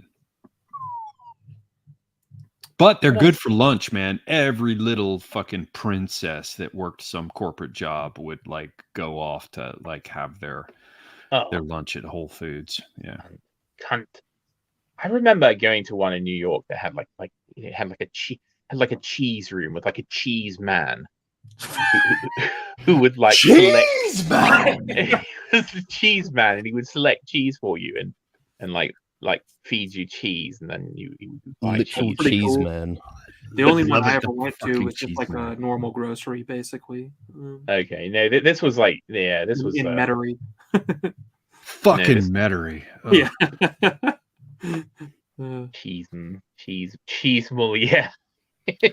Let's be honest, man. the fucking cheese, man. There's a place that my friend used to joke about, and I often say that I want to live in a cheese castle, but it's because this dude had been to Wisconsin and told me about it. They had a place called such and such as Cheese Castle. Wow. But I honestly would love to live in a cheese castle, man. The power of cheese. That was a thing that got like beaten out of me when I was in Britain. Like it's the same guy that I for quite some time thought was D, a guy who showed me around fucking London once upon a time. I remember you asking me, is your name Ivan? Yeah. Ian, sorry. Is your name Ian? Yeah. Ian. But I mean, John is related to Ian, by the way. But the cheese, he took me to some places that had fucking badass food, man, because I'd been bitching about having Pizza Hut in Leicester Square. And he was like, oh, no. He was like, oh, no. God. Oh, Leicester Square. It's a good place to pass out on drugs and be a rent boy, let me tell you that. It used to be. It isn't anymore, but it's been ruined has a D. Yeah, it's been ruined. I mean, if you saw it now, you would pine for the days of drugs and rent boys. Just on the subject, just before we move on from Cheeseman, because Semigog mentioned that, what did you say, Cheese Castle or Cheese House? What was Cheese it? Castle. Cheese Castle. I came across this remarkable place actually in Singapore. The couple, because I do like Singapore. I used to have a friend who used to work and live there, so I'm sort of partially familiar with Singapore. And Singapore's good food there as well. Wonderful food, actually, if one likes that kind of cuisine. Hainanese chicken and rice.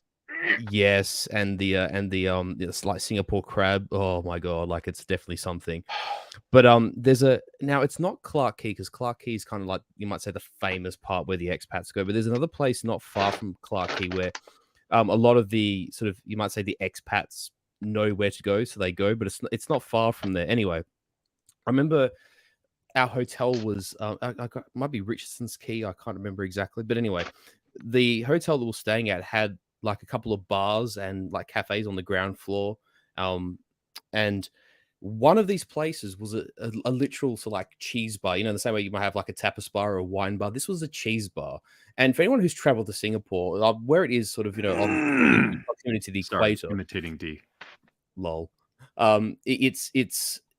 It's warm most of the time. In fact, it's almost hot all the time, and it's just varying degrees of humidity depending, whether it's monsoon season or not, or evenings a bit cooler and days obviously hotter, whatever. And it was so astonishing that this place was literally full of cheese. And even when you go into this cheese bar, and whenever you moved, it sort of the smell of the place varied where you stood inside. And if you stood anywhere near the cheeses that were on display, there was like this revolting kind of, we're talking about that sulfuric smell, like of burnt fuses before D. Like, how like cheese, when they are standing for too long, they put out like a really noxious kind of smell. You'd have that, like around like the Parmesans and the Pecorinos and that sort of stuff. But then whenever you move towards where the gorillas were, because they put cheese wheels. Where the gorillas? They'd put these cheese wheels on like a rotational axis, kind of like on almost like a rotisserie, and then there'd be a cheese man, right, with it like a long, those long Japanese sort of style pastry knives, and just cutting off these masses of melting cheese. And cheese, when it's cooked, like actually smells amazing, like hot cheese, whether it's on a burger or whether it's on pasta, whatever it is, like hot cheese smells amazing. And it's amazing that this one place had two such dimorphic differences in aroma depending where you stood inside this place. And of course, being in Singapore, like it's always hot and it's always humid, and it's like this place is really unpleasant but excellent at the same time. Everybody talking about how I'm supposedly drunk. What the fuck are you talking about, man? I understand that cheese undergoes an intense transformation of some kind when it is heated and cooked, and it makes it absolutely fucking mighty, man. Huge numbers of chemical reactions. Better. Yeah, it's outrageous, and it's so good. Yeah, so much things happen to cheese. I will tell you, Marcus, that there was a store in London. I can't remember exactly where it was. There was a store pre-COVID that served that. They had the big wheel of cheese and the gas flames, and they'd slough off like big blobs of melting cheese onto a sandwich. And AA constantly mentioned this place, and he really wanted to have a meetup. Like, does anyone go to the melting cheese wheel? I will go, man. I will. And we go. never went because no one ever went because of COVID. I think that was what ended it. But yeah, there was literally like a store. I wonder if they were inspired by Singapore. But yeah, sloughing it up. Possibly. Yeah. Well, the thing is, at least Britain would be a nicer place for it because, like, with a cooler ambient temperature, you wouldn't get that sort of noxious, you can't go outside. Savory smell that was very prominent in the Singapore. Smells like prawn. It smells like prawns. It was like Hong Kong. Smell the prawns. And but tell me, Furious, prawns. Sorry, go, Sammy. But before you go into the prawn angle and anything that makes fun of AA talking about prawns, I'm absolutely happy to listen to. But I have to ask, given the higher temperature that you talk about down in Australia, is there some kind of cheese which is just sort of like the common cheese there? Like in the United States, yes, we have many other kinds of cheese, and you can go to all kinds of ethnic areas of particular cities and get a reasonable facsimile of just about everything. But for the US, it's pretty much, cheddar, or if you want to get more general, you roll over into what we call American pasteurized processed cheese food to distinguish it from cheese. But for the Australians, what is kind of the most common cheese? Well, I think it's safe to say that it is probably cheddar, but because I think, how can I put this? Because I would say that in an overall sense, I think Southern European migration has had a bigger impact on Australia than, say, what it did in America from a culinary standpoint.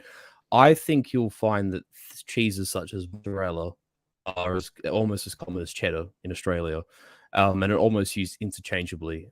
Say, for example, like on what you'd call like a grilled cheese sandwich, right? In Australia, it'd be just as likely to be mozzarella as it would be cheddar.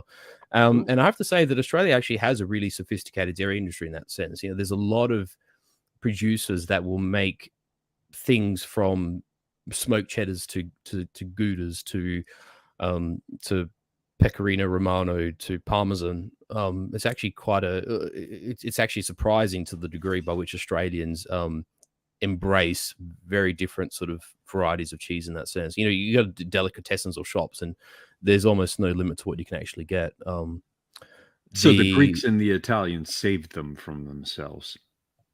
Apparently so. So the mythos, such as the mythos that he's perpetuated. Cheese. Well, it's got me thinking about cheese. But the prawn thing, if I may, one of the most interesting situations I found myself in was when I went to Brazil. I went over for the World Cup in 2014, and I was with people who'd been to Brazil before. And what the remarkable thing is like in Australia, everything's regulated, like insofar that you literally can barely walk onto a beach with an esky without being fined. It's like, oi, have you got a esky license? Sorry, mate, you're nicked. Like, you literally can't take anything to the beach, right? Whereas in Brazil, they have people literally walking on the beach selling food and beverage all day. It's the diametric opposite, right? Like everything from cigarettes to, coconuts you can buy on the beach, right? And it's like being in Barcelona where they'll give you beers and a back rub. Yeah, and they have, to a slightly lesser degree, they have that in sort of southern Italy as well. Like you go like south of Rome or to Sicily, they've sort of got the same thing. You buy one of the deck chairs with the umbrellas and you rent it for half a day or whatever it is. And in Brazil, one of the things that they actually did was serve food like around sort of, like sporadically every few hours they'd go around. And the person I was with, because he was actually Brazilian, he said, he's like, the prawns are fine, but make sure you're buying them before midday because chances are they've been sitting in a bucket for like an afternoon. And of course, their food regulations aren't as robust as, more developed nations. And he goes, there are tourists who have eaten prawns at like 5 PM who then end up throwing up in their apartments for 3 days straight because they've literally got food poisoning. So it's like, dodge the prawns after midday. Like, don't even think about it. No matter how nice the smells, is like, do not buy the prawns in the afternoon. Yeah, it depends on who you go to and who you deal with. Like when we used to get Yeah. out of clubs drunk as shit in Istanbul, they have midye dolması, which is basically you come out of your club and there's a guy standing there and he's got a weird ass tray set up on a little tripod in the middle of the street and he's selling mussels stuffed with rice. And you're like, oh, it's only 2:30 in the morning on the streets of Istanbul in a highly urban environment. I'm going to go ahead and buy like 5 of this guy's mussels with rice and eat them, you know? But the vast majority of the time, you know, at least back in the day, it was fine, you know? Hail and well met, stout yeoman. I will have 2 of your unidentified pieces of organ meat served slightly No, warm Hassan, on a tray. no, Hassan, listen, you have to get the lamb, not the cow. You have to, Hassan, listen. Speaking of cheese, Yes, I also hello, my friend. before we go away from cheese, I've got to mention cheese, Marcus. Yes, no, go ahead, D. I told my cheese story, so you tell yours. Well, by the way, from now on in our circles, whenever we want to cut in and tell a story, we have to say before we go away from the cheese. Yeah, before we go away from the cheese. So I just want to. I want to say that I have a great fondness for, let's just say, some of the more odoriferous cheeses. I like stinky. I like the stinky cheese. I mean, being a Francophile, you must love Asiago then, D. Well, certainly Asiago, if you're going to talk about Italian cheeses, or or Taleggio, which is also a bit smelly. But I'm talking about or aged Gorgonzola. Oh, Gorgonzola, which is beautiful, fucking awesome cheese. But certainly you go to France and you get things like Pont l'Evêque or Époisse. I even like me some Blue Costello. Where are you, D? Come on back. Just like me Stilton cheese, simple as. Simple love me Stilton. Oh my god! Is D still? D got yeeted mid cheese. It's all over. No, his dog came running in and is giving him some sort of lassie message that we're not supposed to hear. She heard the cheese. She heard the shrieking about the cheese. Anyway, what it was, Pont l'Evêque or Époisse, which smells, sort of like a a French legionnaire's dirty drawers. What's the British one? Stinking Bishop, which is wonderful. Gloucester cheese, washed in pear cider, I believe. I mean, a lot of these have like weird, like washed rind, and they'll be particular organisms, But I mean, I'm also very picky about cheddar as well. I mean, most of what people call cheddar isn't cheddar at all.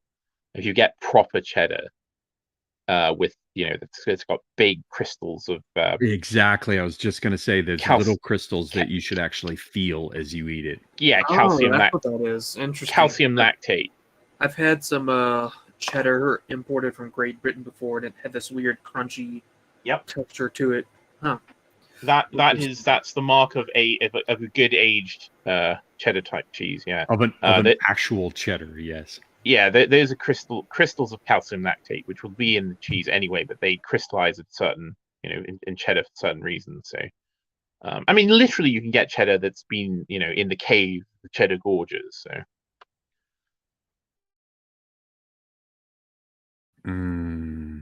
cheesy goodness. It's interesting because you mentioned Istanbul. It brought me to something I wanted to mention. I got a feeling it might have been last time we sort of hung out on your channel, Semi, and I was going to actually mention it, but I didn't get there because I think did the subject of Lucum or Turkish delight come up? I think last time. Lokum, yes. And I remember when we were staying in Istanbul, because we were staying in Fethiye, in the old part of the city, and there's this wonderful, I can't remember which street it is. It comes off, because there's that sort of circuit wall that surrounds the Topkapi Palace, and I can't remember if it was like one of the main avenues that comes off the the Catholic palace, in like away from the Hagia Sophia and whatnot, that sort of head like into the guts of the old city, and you see these what are sort of almost just large confectionery stores, and they're all housed in these buildings that are 200, 300, 400 years old. Right. And one of the main ones is the Egyptian bazaar, where you can go to buy saffron or local. Yeah, which the hotel I stayed at, or the tour stayed at, was actually really close. It was probably like a 5-minute walk from that, from the Egyptian market, because it was really close to the bridge, the one that goes over to the Galata. Galata Bridge. Yeah. Yeah, exactly. So that was actually quite close, and I just remember, thinking that we have this preconceived idea of what Turkish delight is, and we actually have a confectionery here in Australia called Turkish Delight, which is sort of literally a really cheap equivalent of it, just surrounded in relatively cheap milk chocolate, and it's not that great. But then you actually see it made, in a sort of place of origin, shall I say, which is Anatolia, the Aegean, that sort of where obviously that was created. The Greeks will call it lukumi or whatever. Yeah, lukumi. Yeah, but it's just and you see it, flavored. It's got they have like berry flavor, rosewater flavor, mint flavor, and with pistachio. Oh, and the nutty ones are the best. Yes. Oh man, I have to say, like, there's parts of Turkish cuisine I like and parts of it I don't like, but my God, actually seeing those, because they are, let's call them what they are, craftsmen. I mean, they're sort of like the Turkish equivalent of, like a gelato master or a Swiss chocolatier, like they're masters of what they do. And they're probably multi-generational families that run those sort of places. And it was actually really remarkable. And the fragrances, the aromas that came out of those stores were amazing. I'm actually just on Google Maps, I'm trying to sort of find the one I actually frequented, but I actually literally bought myself a box of it and posted it back home. Yeah, you have to get it. You have to get it fresh, and you can certainly get it fresh in the Grand Bazaar. And the other thing is that they have. Oh, I found it. Semi. It was a Hafiz Mustafa, 1864. Which is just off is just off the Ankara Avenue, which comes off the top Kapki. Yeah, Hafiz means somebody who has memorized the Quran. So Hafiz Mustafa means Mustafa who has memorized it means Mustafa who is devout. Yeah, like Hafez al-Azad. Actually, Hafiz is probably from that. Yeah, the Turks pronounce it, of course, differently, but yeah, it's probably that same word. The desserts. The main point is, the Turkish delight when it's fresh is it's fucking great, man. The thing is, I would go so far as one of the greatest confectionaries you could actually indulge in. When it's made properly and authentically, it's amazing. When you have it fresh, like you're talking about, and well made, like people who know it, the fragrances, like you said, some of it's made with the rose water, some of it with pistachios, some of it with other kind of nuts, jivvies. In general, I don't think a lot of people know that the Turks, in terms of their dessert culture, I don't know if it's quite up with the French in terms of a dessert culture. And of course, they've got a lot of things borrowed, because there's like a place called Inci Profiterol, which is a very famous place that you'll go to get profiterol.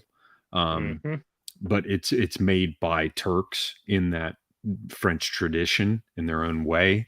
A lot of it is taken from the French, and of course some of it was probably taken from the Greeks and from other people further afield, but they have their own tradition of desserts that's absolutely fucking awesome. And strikingly, a lot of it made with milk. Like, so there's a place called Sütiş, which means sort of like the place where stuff is made of milk. And there are all kinds of, there's like rice pudding, there's different types of milk puddings that are made.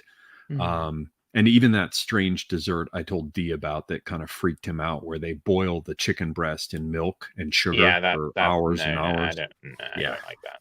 but the other ones do have. Yeah, especially they have a thing called kaymak that's like Scottish clotted cream. And so what they do is you get fresh baked bread, or like they'll serve it on a quince, right? So you'll have a sliced quince that's been drizzled with some kind of sugar syrup. And then on top of it, you got spoonfuls of clotted cream. And then on top of that, they sprinkle the little, what the fuck do you call them? The granules from a pomegranate. But to be honest with you, the most delicious thing ever is fresh bread with fresh clotted cream on it, and then fresh honey on top. It's oh my god! See, the thing is, I've or been when to they do Turkey, the grilled, and I've had the many of these grilled things, figs but I with the don't honey. remember the name of any of them. No, sorry, D, continue. No, I was just going to say I've been to Turkey, and I've had many of these things, I'm sure, but I just don't remember the name of anything because I'm not a foreigner like Semigog, who sounds like he speaks perfect Turkish. Very weird. I don't speak perfect Turkish. I speak a bit, and I pronounce it reasonably well when I He's a remember it. But I'm not a foreigner. I'm not a foreigner. You fucking Irishman. Anyway, fuck off. The Turkish, but yeah, I would say Semigog. There is a product in the UK called Fry's Turkish Delight, which is horrible, I'd say. And so a lot of people in Britain, when they hear Turkish Delight, that's what they think of.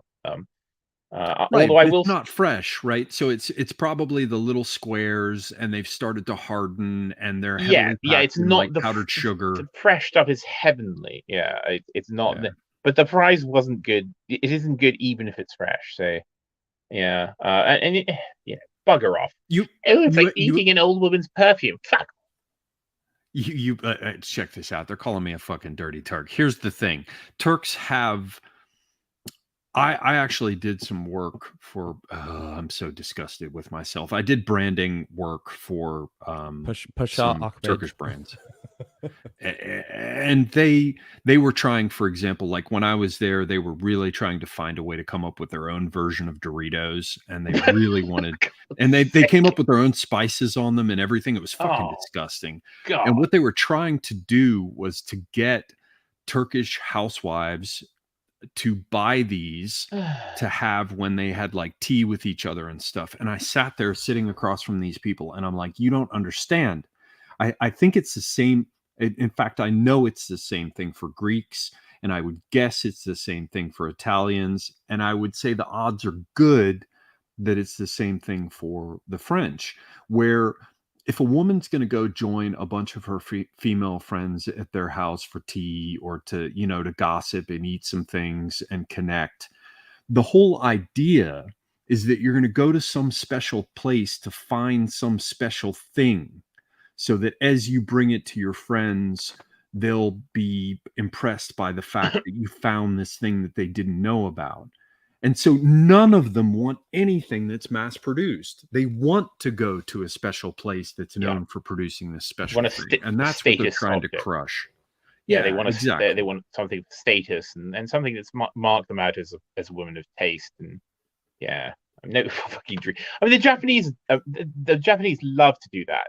They will take something like Kit Kats and they will just make 1,000 flavors, like horrid Japanese flavors. Here's your fucking Kit Kat. I didn't know you knew about that. I found out about that recently. It's really bizarre. I did it years ago. I spent an enormous amount of money buying a giant box full of like Japanese Kit Kats, and I mean, some of them were great, but like a lot of them were just shocking. It's like jelly beans. Some of them are actually really good. It's just bizarre how many different flavors of Kit Kat there are in Japan. I didn't know that was a thing. Like sesame, wasabi, and white chocolate. It's like weird stuff like that. All that. There's like fucked up because a Kit Kat to start with is not like it's not among the best. No, I mean the matcha ones. Yeah, those were not bad. I mean, you get those, and then they had like weird like Japanese version, like rum raisin. Which isn't a Japanese flavor at all, but they decided to make one.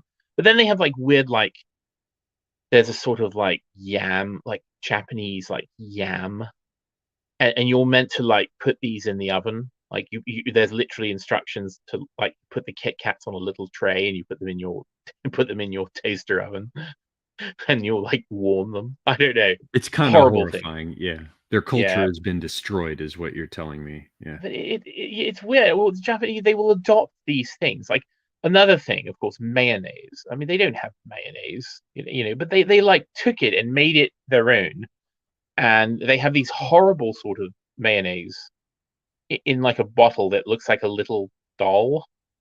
I think it's called like what is it called? Kewpie? Is it called Kewpie? I think it's called Kewpie dolls, yeah. mayonnaise. Yeah. You know, that's like a big Japanese specialty. Is this something that's totally foreign to them? You know, you go somewhere and they say, you know, you have for dessert, ice cream. Oh, ice cream. Yeah. Ice cream. Ice cream. I can't do it. You know? Yeah, I had to when I was doing that Japanese taiko drum stuff, I had to work with the Japanese, and they were oh my god, man. I was like, oh, I'm so interested. Tell Tanaka Sensei that I'm very interested in the origins of Japanese culture. And meanwhile, fucking Tanaka Sensei isn't listening to a fucking word I'm saying, and he's hanging out with a bunch of Japanese who are all wearing biker outfits and they're drinking American whiskey. Like they don't give a shit, you know. Yeah. Oh, okay, desu ka? Oh, yasuminasai. Oh, you know, the men, they all fucking talk like that. Oh, baka yaro. Yeah, like Toshiro Mifune. Yeah, Toshiro Mifune. Yeah, fucking. Oh, oh yeah. Oh yeah. Yeah. Bye, monkey. Bye. You know what's fucking crazy is French women talk like that sometimes. They're like, oh, I don't really know what you want to do, but I think it is so crazy. And yeah, they have their own gender distinction. Oh God. We don't. All right, ladies and gentlemen. I mean ladies in the audience and gentlemen. We are coming up. Oh, sorry. I am. We're gonna make it. Everybody has to stick with me for at least 5 more minutes because all right, then I gotta go. We will have reached a 5-hour stream. I can't believe it. I knew that it was getting close, Semigog, because for some reason, after I've used StreamYards for about 4.5 hours, my avatar disappears and I have to leave and come back in again to get it to come back. Your eyes start to cross. One of your legs goes numb. I didn't understand why does it leave? Why does it leave? So sorry, Furious. What'd you say? I was just saying D has to resuscitate his octopus. Yeah, exactly. The octopus. He's like I've been sitting on one half of me octopus. Yes. Oh, they crikey, bloody hell. They do that anymore. D was fucking I'm not allowed to talk about what he's been sitting on. I have to ask though. Oh, sorry, go Simi. No, I was just going to say D had a problem where he was sitting on a part of himself, but I'm not allowed to talk. I sat on my balls the other day. Yeah. Oh. Yeah. Of the places you ventured to, Semigog, I have to ask, where did you find of the larger cities in Turkey had from a cuisine standpoint, reflected Ottoman or Turkish cuisine most authentically, and you most enjoyed when you tried for like cosmopolitan cuisine, the only place is Istanbul. Period. Like Istanbul is the place where you'll go talk to somebody in the Grand Bazaar, and they figure they're going to get a big sale out of you, right? You're going to buy a $2,500 sword off of somebody, right? And or you just did, and the guy's trying to show what a good friend he is. So now you're going to go and eat after you gave him huge amounts of money for some shit. Yeah. So after you bought stuff from Ahmed, you're going to go to his friend Hassan down the other side of the bazaar and buy it. Absolutely. Sword off him. Yeah. Okay.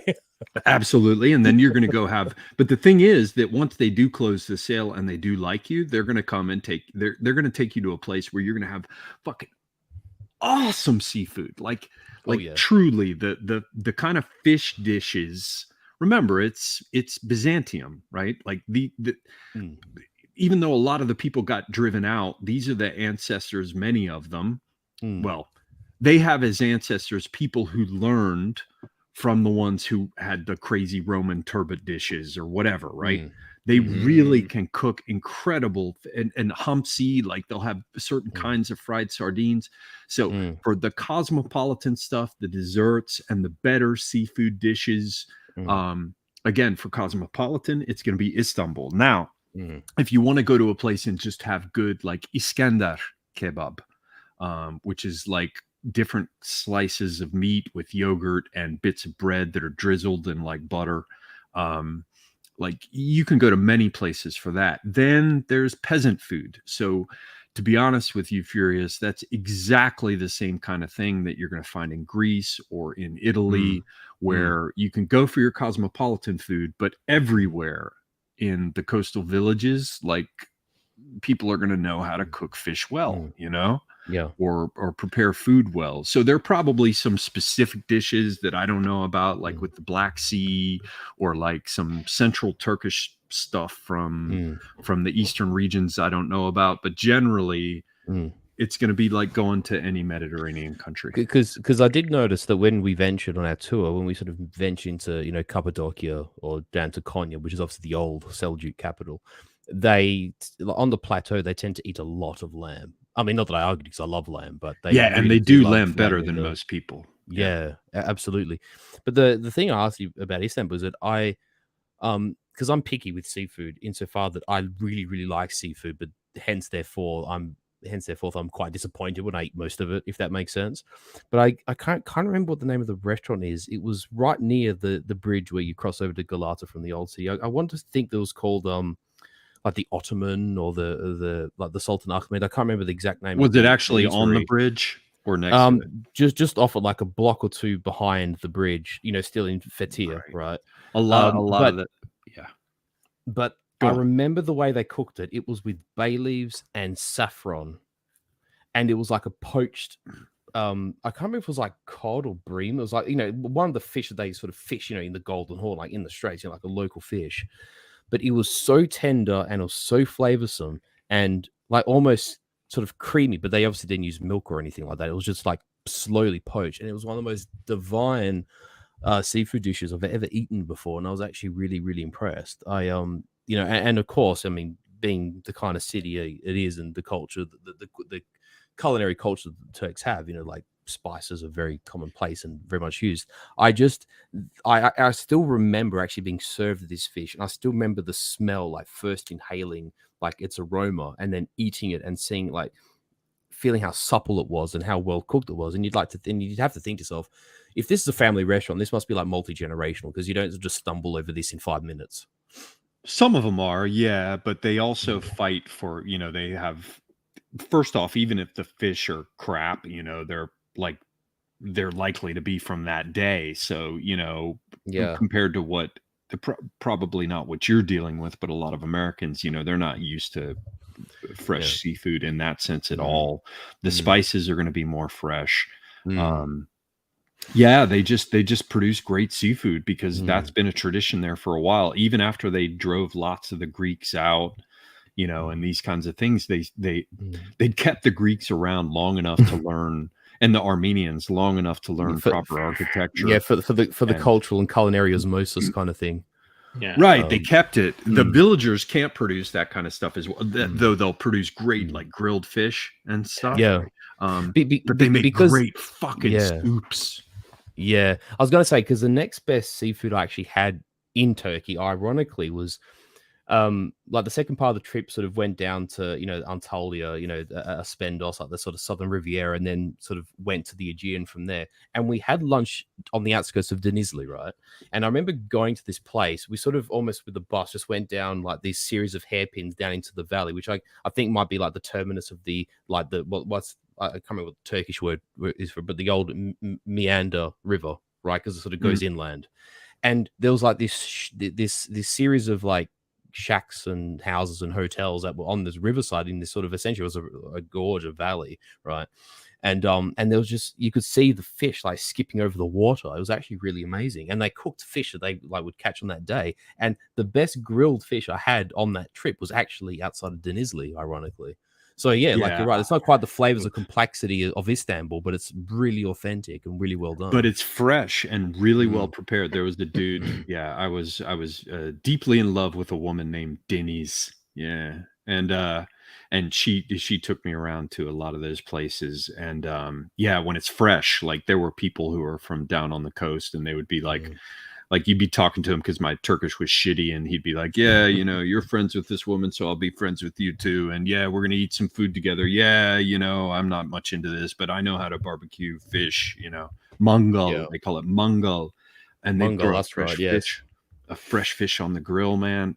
Ow. Yeah. So it's not, I wouldn't say they're up there with the French, but at their best dishes and the best things that they can produce are kind of like it's not the highest cosmopolitan, right, where you're really getting into like the French with the details of their sauces and the distinctions of their flavors, but the actual Ottoman cuisine that you find that's cosmopolitan, and their country sort of stuff that they produce, their country stuff is as good as most of the Mediterranean country stuff, though a little different. And their cosmopolitan stuff is getting up close to the good Italian stuff. I mean, I obviously have my biases in that regard, but I will actually say that I think from certainly my own experience and having traveled and I mean, I was fortunate too, because we were actually it was sort of like a group of, I think about 25, 26 of us. And, you know, we obviously had a bus, and we actually had a driver and a tour guide, and that tour guide had an assistant. And so we, you know what I mean? Like, we sort of led around by someone who knew what he was doing, who had contacts, who knew like the good places and whatever. So that was probably a huge advantage to us. But nonetheless, at least we actually got to try, you know, really good eateries and really good food. And we didn't really get stung by any bad places. So yeah, I think that people tend to overlook Turkey more than what it merits being overlooked. On that note, I think you're quite right. Yeah, and they also cook with yogurt better and more knowledgeably than anyone else, because that's their culture, whereas it was sort of introduced later to everyone else. So, you know, if you want to do anything with yogurt, look at them. What you grunt about the dudes with the ice creams and the fucking sticks, and they twirl them around and like but they're basically all they're doing is ripping off Italians with the sticky stringy gelato. Greeks and Turks, I mean, they're peasants, you know, they eat weeds and yogurt and flatbread, and that's about it. God, and legumes. And yeah, they can grill a fish, but come on. They can grill a fish. As I said, they get close to the cosmopolitan Italian stuff. Yeah. I mean, the weird thing, of course, is like Italy with its you know, all wonderful regional cuisines. Rome and Venice have some of the shittiest food you could possibly imagine. Like, there's so many bad restaurants in certainly in Rome. You know, yeah, it's very weird. I've had a lot of good food in Rome, but absolutely, you have to avoid where the tourists go, because that's where the shit is. Honestly, Yeah. like They go everywhere. They go everywhere now. But that's the same. That's the same as in Turkey. You just stay away from the fucking tourist places. Yeah, exactly right. I mean, but like, when you go to a restaurant in Italy or France or something, do they come out with fresh butter? Because the good kebabchis will bring their own in-house made fresh butter. Well, yeah, I mean, certainly. I mean, the thing about France is that, you know, a lot of the best places to eat are these very small places run by like a woman and her family, her daughters or something. Like, you will go to these very small places. Le Petit Bistrot. Oh God! Or like my I had a French girlfriend, and she was like, "Yeah, once a month, my father goes off to eat at a restaurant." And I'm like, "That's interesting. Do you all go with him?" And she's like, "No, he goes to eat alone." And then I was like, "Well, what kind of restaurant are you talking about?" And she said, "A correct one."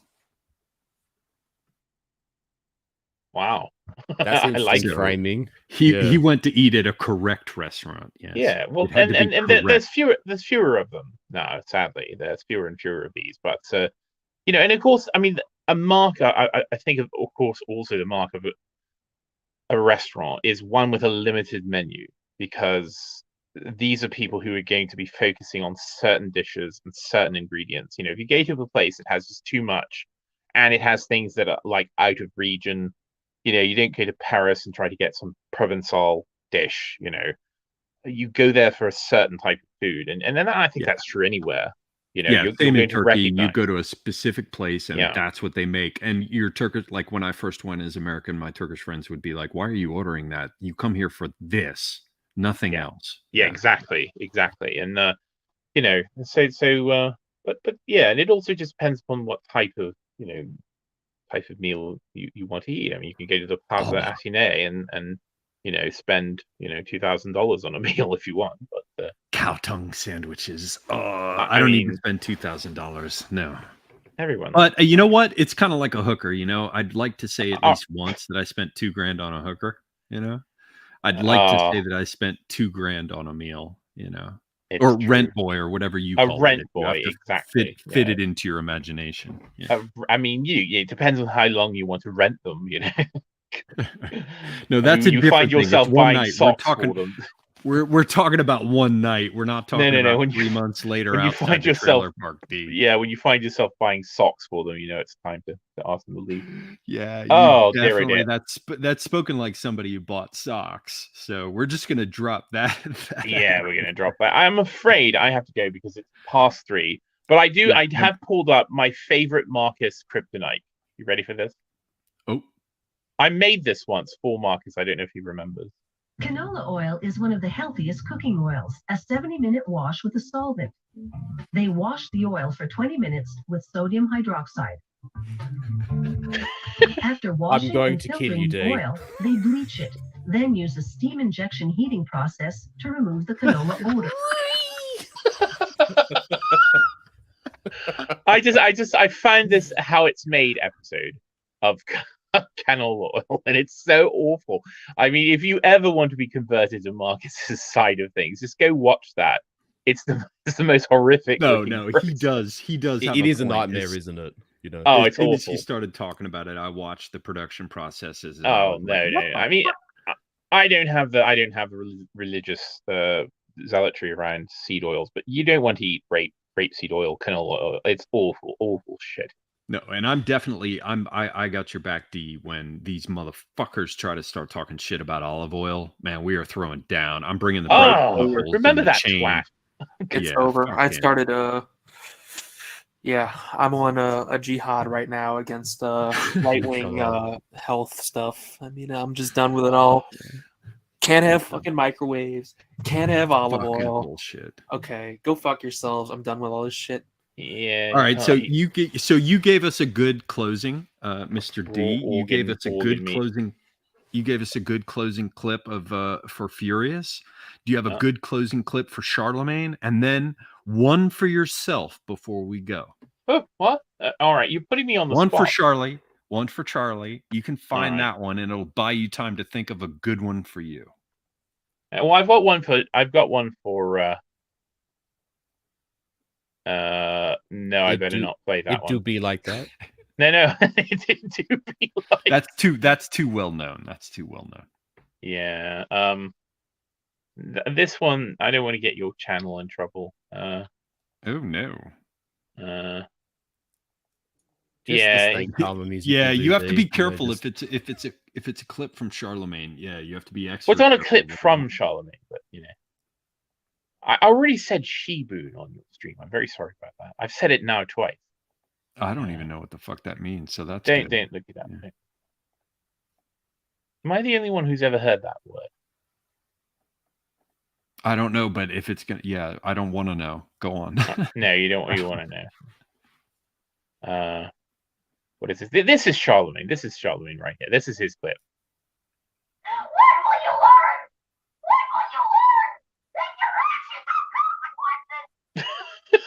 What the hell is that? What? Never mind. It's an very old meme. A very, very old meme. Wow. Oh, I see. Yeah, I that other word you said is now being explained, and yeah, I don't know. Yeah, just don't worry about it. Don't worry about it. One for myself. Well, it's going to have to be the one I posted on Twitter the other day.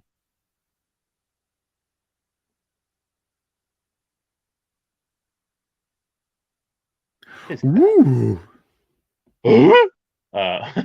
Speaking of one little diversion. I'm doing a stream with Apostolic Majesty on Monday, and I'm always thrown into a fury when when I'm doing when I'm doing stream with AM, because I just feel, I mean, I feel that I don't have the proper, sort of academic justification for things I want to say. Well, I mean, we're talking about we're talking about a very interesting topic, which I think I might have suggested at one point, but we're talking about the destruction of English culture, of native British English culture, starting with the dissolution of the monasteries. And I've always had I mean, it's not just my theory, but that a lot of native British styles were kind of ruined, were kind of driven away by the advent of by the popularity of continental things like Palladianism, or right. Yeah, but I'm always slightly, I just feel like AM's going to come on. It's wonderful to have you here. Oh, stop. Okay, first off, here I'm going to freeze up. I'm going to freeze up. You're not going to freeze up. It's worse, Dave. It'd be like, actually, my speciality is in the Xiongnu, but in 295 BC, Exactly. Here's the thing. But I've addled my brain, Oliver, and I just don't have the recall. I've addled my brain, all of you. Yeah, I don't have the recall that AM does. Here's what you have to understand about any time. Certainly, Furious knows better than I do, because he's done so many streams with him and contributed quite extensively in terms of his knowledge of warfare. As much as I can to my Antipodean standards as much as possible. His knowledge of classical history and of warfare in general, and of tactics and strategy. So I do not mean to, in any sense, give short shrift to Furious, but here's the bottom line. I think Furious knows this too. AM shows up for every stream already prepared to do it by himself. That's the bottom line. He shows up prepared to do it by himself. So what you need to do, and he's able to do so, because when he doesn't have a guest, he'll just do it by himself. No. Don't do him like that, man. AM's awesome. All you do is you show up and you understand that he's going to know enough about the subject to trigger things in your mind and memory that you will be able to discuss. I don't know.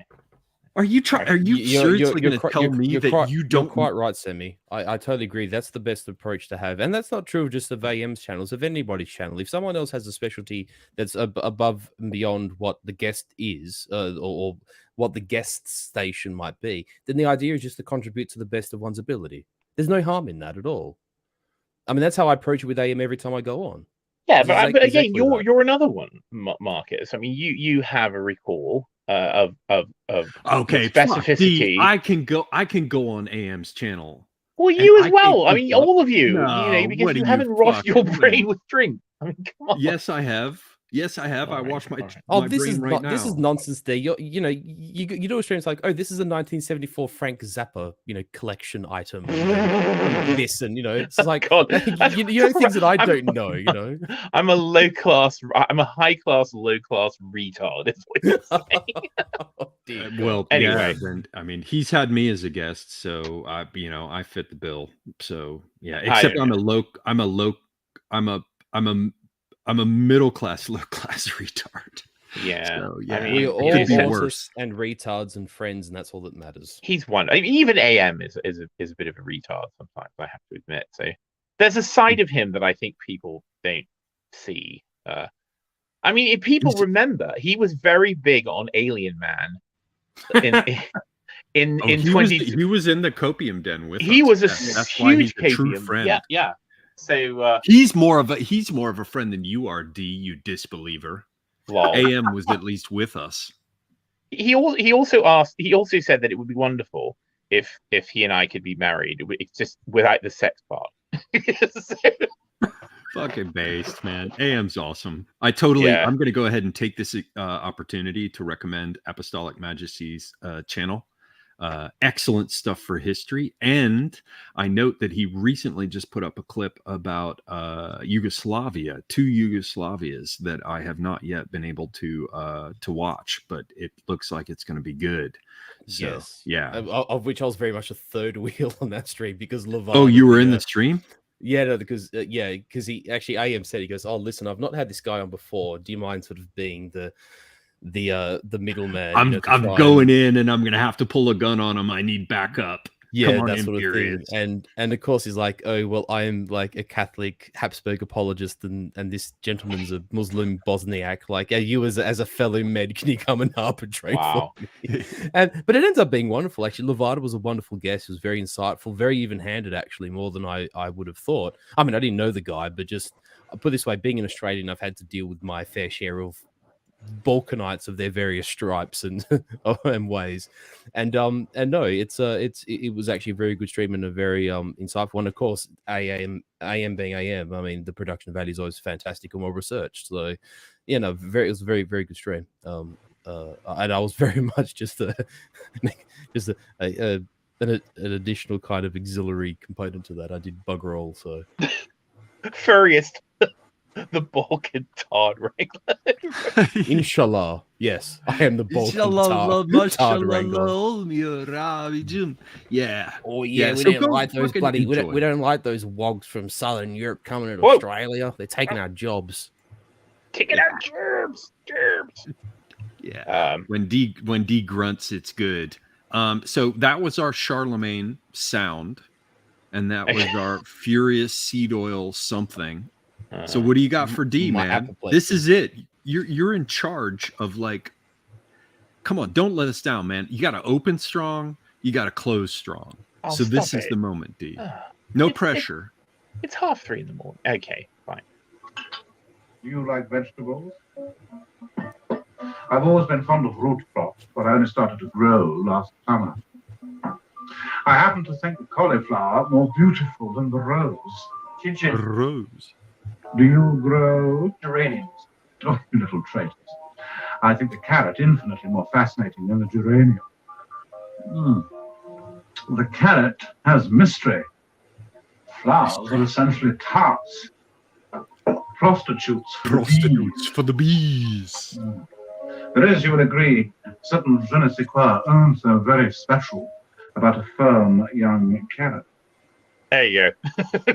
Allez! A firm young carrot. About a firm young carrot. If you haven't seen that film, which is called With Nell and I, you should. It's wonderful. Wonderful film. Quite harrowing in a weird way, but it's a comedy. It's a dark comedy. Yeah, and it's actually the best role of Richard Grant, and the only role of Richard Grant that I care about, to be quite honest. Richard E. Grant, who plays Withnail, and also Richard Griffiths, who plays Uncle Monty, who the millennials will recognize as Harry Potter's.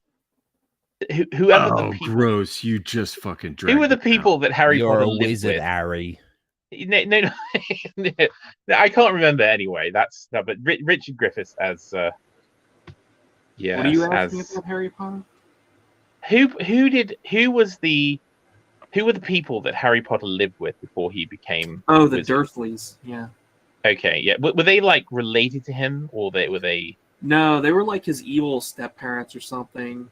I hate that Charlamagne knows this. I thought they were his auntie and uncle in the book, if I remember correctly. I hate that Furious knows this. Hang on. All right. Okay. Before we go further, Semigog, I must caveat this. Because yeah. Sorry, go on. No, I was just going to say, Semigog, I was forced to read Philosopher's Stone in second year of high school, and I hated my teacher for it because I've never liked fiction. I've always been a history dweeb and a geek, and she Like literally, no, actually, this is the thing. I had to endure 2 school lunchtime detentions because I refused to read it, and I only read like enough chapters to do my assessment. Wait a minute, I did under great suffering. Philosopher's Stone is targeted at like 10-year-olds. If you're being made to read it in high school, it's just wrong. Well, that's also, I'm freaked out because like I had to read like "Cry the Beloved Country" by "Cry the Beloved Country" by fucking Pearl S. Buck when I was in high school. You're telling me that you're so recent that you fucking read Harry Potter in high school? I don't know who any of you are. I don't know where I am. It got released, so my teacher was like on the bandwagon of writing the Harry Potter, circle jerk. I was like, oh god, this is not my beautiful house. This is not my beautiful wife.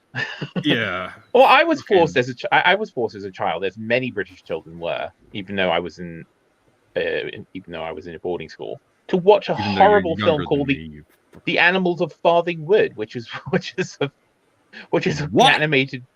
animated film where I believe it's The Animals of Farthing Wood, where they're literally like medical research dogs that break out of some facility and they have some horrible like disease, that man-made disease. I just pulled it up. I'm looking forward to watching it. No, don't watch it. It's awful. Oh, so you're watching. I mean, I quite like, I don't know, the Harry Potter films. They're all right. I don't know. I like what's going on here? Charlamagne, what's going on here? What is this person talking about? I have no idea what this person is. I was doing literacy work in year 10 science. What? What? I don't even know I what don't that know. means. I don't know. I don't know what that means either. Yeah, what the fuck? Fucking randos. Oh, the These plague goddamn dogs. October, thank you. It's not the Animals of Farthing Wood, it's the Plague Dogs. 1982. Yeah, horrible. Ooh. Because I know about The Secret of Nim, man. That's all about the lee of the stone. You must do it in the lee of the stone. And then there's Watership Down with the fucking rabbits tearing each other apart. Yeah, the cartoon was pretty fucking dark. I'm like, Mommy, what's up with these bunnies, Mommy? Yeah. Yeah. Oh god. Because also when I was a child, there was still myxomatosis, which was a horrible rabbit plague that wiped out many rabbits in the UK. So you would see, like as a child, you just randomly see these like rabbits with like bleeding eyes and covered in. Did you just say myxomatosis? Yeah, myxomatosis. It sounds like exactly what produced Meghan Markle. She's a product of myxomatosis. It's a horrible rabbit disease, and if you are old enough, you remember seeing scabrous, bleeding-eyed rabbits stumbling around dying. Bleeding-eyed rabbits. You know, they purposely released that in Australia to control our rabbit population. Oh, yeah, that's right. Fun. You had weird plagues of rabbits. Yes, yeah. So we got overrun in the 90s. So they used to cycle between like intentional releases of myxomatosis and then calicivirus in between. They used to cycle between them, and so basically what happened is the rabbits bred so quickly they developed resistance to both within like 10 years. It's all freakish. I don't know what's going on in Australia. It's a hellhole. It's literally a hellhole. Just never come here, people. Oh, John Goris mentioned Threads. Oh, Threads. Oh, Threads, man. Well, Goris, man. Semigog, if you ever come, and this is true for anyone, of course, like that's a friend. I mean, I'll open the doors of my latifundia to anyone who wants to venture down here, who's stupid enough to fly to the penal colony and get stuck. And by the way, Mrs. Dursley, was Harry Potter's mother's sister. So they were the aunt of Harry Potter. Although was aunt and uncle, yeah. They were muggles, so they weren't magical. That's right. Yes, that's right. Fucking muggles. Fuck all this bullshit. I'm so happy that I grew up before all this Harry Potter shit. I watched it go. Yeah, I really hate Harry Potter shit, dude. I mean, Harry Potter was like a good story to read as like a kid at like age appropriate level, but the fact that it's like a quote unquote adult phenomenon is just like an absolute travesty. I mean, it's just not good. Like if you try to, I haven't tried to read the books in probably like I don't know at least.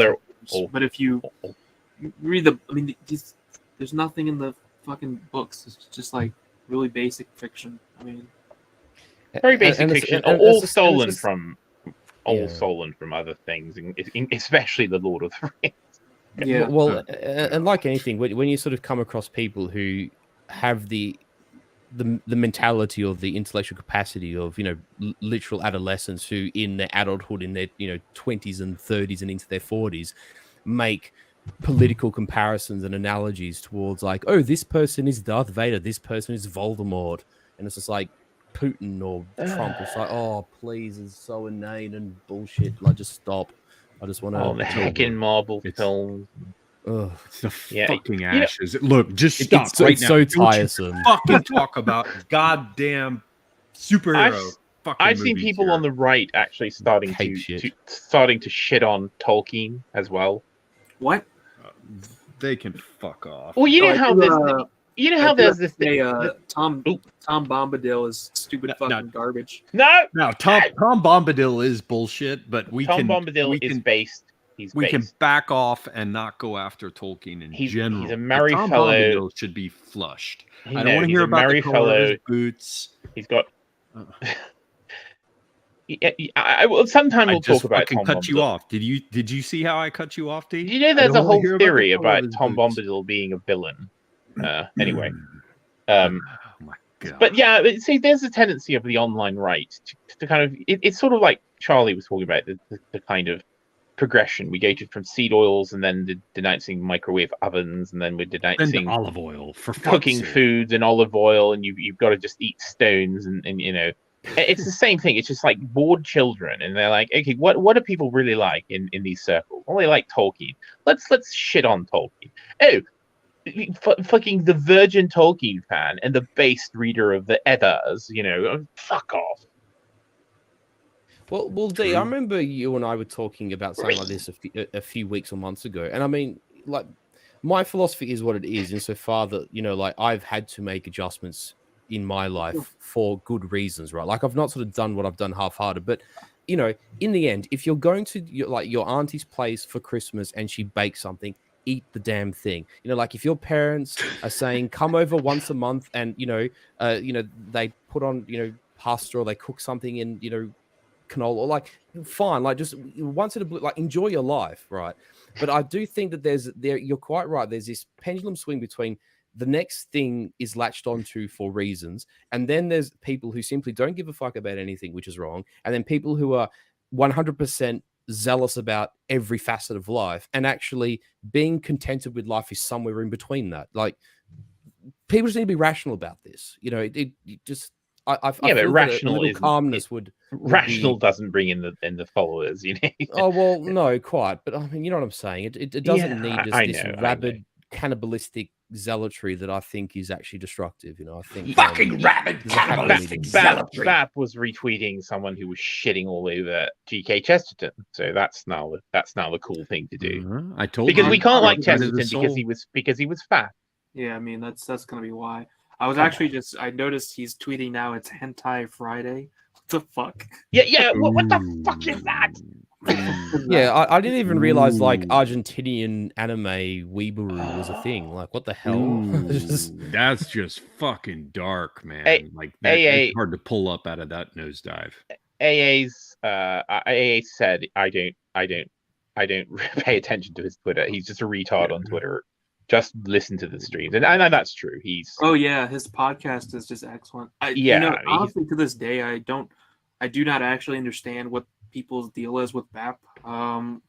Like, for some reason, he's a very controversial figure, but like, to me, he's just a guy with a funny and interesting podcast about like history and some esoteric philosophy. and I'll totally agree, Charlie. You're absolutely right. Yeah, no, he's extremely intelligent. I mean, his podcast is good. He's got great guests. I mean, like, really, I don't understand like why this is a really divisive figure.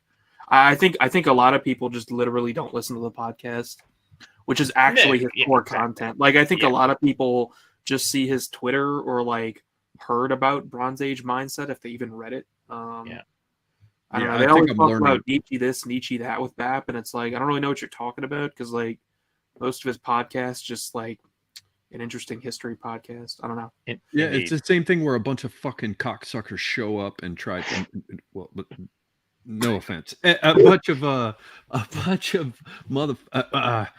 of unpleasant people show up and try to give me a bunch of crap about everyone is a Fed, and they clearly don't understand it. And I'm not trying to act like I'm some kind of big name. I'm absolutely tiny, right? But well, I mean, you know, I have a big cock and a ton of money. Wait, what's that? But, you? Sorry, no. So the point is, however, that's an old joke of a friend of mine, by the way, that I have a big cock and a ton of money. He would always say that, and he would go, and I'm only lying about one of those things. Wow. So, I'm very well read and very well hung. Yeah. He was very poor. He was very poor, by the way. But you can be poor. If you have a big dick, you can be anything. You can have every other whatever you want, right? Exactly. But the point is that I think I understand what Charlamagne's talking about BAP now, because a bunch of people come running in and acting like they heard about me and they got to come fight with me about such and such, and I'm like, dickweed, what kind of fucking windmill are you tilting at? Like, everyone who's arrived has just shown that they don't understand anything about what I said. Like, none of it. Like, it's a caricature of a character. Anyway, so he's a smart guy. Anybody who wants to check him out, check out the Caribbean Rhythms. Yeah. And don't pay too much attention to him shitting on Chesterton, and certainly don't pay attention to him fucking trying to promote anime or whatever. But he does post a lot of hot men. Oh my fucking god, man. We must share. He's certainly, yeah, God's sake. Wait, hang on. Where I've got a clip. Where is he? Yes, hello, agent, and hello to audience. Agent. Hello, agent. That was my favorite. And the rest of the, like when as A said, the rest of the stream, well, I agree with you, agent. You know, it was fucking agent Yes, for the whole fucking thing. Well, he said, like he asked, like, what should I call you? You know, Mr. Dr. Agent or Mr. Academic Agent. You just call me agent. Yeah, he didn't like AA because honestly, AA is hard to say. It is hard to say. Like a fucking, like a some kind of fucking Latino with one of those cars that bounces up and down. You know, AA. Yeah, it's hard. It's like double. It's like WWW. It just takes too long to say. Dub. Also, the problem is from a historical standpoint, AA also stands for anti-air, which is kind of meh. And Alcoholics Anonymous. Close to the home. Area denial systems. Yes. All right, listen, you fucking crazy. I've got to go. Freakish people. It is now 5:35. We have now gone into a 6-hour stream. We're now past the line into 6 hours. So it's over. It's absolutely over. All you fucking people who bothered to watch all this long, I want to thank all of you. I want to thank Charlamagne in particular, who had my back and appeared out of nowhere to fucking support me and say, yeah, I'm in this with you. Of course, he's not responsible for anything that happens in this stream. I want to thank Furious Pertinax for coming in. I want to thank Chris Gard. I want to thank the mighty star Mr. D, who brought a little bit of star power here tonight and carried this up another level to something different. Thank you all, ladies and gentlemen. Now I want to say get out, but I can't. So with much love, fuck off.